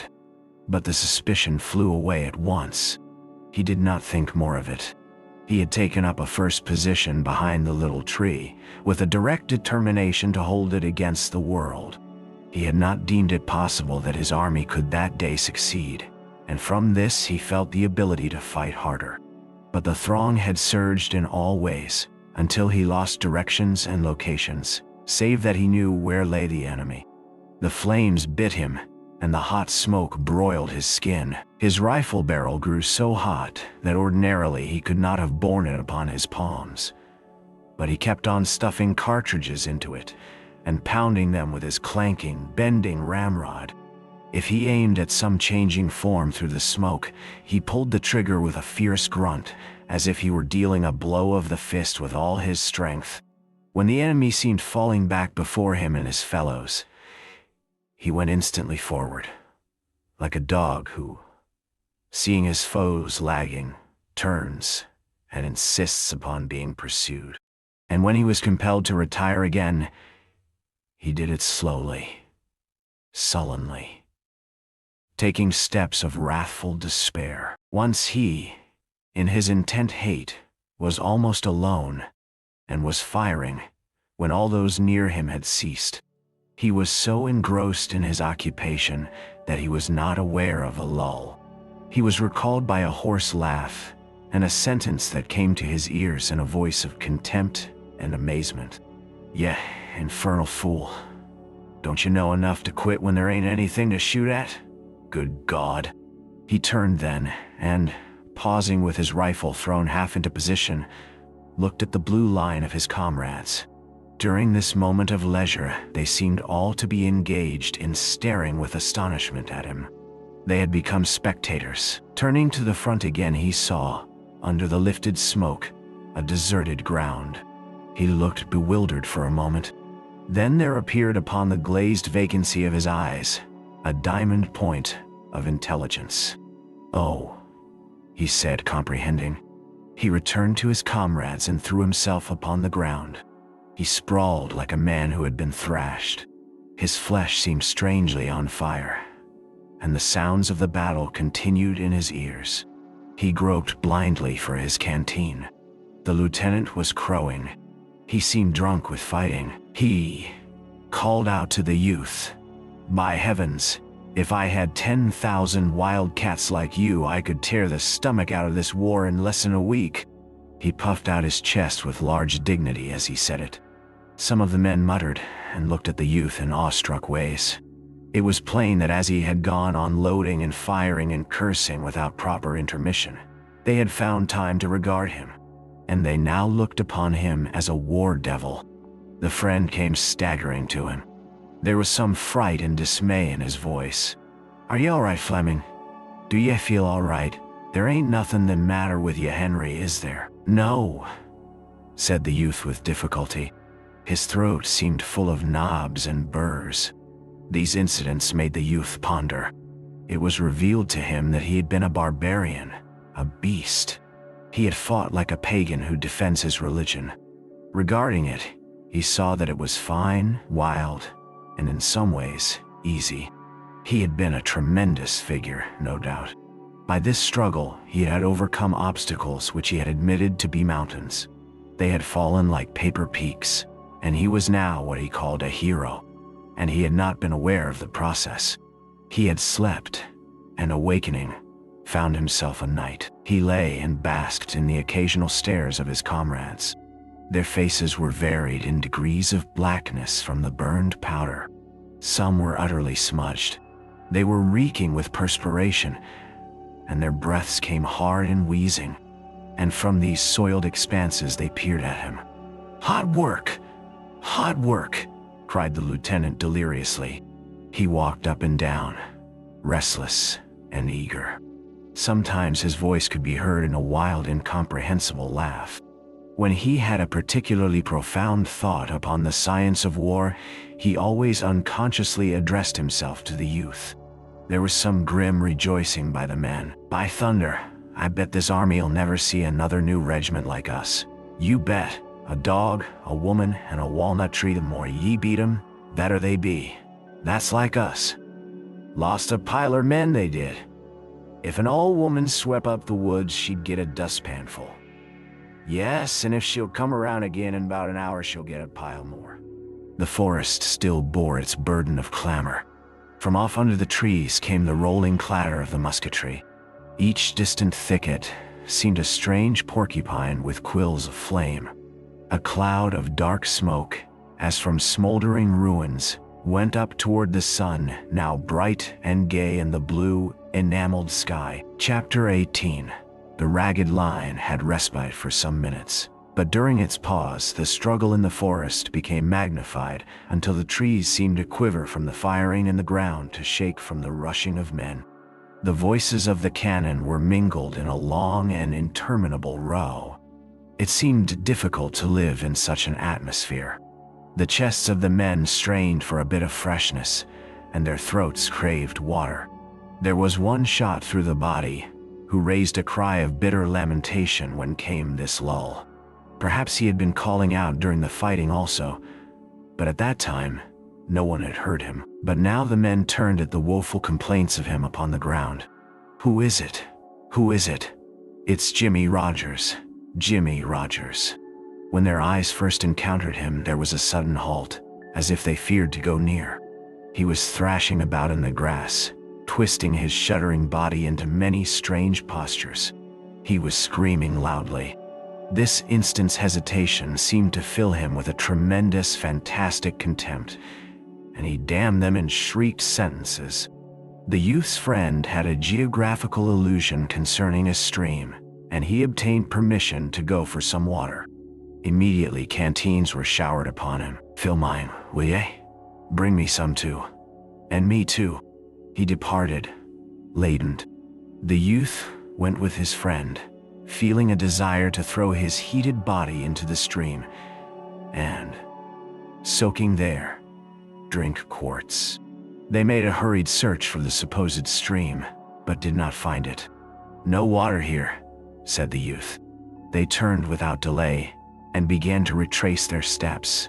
From their position as they again faced toward the place of the fighting, they could comprehend a greater amount of the battle than when their visions had been blurred by the hurling smoke of the line. They could see dark stretches winding along the land, and on one cleared space there was a row of guns making gray clouds, which were filled with large flashes of orange-colored flame. Over some foliage, they could see the roof of a house. One window, glowing a deep murder red, shone squarely through the leaves. From the edifice, a tall, leaning tower of smoke went far into the sky. Looking over their own troops, they saw mixed masses slowly getting into regular form. The sunlight made twinkling points of the bright steel. To the rear, there was a glimpse of a distant roadway as it curved over a slope. It was crowded with retreating infantry. From all the interwoven forest arose the smoke and bluster of the battle. The air was always occupied by a blaring. Near where they stood, shells were flip-flapping and hooting. Occasional bullets buzzed in the air and spanged into tree trunks. Wounded men and other stragglers were slinking through the woods. Looking down an aisle of the grove, the youth and his companion saw a jangling general and his staff almost ride upon a wounded man who was crawling on his hands and knees. The general reined strongly at his charger's opened and foamy mouth and guided it with dexterous horsemanship past the man. The latter scrambled in wild and torturing haste. His strength evidently failed him as he reached a place of safety. One of his arms suddenly weakened, and he fell, sliding over upon his back. He lay stretched out, breathing gently. A moment later, the small, creaking cavalcade was directly in front of the two soldiers. Another officer, riding with the skillful abandon of a cowboy, galloped his horse to a position directly before the general. The two unnoticed foot soldiers made a little show of going on, but they lingered near in the desire to overhear the conversation. Perhaps, they thought, some great inner historical things would be said. The general, whom the boys knew as the commander of their division, looked at the other officer and spoke coolly, as if he were criticizing his clothes. "The enemy's foreman over there for another charge," he said.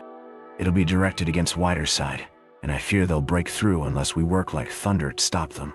The other swore at his restive horse and then cleared his throat. He made a gesture toward his cap. "It'll be hell to pay stopping them," he said shortly. "I presume so," remarked the general. Then he began to talk rapidly and in a lower tone. He frequently illustrated his words with a pointing finger. The two infantrymen could hear nothing until finally he asked, "What troops can you spare?" The officer, who rode like a cowboy, reflected for an instant. "Well," he said, "I had to order in the 12th to help 76th, and I haven't really got any. But there's the 304th. They fight like a lot of mule drivers. I can spare them best of any." The youth and his friend exchanged glances of astonishment. The general spoke sharply. "Get 'em ready then. I'll watch developments from here and send you word when to start them. It'll happen in 5 minutes." As the other officer tossed his fingers toward his cap and, wheeling his horse, started away, the general called out to him in a sober voice, "I don't believe many of your mule drivers will get back." The other shouted something in reply. He smiled. With scared faces, the youth and his companion hurried back to the line. These happenings had occupied an incredibly short time, yet the youth felt that in them he had been made aged. New eyes were given to him, and the most startling thing was to learn suddenly that he was very insignificant. The officer spoke of the regiment as if he referred to a broom. Some part of the woods needed sweeping, perhaps, and he merely indicated a broom in a tone properly indifferent to its fate. It was war, no doubt, but it appeared strange. As the two boys approached the line, the lieutenant perceived them and swelled with wrath. "Fleming Wilson, how long does it take ye to get water? Anyhow, where ye been to?" But his oration ceased as he saw their eyes, which were large with great tails. "We're going charge, we're going charge," cried the youth's friend, hastening with his news. "Charge?" said the lieutenant. "Charge? Well, begawd. Now this is real fightin'." Over his soiled countenance there went a boastful smile. "Charge? Well, begawd." A little group of soldiers surrounded the two youths. "Are we? Sure enough. Well, I'll be derned. Charge." "What fer? What at?" "Wilson, you're lying. I hope to die," said the youth, pitching his tones to the key of angry remonstrance. "Sure as shooting, I tell you." And his friend spoke in reinforcement. "Not by a blamed sight he ain't lying. We heard him talking." They caught sight of two mounted figures a short distance from them. One was the colonel of the regiment, and the other was the officer who had received orders from the commander of the division. They were gesticulating at each other. The soldier, pointing at them, interpreted the scene. One man had a final objection. How could you hear him talking? But the men, for a large part, nodded, admitting that previously the two friends had spoken truth. They settled back into reposeful attitudes with airs of having accepted the matter, and they mused upon it with 100 varieties of expression. It was an engrossing thing to think about. Many tightened their belts carefully and hitched at their trousers. A moment later, the officers began to bustle among the men, pushing them into a more compact mass and into a better alignment. They chased those that straggled and fumed at a few men who seemed to show by their attitudes that they had decided to remain at that spot. They were like critical shepherds, struggling with sheep. Presently, the regiment seemed to draw itself up and heave a deep breath. None of the men's faces were mirrors of large thoughts.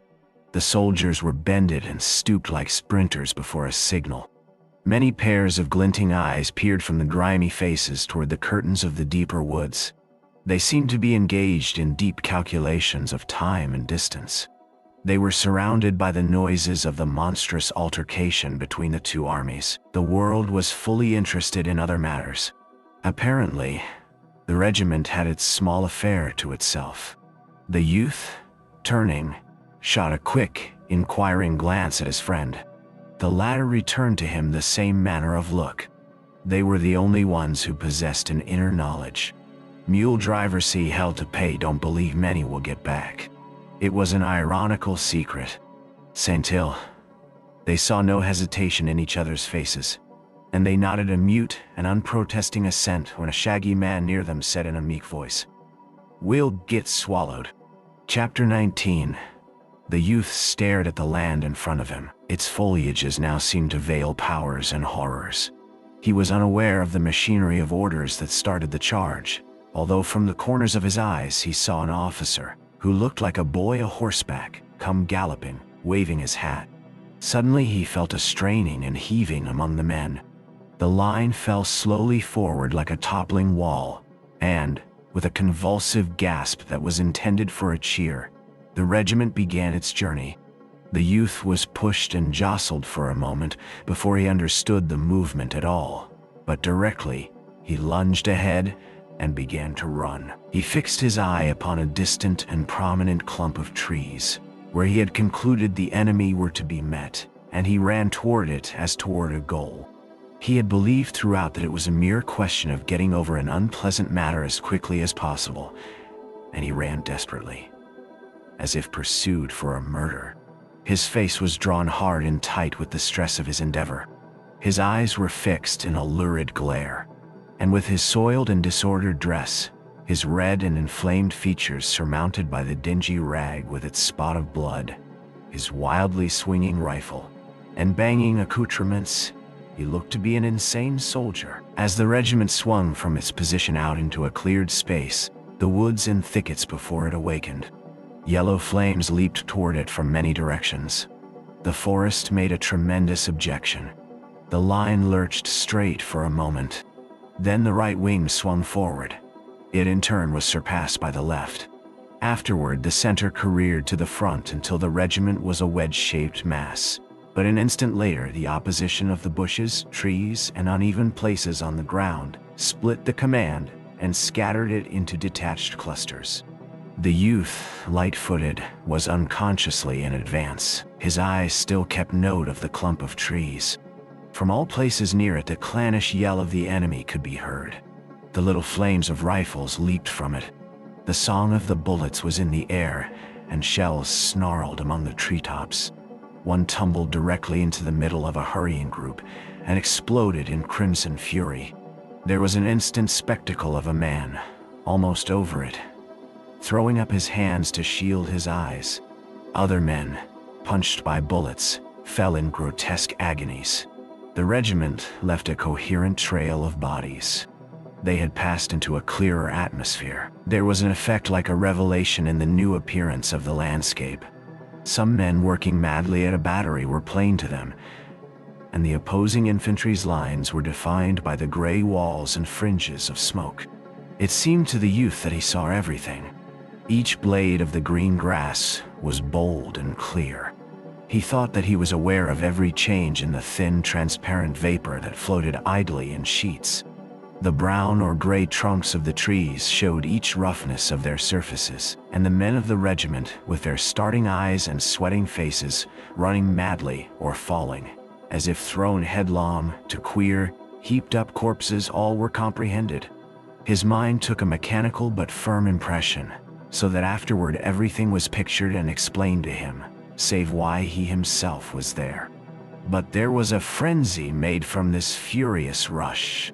The men, pitching forward insanely, had burst into cheerings, mob-like and barbaric, but tuned in strange keys that can arouse the dullard and the stoic.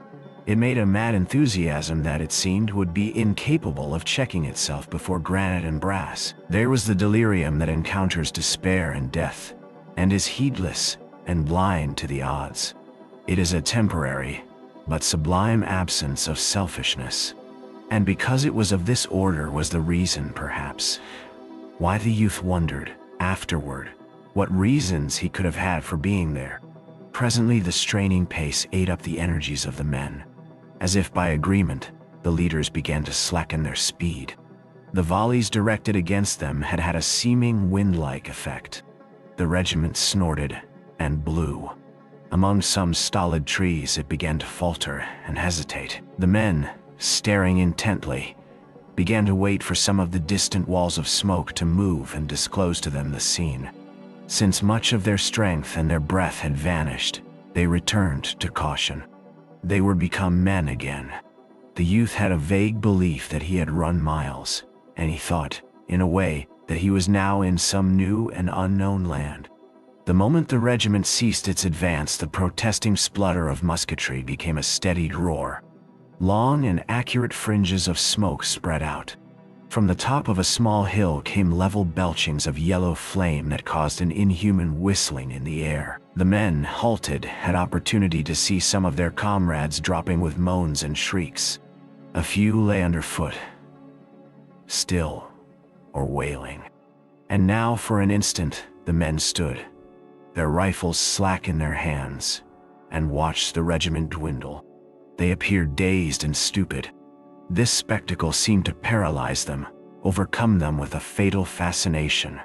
They stared woodenly at the sights and, lowering their eyes, looked from face to face. It was a strange pause and a strange silence. Then, above the sounds of the outside commotion, arose the roar of the lieutenant. He strode suddenly forth, his infantile features black with rage. "Come on, ye fools!" he bellowed. "Come on. You can't stay here. Yeah, must come on. He said more, but much of it could not be understood. He started rapidly forward, with his head turned toward the men. Come on, he was shouting. The men stared with blank and yokel-like eyes at him. He was obliged to halt and retrace his steps. He stood then with his back to the enemy and delivered gigantic curses into the faces of the men. His body vibrated from the weight and force of his imprecations, and he could string oaths with the facility of a maiden who strings beads. The friend of the youth aroused, lurching suddenly forward and dropping to his knees. He fired an angry shot at the persistent woods. This action awakened the men. They huddled no more like sheep. They seemed suddenly to bethink themselves of their weapons, and at once commenced firing. Belabored by their officers, they began to move forward. The regiment started unevenly with many jolts and jerks. The men stopped now every few paces to fire and load, and in this manner moved slowly on from trees to trees. The flaming opposition in their front grew with their advance, until it seemed that all forward ways were barred by the thin leaping tongues, and off to the right, an ominous demonstration could sometimes be dimly discerned. The smoke lately generated was in confusing clouds that made it difficult for the regiment to proceed with intelligence. As he passed through each curling mass, the youth wondered what would confront him on the farther side. The command went painfully forward until an open space interposed between them and the lurid lines. Here, crouching and cowering behind some trees, the men clung with desperation, as if threatened by a wave. They looked wild-eyed, and as if amazed at this furious disturbance they had stirred. In the storm, there was an ironical expression of their importance. The faces of the men, too, as if they had been driven. It was the dominant animal failing to remember in the supreme moments the forceful causes of various superficial qualities. The whole affair seemed incomprehensible to many of them. As they halted thus, the lieutenant again began to bellow profanely. Regardless of the vindictive threats of the bullets, he went about coaxing, berating, and bedamning. His lips, that were habitually in a soft and childlike curve, were now writhed into unholy contortions. He swore by all possible deities. Once he grabbed the youth by the arm. "Come on, ye lunkhead," he roared. "Come on, we'll all get killed if we stay here. We've only got to go across that lot." And then the remainder of his idea disappeared in a blue haze of curses. The youth stretched forth his arm. Cross there? His mouth was puckered in doubt and awe. "Certainly. Just cross lot?" "We can't stay here," screamed the lieutenant. He poked his face close to the youth and waved his bandaged hand. "Come on!" Presently, he grappled with him as if for a wrestling bout. It was as if he planned to drag the youth by the ear onto the assault. The private felt a sudden unspeakable indignation against his officer. He wrenched fiercely and shook him off. "Come on yourself then," he yelled. There was a bitter challenge in his voice. They galloped together down the regimental front. The friends scrambled after them. In front of the colors, the three men began to bawl. "Come on! Come on!" They danced and gyrated like tortured savages. The flag, obedient to these appeals, bended its glittering form and swept toward them. The men wavered in indecision for a moment, and then with a long, wailful cry, the dilapidated regiment surged forward and began its new journey. Over the field went the scurrying mass. It was a handful of men splattered into the faces of the enemy. Toward it instantly sprang the yellow tongues. A vast quantity of blue smoke hung before them. A mighty banging made ears valueless. The youth ran like a madman to reach the woods before a bullet could discover him. He ducked his head low, like a football player. In his haste, his eyes almost closed, and the scene was a wild blur. Pulsating saliva stood at the corners of his mouth. Within him, as he hurled himself forward, was born a love, a despairing fondness for this flag which was near him. It was a creation of beauty and invulnerability. It was a goddess radiant that bended its form with an imperious gesture to him. It was a woman, red and white, hating and loving, that called him with the voice of his hopes. Because no harm could come to it, he endowed it with power. He kept near, as if it could be a saver of lives, and an imploring cry went from his mind. In the mad scramble, he was aware that the color sergeant flinched suddenly, as if struck by a bludgeon. He faltered and then became motionless, save for his quivering knees. He made a spring and a clutch at the pole. At the same instant, his friend grabbed it from the other side.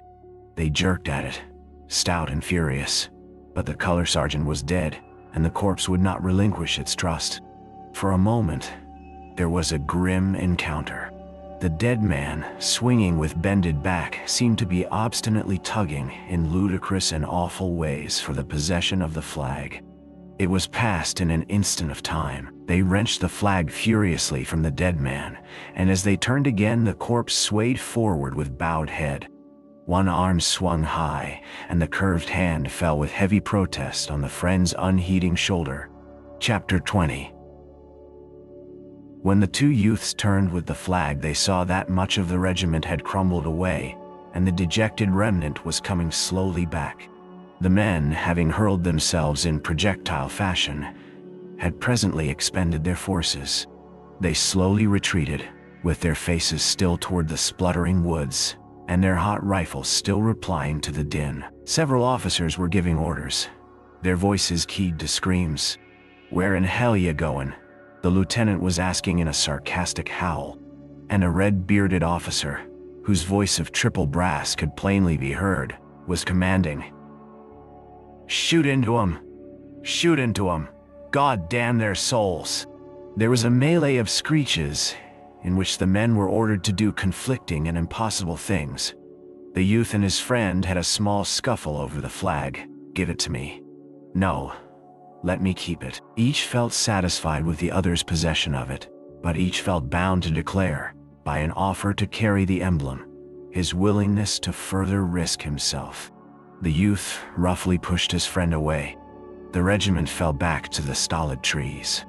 There it halted for a moment to blaze at some dark forms that had begun to steal upon its track. Presently it resumed its march again, curving among the tree trunks. By the time the depleted regiment had again reached the first open space, they were receiving a fast and merciless fire. There seemed to be mobs all about them. The greater part of the men, discouraged, their spirits worn by the turmoil, acted as if stunned. They accepted the pelting of the bullets with bowed and weary heads.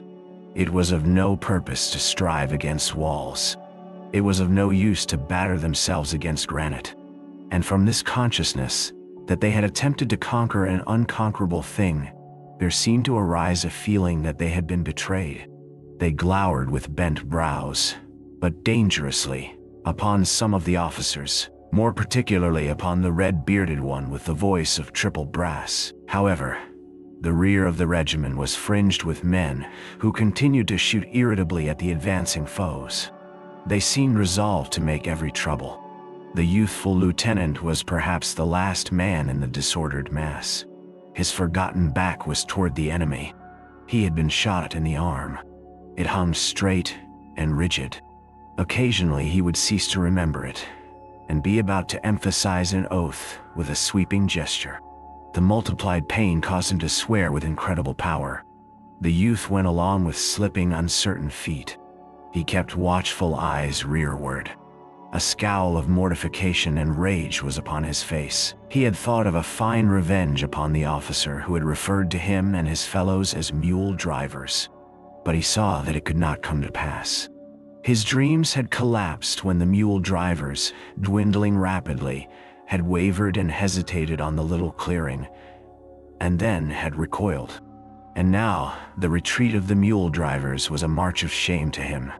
A dagger-pointed gaze from without his blackened face was held toward the enemy, but his greater hatred was riveted upon the man, who, not knowing him, had called him a mule driver. When he knew that he and his comrades had failed to do anything in successful ways that might bring the little pangs of a kind of remorse upon the officer, the youth allowed the rage of the baffled to possess him. This cold officer upon a monument, who dropped epithets unconcernedly down, would be finer as a dead man, he thought. So grievous did he think it that he could never possess the secret right to taunt truly in answer. He had pictured red letters of curious revenge. We are mule drivers, are we? And now he was compelled to throw them away. He presently wrapped his heart in the cloak of his pride and kept the flag erect. He harangued his fellows, pushing against their chests with his free hand. To those he knew well he made frantic appeals, beseeching them by name. Between him and the lieutenant, scolding and near to losing his mind with rage, there was felt a subtle fellowship and equality. They supported each other in all manner of hoarse, howling protests. But the regiment was a machine run down. The two men babbled at a forceless thing. The soldiers who had heart to go slowly were continually shaken in their resolves by a knowledge that comrades were slipping with speed back to the lines. It was difficult to think of reputation when others were thinking of skins. Wounded men were left crying on this black journey. The smoke fringes and flames blustered always. The youth, peering once through a sudden rift in a cloud, saw a brown mass of troops, interwoven and magnified until they appeared to be thousands. A fierce-hued flag flashed before his vision.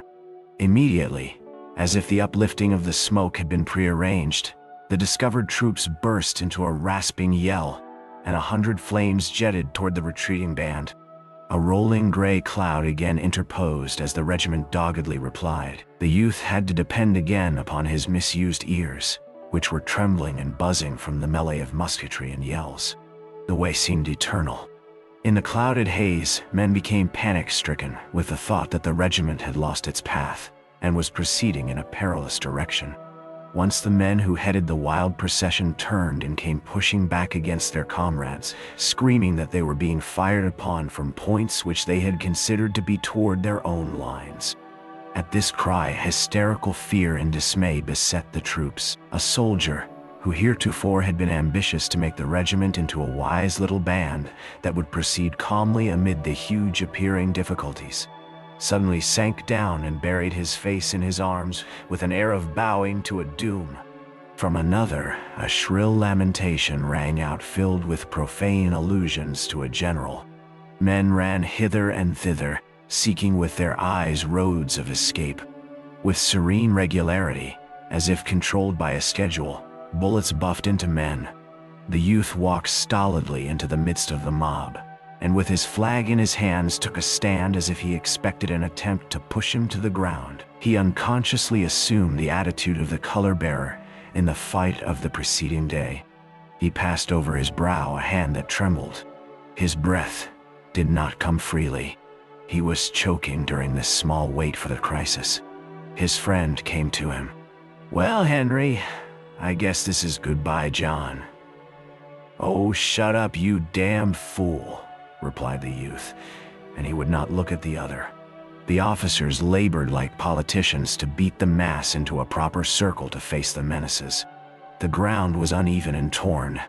The men curled into depressions and fitted themselves snugly behind whatever would frustrate a bullet. The youth noted with vague surprise that the lieutenant was standing mutely with his legs far apart and his sword held in the manner of a cane. The youth wondered what had happened to his vocal organs that he no more cursed. There was something curious in this little intent pause of the lieutenant. He was like a babe which, having wept its fill, raises its eyes and fixes upon a distant toy. He was engrossed in this contemplation, and the soft under lip quivered from self-whispered words. Some lazy and ignorant smoke curled slowly. The men, hiding from the bullets, waited anxiously for it to lift and disclose the plight of the regiment. The silent ranks were suddenly thrilled by the eager voice of the youthful lieutenant bawling out, "Here they come! Right on to us, begone!" His further words were lost in a roar of wicked thunder from the men's rifles. The youth's eyes had instantly turned in the direction indicated by the awakened and agitated lieutenant, and he had seen the haze of treachery disclosing a body of soldiers of the enemy. They were so near that he could see their features. There was a recognition as he looked at the types of faces. Also he perceived with dim amazement that their uniforms were rather gay in effect, being light gray, accented with a brilliant-hued facing. Moreover, the clothes seemed new. These troops had apparently been going forward with caution, their rifles held in readiness, when the youthful lieutenant had discovered them, and their movement had been interrupted by the volley from the Blue Regiment. From the moment's glimpse, it was derived that they had been unaware of the proximity of their dark-suited foes, or had mistaken the direction. Almost instantly, they were shut utterly from the youth's sight by the smoke from the energetic rifles of his companions. He strained his vision to learn the accomplishment of the volley, but the smoke hung before him. The two bodies of troops exchanged blows in the manner of a pair of boxers. The fast, angry firings went back and forth. The men in blue were intent with the despair of their circumstances, and they seized upon the revenge to be had at close range. Their thunder swelled loud and valiant. Their curving front bristled with flashes, and the place resounded with the clangor of their ramrods. The youth ducked and dodged for a time, and achieved a few unsatisfactory views of the enemy. There appeared to be many of them, and they were replying swiftly. They seemed moving toward the Blue Regiment, step by step. He seated himself gloomily on the ground, with his flag between his knees. As he noted the vicious, wolf-like temper of his comrades, he had a sweet thought that if the enemy was about to swallow the regimental broom as a large prisoner, it could at least have the consolation of going down with bristles forward. But the blows of the antagonist began to grow more weak. Fewer bullets ripped the air, and finally, when the men slackened to learn of the fight, they could see only dark, floating smoke.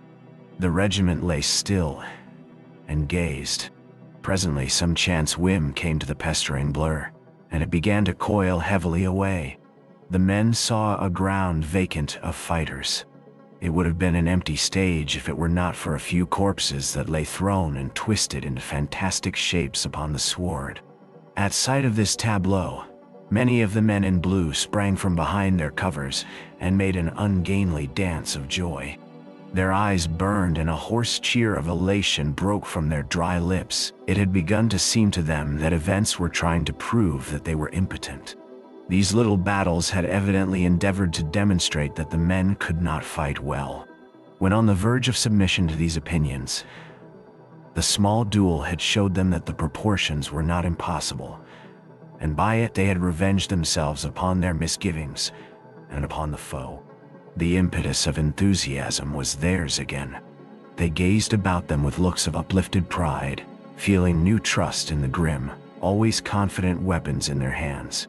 And they were men. Chapter 21. Presently they knew that no firing threatened them, always seemed once more open to them. The dusty blue lines of their friends were disclosed a short distance away. In the distance, there were many colossal noises, but in all this part of the field, there was a sudden stillness. They perceived that they were free. The depleted band drew a long breath of relief and gathered itself into a bunch to complete its trip. In this last length of journey, the men began to show strange emotions. They hurried with nervous fear. Some who had been dark and unfaltering in the grimmest moments now could not conceal an anxiety that made them frantic. It was perhaps that they dreaded to be killed in insignificant ways after the times for proper military deaths had passed. Or perhaps they thought it would be too ironical to get killed at the portals of safety. With backward looks of perturbation, they hastened. As they approached their own lines, there was some sarcasm exhibited on the part of a gaunt and bronzed regiment that lay resting in the shade of the trees. Questions were wafted to them. "Where the hell you been? What you coming back for? Why didn't you stay there? Was it warm out there, sonny? Going home now, boys?" one shouted in taunting mimicry. "Oh, mother, come quick and look at the soldiers!" There was no reply from the bruised and battered regiment, save that one man made broadcast challenges to fist fights, and the red-bearded officer walked rather near and glared in great swashbuckler style at a tall captain in the other regiment. But the lieutenant suppressed the man who wished to fist fight, and the tall captain, flushing at the little fanfare of the red-bearded one, was obliged to look intently at some trees. The youth's tender flesh was deeply stung by these remarks. From under his creased brows he glowered with hate at the mockers. He meditated upon a few revenges.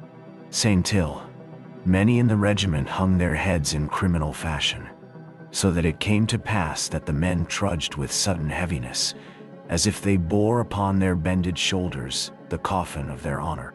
And the youthful lieutenant, recollecting himself, began to mutter softly in black curses. They turned when they arrived at their old position to regard the ground over which they had charged.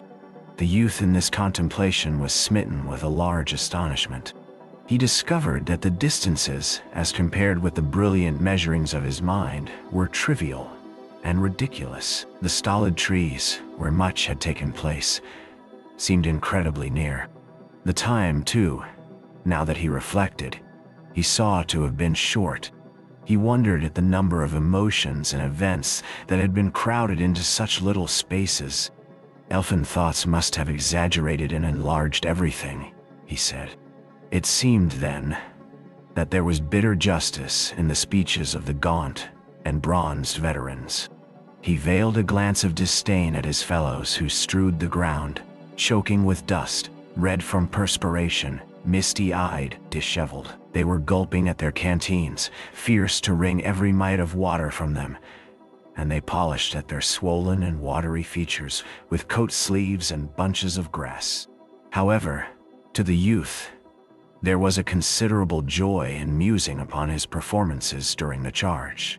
He had had very little time previously in which to appreciate himself, so that there was now much satisfaction in quietly thinking of his actions.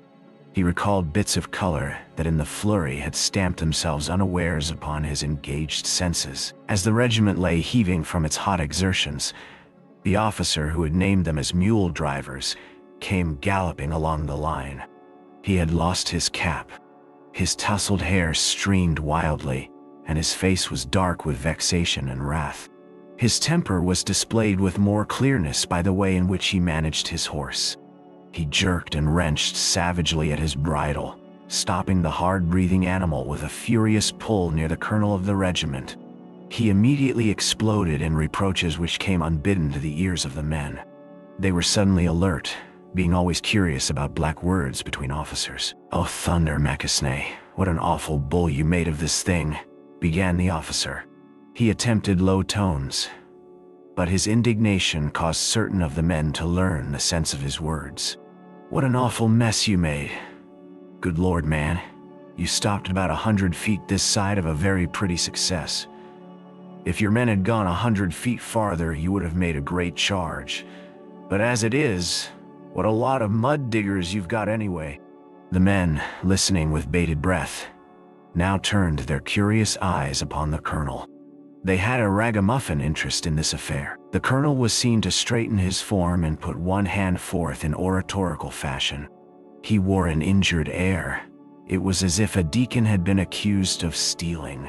The men were wiggling in an ecstasy of excitement. But of a sudden the colonel's manner changed from that of a deacon to that of a Frenchman. He shrugged his shoulders. "Oh well, General, we went as far as we could," he said calmly. "As far as you could? Did you, begod?" snorted the other. "Well, that wasn't very far, was it?" he added, with a glance of cold contempt into the other's eyes. "Not very far, I think. You were intended to make a diversion in favor of Whiterside. How well you succeeded your own ears can now tell you." He wheeled his horse and rode stiffly away. The colonel, bidden to hear the jarring noises of an engagement in the woods to the left, broke out in vague damnations. The lieutenant, who had listened with an air of impotent rage to the interview, spoke suddenly in firm and undaunted tones. "I don't care what a man is, whether he is a general or what, if he says Lois didn't put up a good fight out there as a damned fool." "Lieutenant," began the colonel severely, "this is my own affair, and I'll trouble you." The lieutenant made an obedient gesture. "All right, Colonel, all right," he said. He sat down with an air of being content with himself. The news that the regiment had been reproached went along the line. For a time the men were bewildered by it. "Good thunder," they ejaculated, staring at the vanishing form of the general. They conceived it to be a huge mistake. Presently, however, they began to believe that in truth, their efforts had been called light. The youth could see this conviction weigh upon the entire regiment until the men were like cuffed and cursed animals, but withal rebellious. The friend, with a grievance in his eye, went to the youth. "I wonder what he does want," he said. "He must think we went out there and played marbles. I never see sick a man." The youth developed a tranquil philosophy for these moments of irritation. "Oh well," he rejoined. "He probably didn't see nothing of it at all, and got mad as blazes, and concluded we were a lot of sheep, just because we didn't do what he wanted done. It's a pity old Grandpa Henderson got killed yesterday. He'd have known that we did our best and fought good. It's just our awful luck, that's what." "I should say so," replied the friend. He seemed to be deeply wounded at an injustice. "I should say we did have awful luck. There's no fun in fighting for people when everything you do, no matter what, ain't done right. I have a notion to stay behind next time and let 'em take their old charge and go to devil with it." The youth spoke soothingly to his comrade. "Well, we both did good. I'd like to see the fool what'd say we both didn't do as good as we could." "Of course we did," declared the friend stoutly. "And I'd break the feller's neck if he was as big as a church. But we're all right anyhow, for I heard one feller say that we two fit the best in the regiment, and they had a great argument about it. Another feller, of course, he'd head up and say it was a lie, he seen all what was going on, and he never seen us from the beginning to end. And a lot more stuck in and sees it wasn't a lie, we did fight like thunder, and they give us quite a send-off. But this is what I can't stand of these everlasting old soldiers, tittering and laughing, and then that general, he's crazy." The youth exclaimed with sudden exasperation, "He's a lunkhead. He makes me mad. I wish he'd come along next time. We'd show him what he ceased," because several men had come hurrying up. Their faces expressed a bringing of great news. "Oh, Flem, you just oughta heard," cried one eagerly. "Heard what?" said the youth. "Yeah, just oughta heard," repeated the other, and he arranged himself to tell his tidings. The others made an excited circle. "Well, sir, the colonel met your lieutenant right by USC. It was damnedest thing I ever heard, and he says, he says, Mr. Hasbrook, he says, by the way, who was that lad what carried the flag? He says, there, Fleming, what d'ye think of that? Who was the lad what carried the flag? He says, and the lieutenant, he speaks up right away. That's Fleming, and he's a jimhickey, he says, right away. What? I say he did, a jimhickey, he says those are his words. He did too. I say he did. If you can tell this story better than I can, go ahead and tell it. Well then, keep your mouth shut. The lieutenant, he says, he's a jimhickey, and the colonel, he says, he is indeed a very good man to have, He kept the flag way to front. I saw him. He's a good on, says the colonel. You bet, says lieutenant. He and a feller named Wilson was at head of charge and howling like Indians all the time, he says. Head of charge all the time, he says. A feller named Wilson, he says. There, Wilson, M boy. Put that in a letter and send it home to your mother, hey? A feller named Wilson, he says. And the colonel, he says. Were they indeed? My sakes, he says. At the head of the regiment? He says. They were, says the lieutenant. My sakes, says the colonel. He says. Well, he says. They deserve to be major generals. The youth and his friend had said, huh? You're lying. Thompson. Oh, God blazes. He never said it. Oh, what a lie. But despite these youthful scoffings and embarrassments, They knew that their faces were deeply flushing from thrills of pleasure. They exchanged a secret glance of joy and congratulation. They speedily forgot many things. The past held no pictures of error and disappointment.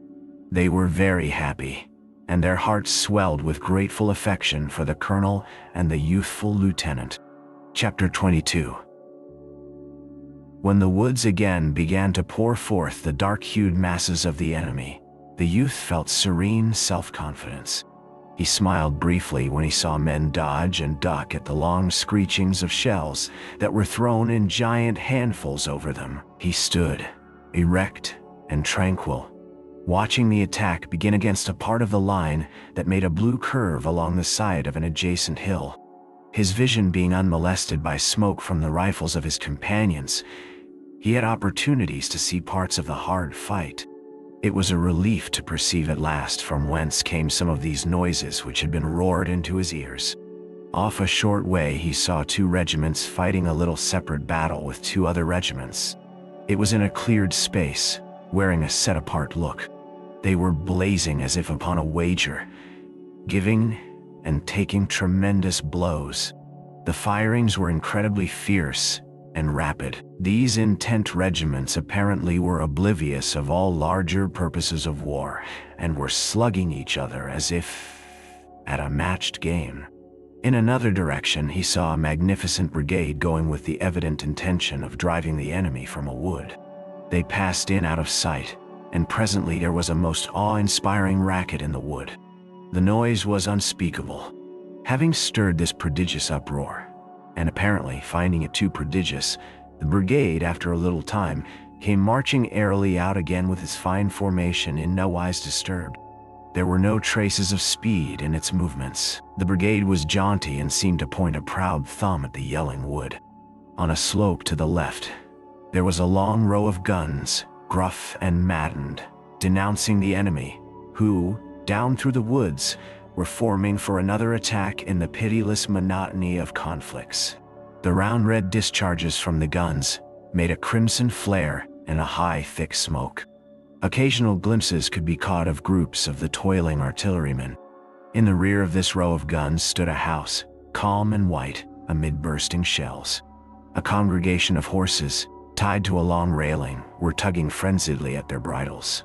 Men were running hither and thither. The detached battle between the 4 regiments lasted for some time. There chanced to be no interference, and they settled their dispute by themselves. They struck savagely and powerfully at each other for a period of minutes, and then the lighter-hued regiments faltered and drew back, leaving the dark blue line